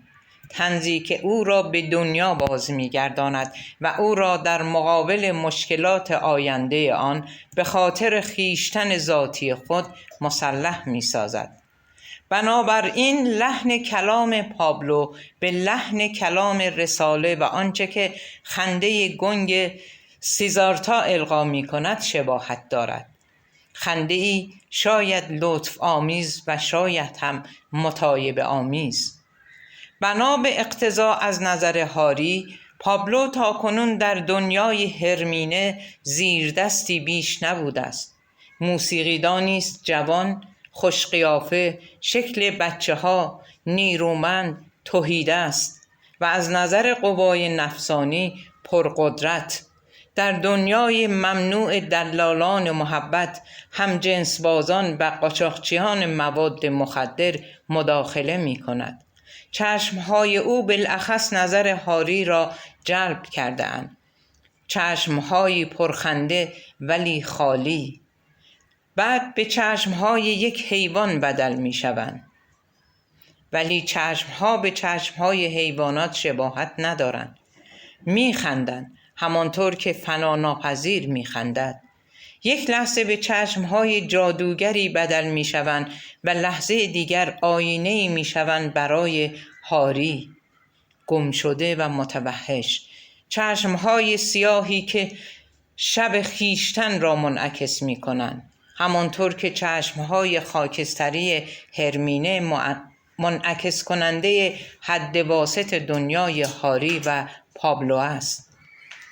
ناگهان پابلو که سر حرف و عقل آمده افیونی به هاری می دهد که او را به دنیای جاودانگی، به دنیایی که او آنقدر آرزویش را دارد می کشاند. دنیایی که در درون خود اوست. بعد دو آینه دیگر به هاری می دهد. اولی منعکس کننده تصور من است. تصوری از دو هیئت جداگانه و در عین حال در حال یکی شدن گرگ و انسان. غمی ناگفتنی، خویشتنی معذب، عصبانی. گرگ بدون آنکه آثار درنده‌خویی در وجودش باشد، موجودی است خجالتی، زیبا و هاج و واج. مخلوقی که مجذوب شخصی به نام هاری است. همان کسی که به وسیله هرمینه به دنیای کودک و حیوان کشیده شده است. با هدایت هاری به تئاتر جادو، پابلو مجدداً آینه مرد دوبعدی را به او نشان می‌دهد تا بلکه بتواند مرتکب یک خودکشی جزئی شود. این یک خودکشی همیشگی نیست. هاری به احتمال مجدد گرگ بیابان خواهد شد، اما یک گرگ بیابان تعلیم دیده تر. با این وجود به طور موقت هاری را آزاد می‌گذارد تا خویشتن حقیقی را که در یک آینه عظیم یافته است متصور ببیند. آینه‌ای که تصویرهای شاد و مضحک هزار هاری شوخ و شنگ را نشان می‌دهد. هاری‌های جوان، پسر بچه، دانش آموز، رذل، کودک. هاری‌های 50 ساله‌ای که با 20 ساله‌ها، 30 ساله‌ها، 50 ساله‌ها جفتک چارکش بازی می‌کنند. موقر و شاد، با ارزش و مضحک، خوش لباس و بدمنظر، حتی افرادی لخت مادرزاد، مو بلند، بی مو. آنها به اطراف، به درون و به خارج آینه می‌پرند. هاری همجنس باز قهقه کنان خود را به آغوش پابلو می اندازد و با او از نظر دور می شود. هاری آماده تئاتر جادو است. تئاتری شاد، تئاتری که می تواند باعث خنده بسیار گردد، با درهای بیشمار که به اتاقهای بیشمار باز می شوند و حیاتی در محدوده هر اتاق برای ارواح بیشمار هاری، پابلو، هرمینه را به جناح راست تئاتر راهنمایی می کند و هاری را به جناح چپ. اگر راهنمای یونگ را قبول داشته باشیم، جناح‌ها اهمیت پیدا می کنند. جناح راست مردانه است و جناح طرفداران عقل، آگاهی، منطق و مردانگی، و جناح چپ نمودار عکس آن. به این ترتیب هاری باید هرچه بیشتر در دنیای زنانه همزاد پژوهش نماید. در همان حال هرمینه هم خود را با خویشتن مردانه‌ای که سوسوزنان از هاری ساطع است آشنا می کند. در پایان سیاحت با 2 مرد روبرو می شود، پابلو عاشق و هاری قاتل. هاری در پایان سیاحتش او را پیدا می کند. هاری که به وسیله رقص مطبوع رساله و محرکی مختصر آماده شده است، شخصیت گرگ بیابان را رها می کند و در قالب اولین شخصیت از 5 شخصیت 1000 شخصیتی خویشتن واقعی در می آید. هاری صلح طلب خود را در جنگی چریکی به خاطر کنترل جمعیت، ضدیت با تکنولوژی و اکولوژی گرفتار می بیند. او و دوستش گوستاف که پسر بچه است بی ملاحظه و عالم به الهیات پروتستان، نیم دوجین اتومبیل و سرنشینانش را به رگبار می بندند. ضمناً اتومبیل ها که بدین صورت به دام افتادند انسان ها را زیر می کنند. اینکه با کدام جناح باید جنگید مهم نیست. مهم آن است که جمعیت را هرچه زودتر کاهش دهند، تمدن ماشینی را از صفحه روزگار پاک کنند و برای آغازی تازه فضا را باز نمایند. هاری به صورتی جدی با این هدف موافق است، اما وسایل رسیدن به هدف او را پس زده است. اکنون که به چنگ اشرتمرگی روح بخش گرفتار آمده است که تأثیری همانند عواطف تجربه شده در جهنم دارد، او و گوستاو سرخوش و شادمان شلیک کنان دور می شوند، در حالی که در تمام مدت به صورت ریشخندآمیز لطیفه می گویند و در لحظات عاطل بودنشان از مناظر زیبای خارج از شهر لذت می برند. هاری کارش به خشونت، بیعقلی و هرج و مرج می کشد که در تمام عمر مانع از ظهورش شده است و از این سلاخی بلهوسانه آدم‌ها و ماشین که پایانی است بر آنچه که او بر آن ارج می نهاد، احساس شعفی عجیب به او دست می دهد. آن کس که این دنیای بی منطق را به دنیای هرمینه ربط می دهد دورا است. همانطور نویس خوشقیافه‌ای که از زیر آهنپاره‌های اتومبیل دادستان کل لورینگ سر در می آورد. لورینگ در مقابل چشمان خاکستری رنگ و قمالود هرمینه در حال نزاع است. اینجاست که بحث بر سر ارزش اعمال آنها پیش می آید که معرف تز دیگری است در ارتباط با هرمینه کودک و یکی هم در ارتباط با تئاتر جادو دیوانگی. هاری و گوستاو ثابت می کنند که با وجود آنکه اعمالشان جنون‌آمیز و کودکانه است، اما همپای کار دادستانی است که انسانها را به خاطر انجام وظیفه به قتل می رساند. و یا کار عقلایی که معتقدند کشورهای دارای تکنولوژی بیش از حد سازمان یافته روح انسانها را با قالبی کردن و یک نواخت نمودن میکشند. به هر حال که به اجتماع نگاه کنید میبینید که دیوانه است و در حال نزاع و طریقه هاری سرگرمیش بیشتر است.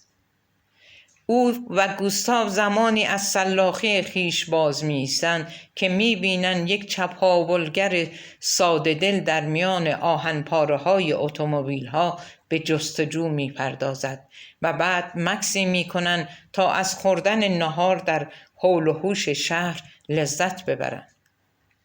وقتی مردی را می‌بینند که رفتاری بی آزار و آرام و کودکانه داشت و هنوز هم معصوم بود، از عمل خونریزی خود احساس تنفر می کنند. اما در جنگ بعضی ژنرال ها هم همین احساس را دارند. آنها مخفیگاه خود را ترک می کنند تا ادای آن مرد را درآورند و ناهاری مطبوع صرف کنند. هاری تصمیم دارد هنگام خوردن دسر با دورا باشد. با این تصمیم سالم جنگ به تدریج پایان می پذیرد. هاری با اولین مسافرتش به تئاتر جادو خود را در معجونی مخرب فرو برده است که همیشه از آن نفرت داشته است. دریافته است که کار ارزشمند از نظر عاطفی و اخلاقی آن است که خود را مهذب گرداند و به اموری که دارای ارزش بیشتر می باشد نظیر معصومیت، صلح و غذا و لذات جسمانی روی آورد. زمانی که هاری به جستجوی اتاق جالب دیگری است، یک نمایش تفریحی برقرار می شود. در راه به 8 کتیبه برمی خورد. موتابر قول می دهد که هاری را از روح انسانها فراتر ببرد و به روح حیوانات و گیاهها و خویشتن‌های مخفی در زیر شخصیت انسانها برساند. کاماسوترا او را تطمیع به یک دوره مقدماتی در وضعیت‌های لذت‌جویی نفسانی می‌کند. تنها وضعیت. آخر امکانات آدمی لا تحد و لا تحصی است. خودکشی لذت بخش پیشنهاد می کند که من فلک زده را همچون تکه پاره های هاری که از آینه عظیم بیرون می پریدند با خنده ریز ریز کند. حکمت شرق طریق رسیدن به معنویت خالص را وعده می دهد، در حالی که سقوط غرب با ملازمین با شکوهش هاری را به شکار بزرگ اتومبیل وسوسه می کند. زبده دهر از راه موسیقی برای رسیدن به جاودانگی بدون زمان در فضا راه آموزی می کند. اشک‌های شادی احساس مرکبی است از غم و شادی زندگی هاری که این دو نیست ولی جزء آنها را در خود دارد. گزینی آسان به او تعلیم خواهد داد که چگونه مصاحبت ملال‌آور من را با مصاحبت شادی بخش خویشتن که اکنون به درک آن نائل شده است مبادله نماید. هاری از وضع در هم ریخته شکار بزرگ اتومبیل به وحدت بازی شطرنج شخصیت می رسد.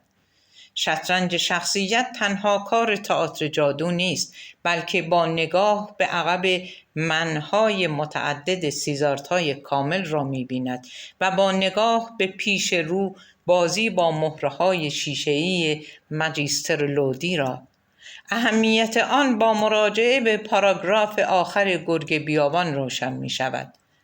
در مخالفت با تئوری عملی این بحث را پیش می آورد که یکی بودن و گوناگونی بی نهایت با هم منافات ندارد. هر کس از تکه های بسیار تشکیل شده است. 1000 روح آینه بزرگ که تک تک آنها به یک اصل برمیگردند و در درون همان خیشتن منفرد قرار دارند. اما همان گونه که در شطرنج واقعی حرکات مجموعه است بی نهایت و امکان شخصیت‌های جدید نیز بی نهایت می باشد، با این وجود همه به یک دنیا تعلق دارند و اصل مشترکی را گردن نهادند. مع هذا هر کدام برای خود چیزی کاملا نوظهور بود. این هنر زندگی برای آدم دیوانه‌ای قابل حصول است که امکانات وسیع بودن در روح ازلی را درک می کند. بگذاریم که همین آدم را مردان یک بعدی صاحب علم به تیمارستان محکوم می کنند. در 2 رویداد بعدی هاری ابتدا دوگانگی گرگ بیابان را می آزماید و بعد چندگانگی حیرت انگیز آدم دیوانه را. پس از این 2 تجربه سرگرم کننده و تهذیب‌آمیز هاری به تجربه‌ای وحشتناک می رسد. کمدی قربانیان یک بعدی شکار بزرگ اتومبیل با تباهی دیوانگونه خیشتن خود به مقایسه گرفته می شود. همان گناه کبیره‌ای که کشتار همگانی شکار اتومبیل از آن مایه می گیرد. اکنون هاری از بیرون به آزمایش مجدد جریان شخصیت خود می پردازد.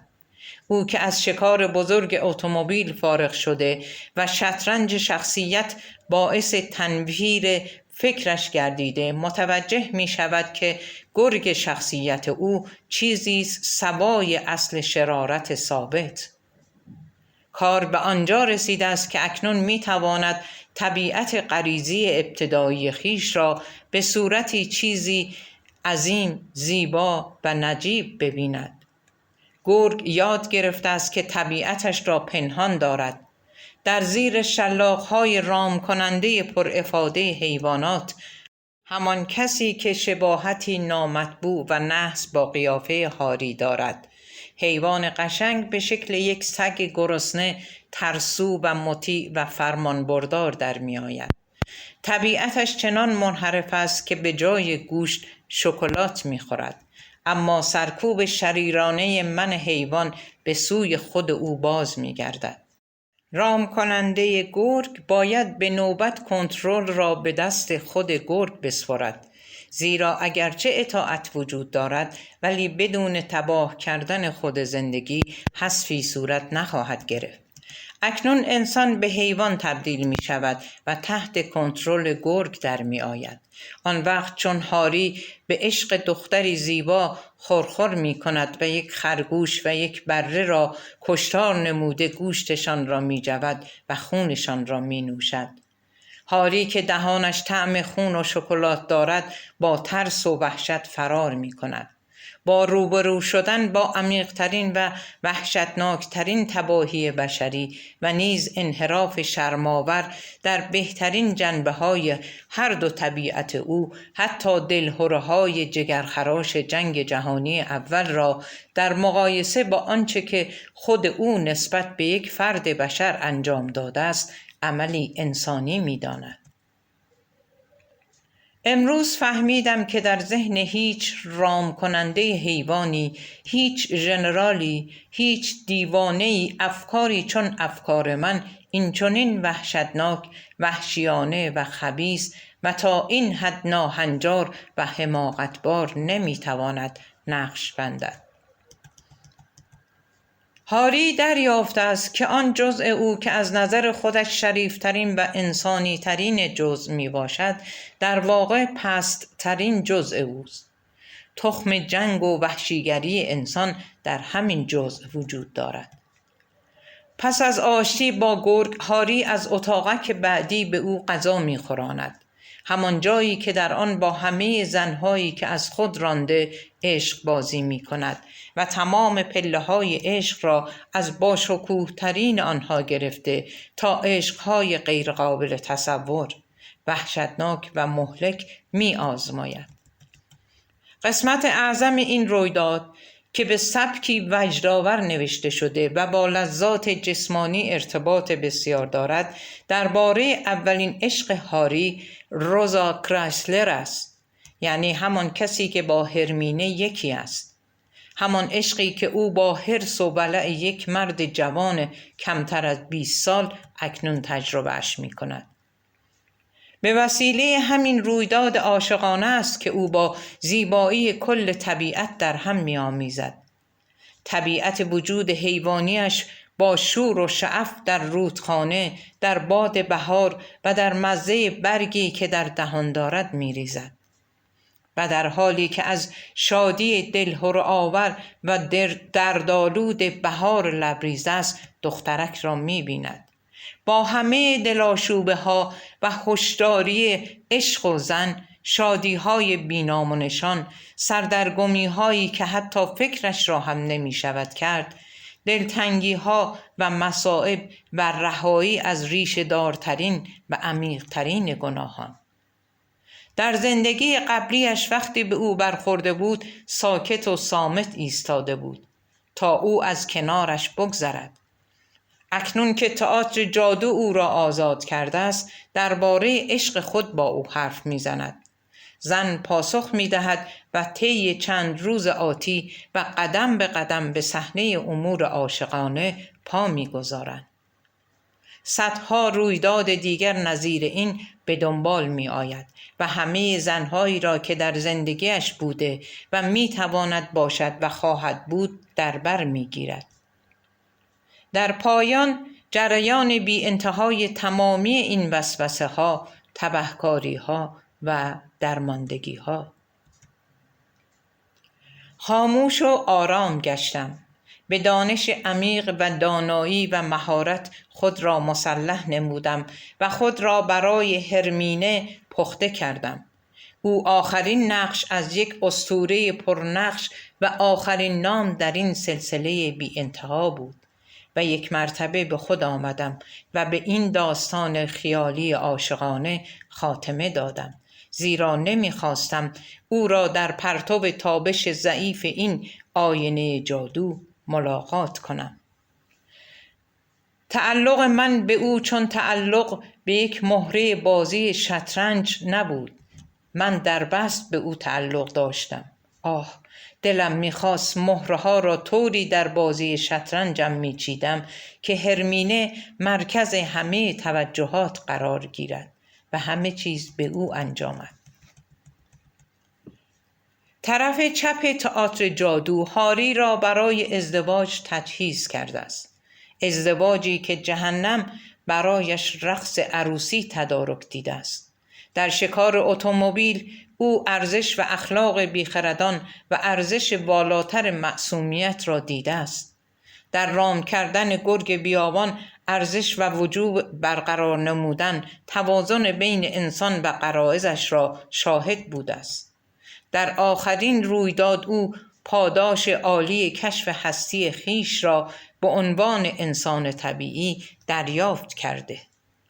به شناسایی زن توفیق حاصل نموده و بی آنکه پرهیز کند عاشق او شده است.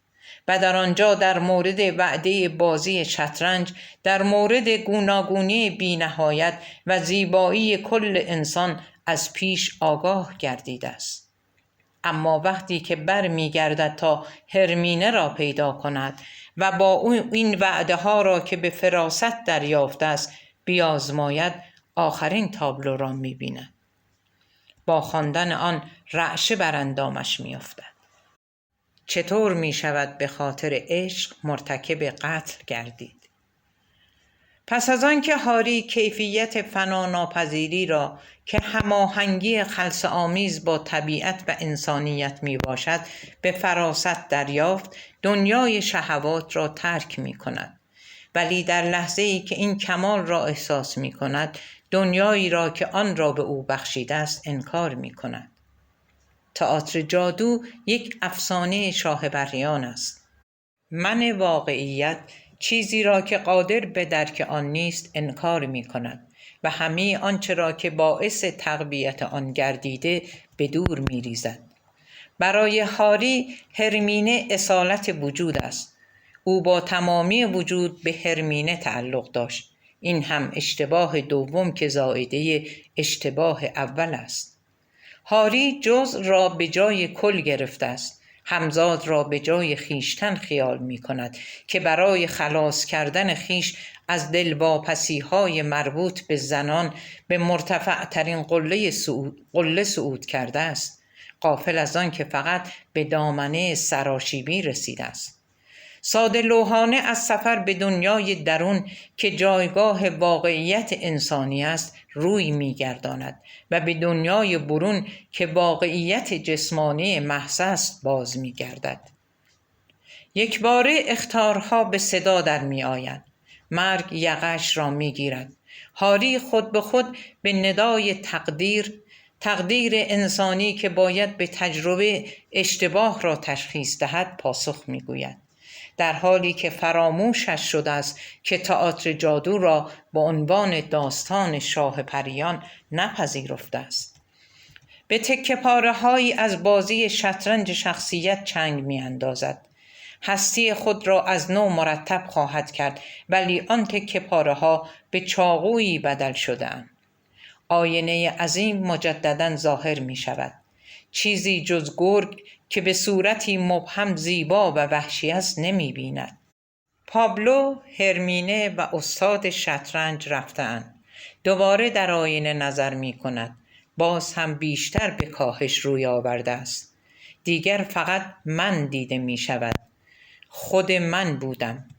هاری پیر روی در روی او قرار می گیرد.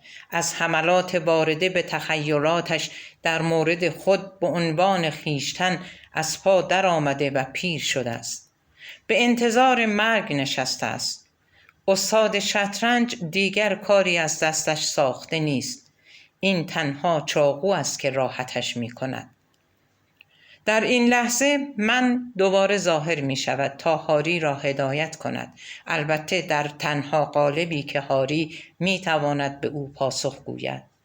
در قالب موتسارتی که هاری از همان ابتدا از موسیقیش به فناناپذیری پی برده است، اگرچه به این نکته پی نبرده بود که فناناپذیری در وجود خودش وجود دارد. مرگ او به اصطلاحات رمانتیک ادبی تعبیر می شود. اصطلاحاتی که خاص استفاده روشنفکران بی‌آلایش و مهذب است. هاری کار تکه پاره کردن خیشتن گرگ را به با وامی گذارد تا به نام عشق در رندخویی دیگری را که به همان میزان وحشتناک است آغاز نماید. درست پیش از آن که تندیس مردی که او به قتل رسانده است در شرف بردن او به جهنم باشد. هاری این دونجوان احمق خود را دونجوان موتسارت می بیند. او کوشش کرده است که خیشتن را انکار نماید. خیشتنی که اکنون در هیئت ثابت انکار نشدنی با صبر و شکیبایی بارها و بارها او را از بوته آزمایش خواهد گذراند تا آنکه او را به رسمیت بشناسد. در زمینه موزیک هولناک صدای قهقهه به گوش می رسد. هاری که یک مرتبه متوجه حضور موتسارت شده است، تئاتر مرگ و هرمینه را فراموش می کند. گرفتار علاقمندی‌هایش می شود که او را وامی دارند از استاد بخواهد که تظاهرات روشنفکرانه‌اش را تصدیق نماید.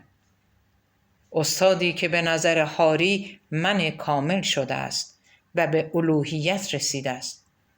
ولی اگرچه پابلو در ابتدای تئاتر جادو مانند موزارت حرف میزند، اما اکنون موزارت با حالتی مأیوس مانند پابلو صحبت می کند. رگبار هیجان‌آلود انتقاد از موسیقی هاری در موزارت تأثیری نمی‌گذارد، زیرا او مدتی است که این تجارت را رها کرده است. سپس موزارت جهنم واقعی را به دونجوان جدید نشان می‌دهد. همانطور که برامس و واگنر و بعد هم کوشش‌های ادبی خود هاری نشان داده است، این مجازات امور غیر لازم و زائد می باشد. هر کردار آدمی که به درک خیشتن نینجامد به صورت سد دیگری میان من و خیشتن در می آید.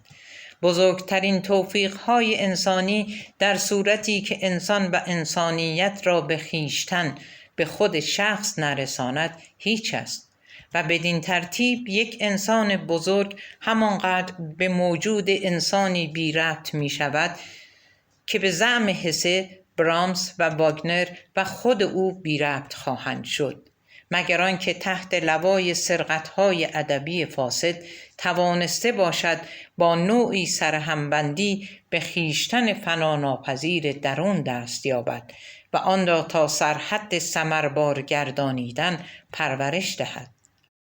موزارت که می‌بیند توفیق‌های من او بی‌اعتبار شده، خشمگین می‌شود.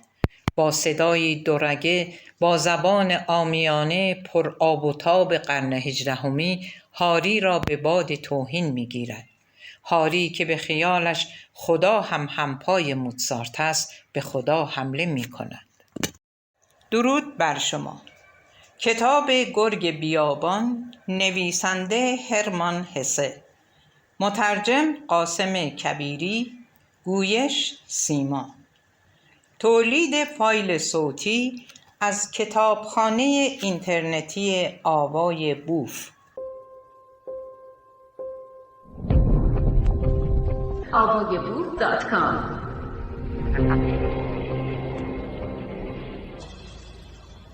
پس از آن موزارت به دنیای منجمد فناناپذیران صعود می کند.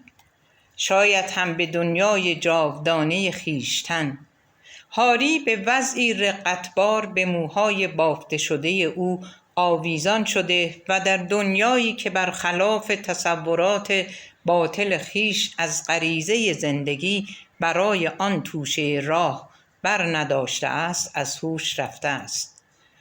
با این وجود در آخرین لحظه هوشیاری خیش نوعی تردماغی و شادی بلورگونه و شفاف و هوسی برای خندیدن بی‌پروا و بلند و غیرخاکی موزارت گونه را در زیر زبانش مزه می کند. لحظه‌ای قبل از ارتکاب یک عمل مصیبتبار، او کمدی بزرگ عالم واقعی کل انسان را حس می کند. وقتی به هوش می آید، مجدداً خود را در مقابل آینه بزرگ روح می بیند و می بیند که ظاهرش همان حال و وضعی را دارد که شب ملاقات با پروفسور داشت. همان شبی که همه مدت رقص را در عقاب سیاه نشسته بود. فضایل به دست آمده‌اش را که پختگی، رقص ناگهانی، بینش حاصله از تئاتر جادو و خنده کائنات است مرور می کند. این حوادث وحشت رقص، زن و چاقو را از او دور کرده است. دوباره نگاه می کند و خودش را می بیند در هیئت پسرکی عاشق، مردی فیلسوف، موسیقیدانی صلح طلب، عارفی از دیار شرق، میخاره‌ای تنها، عاشق زن، زنی ایدئال و زنی که طالب لذت جسمانی است و مرد تئاتر جادو. هرج و مرج طلب، ورزشکار، طرفدار شهوات و آشنای فناناپذیران. کوشش‌هایش واقعاً قهرمانانه بوده است. او در بافت زمان منافذی ایجاد نموده و در ظاهر فریبنده واقعیت، با اینکه هنوز هم زندانی آن است، شکاف به وجود آورده است. اما هنوز همان هاری پیر، همان احمق بیقابلیت و وامانده باقی مانده است. با حالتی تنفرآمیز آینه را خرد می کند و رو به تئاتر جادو می آورد. تئاتر بسته است. دوباره به همان آدم گرگی چاقو به دست بدل می شود که عزم پیوندی عجیب دارد. مقابل تنها در باز در طرف چپ تئاتر مکث می کند. مرثیه خیالانگیز و غمباری را ناله کنان می خواند: آه روزا، آه جوانی از کف رفته، آه گوته، آه موتسارت. آنجا در مقابل چشمانش پابلو و هرمینه در خواب کنار هم دیده می شوند. با حالتی غیر ارادی و بدون احساس چاقو را به محل گاز گرفتگی زیر سینه چپ هرمینه فرو می برد. هرمینه متعجب چشم می گشاید و می میرد. پابلو بیدار می شود و به جسد لبخند می زند. طرف چپ آن را می پوشاند و بیرون می رود. عجز هاری در ترکیبی از سردرگمی، وحشت و غمی بزرگ تحلیل می رود. او به کاری مطلقاً شرارتبار دست زده است. کاری بس بزرگتر از تکه پاره کردن همیشگی گرگ او. قلب کل زندگی را از تپیدن باز داشته است. اما سردی پیشانی سنگ گونه هرمینه از حوادث روی برمیگرداند تا به موزیک فناپذیران رو کند. موتسارت دوباره داخل می شود. هاری آنطور که خود گمان برده است کار صحیح انجام داده است. اما این کار هم خیر و هم شر بوده است. در همان حال که هاری در قالب من جناح چپ تئاتر جادو را بررسی می کرده است، هرمینه جناح راست تئاتر را بررسی می کرده است. کاری که او را به سوی خیشتن مردانه، به سوی پابلو هدایت کرده است. احساس اعجاب در حال احتضار او وقتی که پابلو به او لبخند می زند اشاره است بر یکی شدن مجدد همزاد و خیشتن و آنچه که هدف مطلوب این یکی شدن است و هستی مستقل نام دارد. به همین علت است که بدن او سردی و موزیک جاودانی من را از فراسوی خط مسلسل فضا زمان که من در آن اسیر شده است ظاهر می کند. کار هاری کار درستی است و از همین حالا هم با همه آن امور زندگی که زیباترین و عمیقترین چیزها معنویت، هنر و اندیشه نام دارد مطابقت می کند. من مذکر به فرمانروایی اصل مؤنث خیش در پاسخ به نیازهای خود همزاد و همچنین احتیاجات خود خاتمه می دهد. اما کارهای غلط هم وجود داشته است. من که نه تنها به نظر همزاد بلکه از نظر خیشتن نیز چیزی منزوی و خارجی است، عملیات بنیاد عظیم خیش را هنوز به صحنه خودآگاه منتقل ننموده است و بدین ترتیب اگرچه همزاد با خیشتن کاملا یکی می شود اما با من ادغام نمی گردد. هاری باز هم در زندگی با آن مشکلاتی خواهد داشت. برای آنکه عمل را از قلمرو روح به اجتماع بکشانیم به این امکان نیز توجه کنید.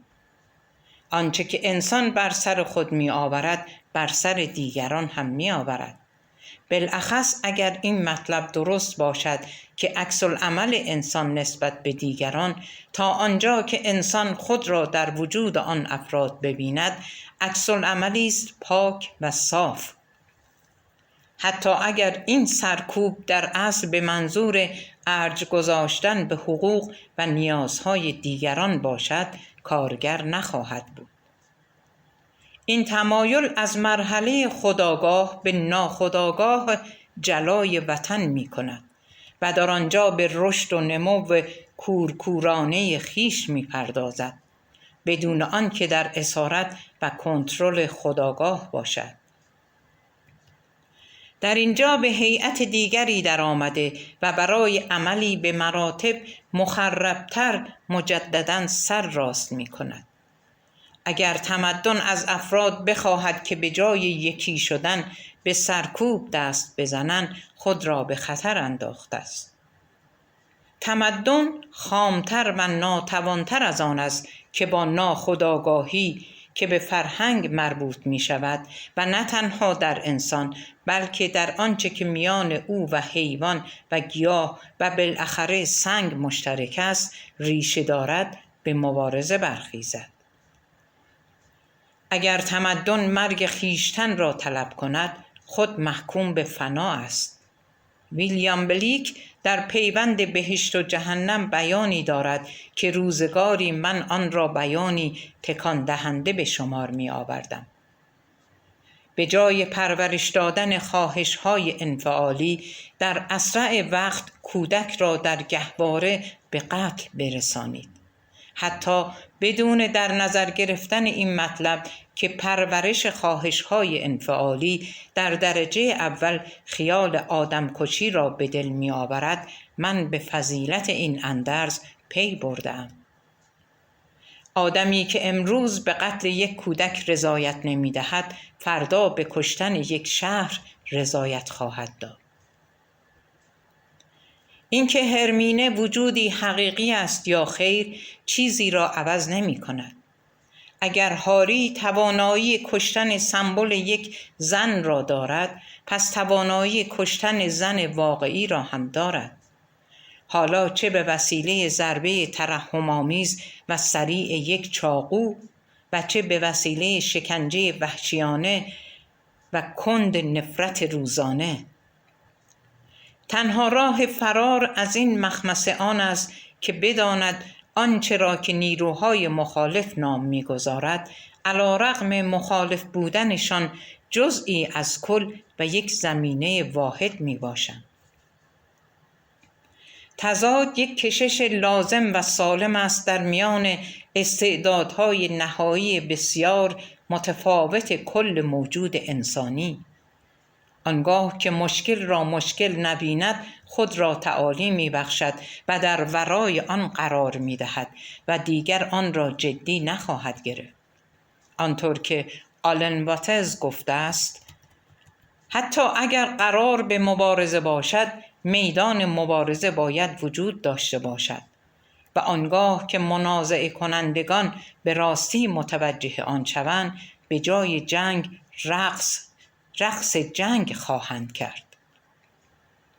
هاری باید خندیدن بیاموزد. با این وجود هیچ تجربه‌ای بیهوده نیست. عمل هاری دارای فضیلت است. او احساس می کند که با انهدام آنچه که او به غلط اساس زندگی می نامد، مرتکب شرارت مطلق شده است. با این وجود بخشوده شده، رهایی یافته و به ثمر نشسته است تا تلاش بزرگ خیش را برای خویشتنیابی دنبال نماید. انسان زمانی به پیشرفت نائل می شود که همه استعدادهای درونی خیش را برای خیر و شر بپذیرد. در این صورت از این هر دو فراتر می رود تا به کمال معبود نائل گردد. موزارت باز می گردد تا این نکته را ثابت کند، اما این بار لباس قرن 20 بر تن کرده و یک رادیو که هاری از آن نفرت دارد و سمبل تکنولوژی است به دست گرفته. رادیو موسیقی را کشتار می کند، همانطور که هاری هرمینه را می کشد. اما او متوجه این وجه تشابه نیست و با شنیدن صدای این تکنولوژی، من تحقیر شده و کشتن هنر روح بالای آن، از وحشت فریادش به آسمان بلند می شود. موزارت فقط می خندد.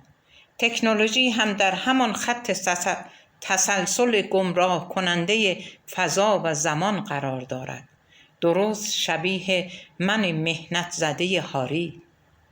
کشمکش میان تکنولوژی و هنر به کشمکش میان من هاری و دنیای درون او که تلاش می کند قابل درک شود شباهت دارد.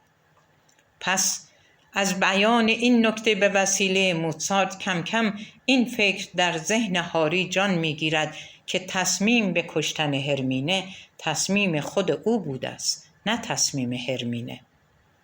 اما هنوز به این مطلب که او کیست و او فقط هاری نیست بلکه هرمینه و پابلو موزارت هم جز آن است مدرک نمی باشد و بنابراین هاری که فکر می کند دیگری را کشته است قسم یاد می کند که هیچ آرزویی بجز پس دادن کیفر ندارم، همین و همین. دلم می‌خواهد سرم را زیر تبر بگذارم و مکافات نابود کردن را پس دهم. موزارت او را به ریشخند می‌گیرد. تاخت و تاز من بر خویشتن را نمی‌توان با نابود کردن رفع نمود. این حملات را فقط می‌توان با اتحاد به دست آمده از راه آگاهی به ماهیت من در ارتباط با کل روح تلافی کرد. این حالت من به هدفی واقعی خواهد انجامید، به خودکشی جسمانی، اما موزارت همراه او است. او من را به صورت دیگری به قتل می‌رساند. او آن را به احساسی که با آن غریبه است و شوخی نام دارد معرفی می‌کند. این احساسی است که فقط از خویشتن مایه می‌گیرد. شوخی پای چوبه دار، همان چیزی که عقیده خاص و عام که در هیئت آحاد و افراد جلوه می‌کنند بر آن است که هم مرگ را به ریشخند می‌گیرد و هم زندگی را.